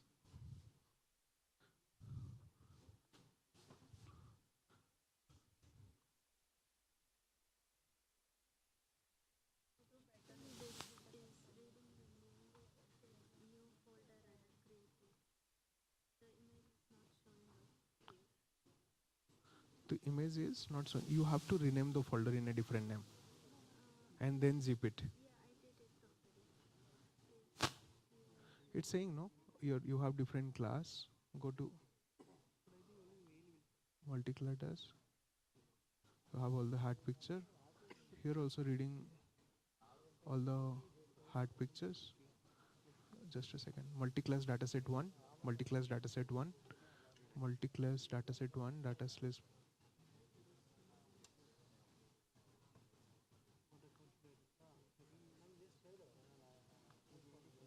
Just give me a second.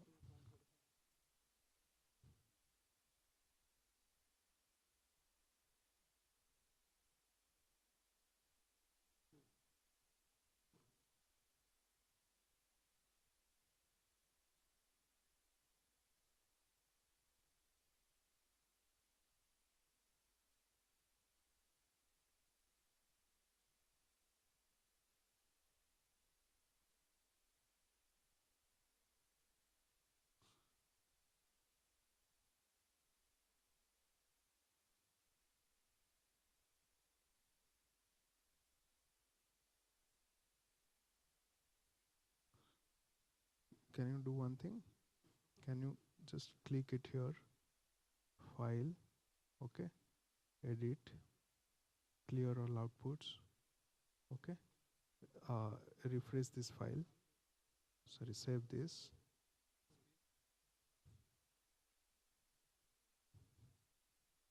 refresh, run it from the scratch. Again, try to upload it. Sometimes caching happens.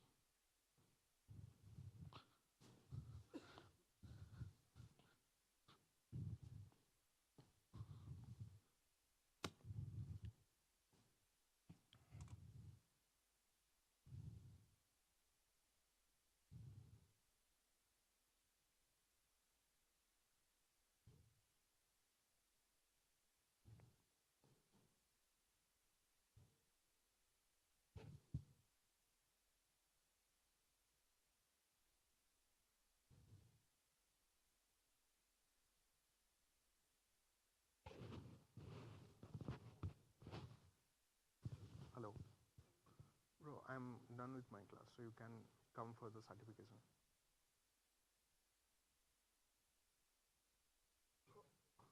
Done. Okay.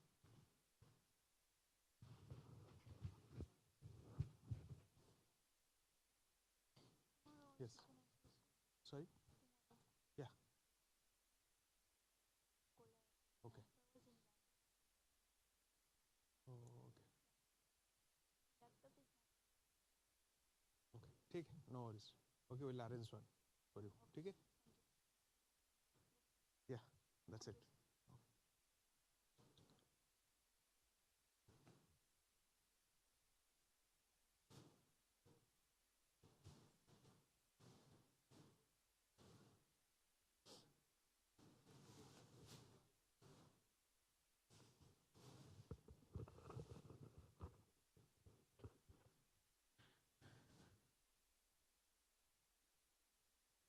Great, guys. So what you have to do is, like as I said, you have to download from the open source libraries a lot of images. There are a lot of repository out there. Structure it in the similar folder structure, zip it, upload it, and try to train it, right? And in case of any kind of visualization you want, one of the best way to visualize what is happening in each of the thing, what you can do is you can take that part of the code, that line, give it to ChatGPT and ask that what does it mean and what is it trying to do, right? So it will define you the meaning of it. It will define what kind of parameter it is taking. If you change what will happen? And then what you can do is, instead of changing the entire block, change that particular line, again rerun it, again see what is happening. Okay? Reduce the epoch, change the batch size, all such things play around and keep running it multiple iterations. Then you will see multiple different variability in the results. Okay? So guys, if anyone can give 2 minutes to this, fill this feedback form, that helps. Yes.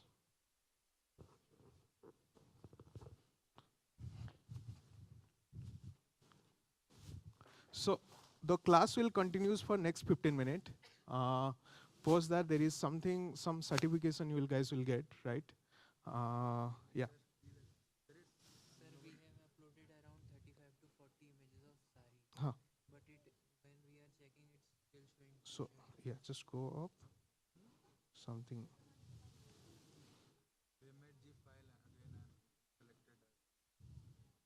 So this is where it is overfit. Can you just train till 3 epoch?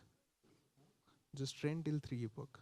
So here epoch equal to 3. Just do it 3. So you have to keep playing with these parameters. It's not one shot. Epoch means iteration.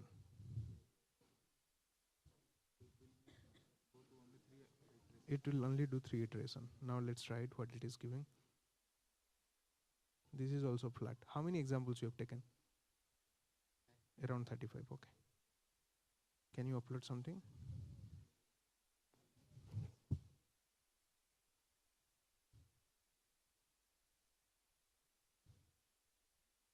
Yeah, it's giving again overfitting. So just take 2 iteration maybe.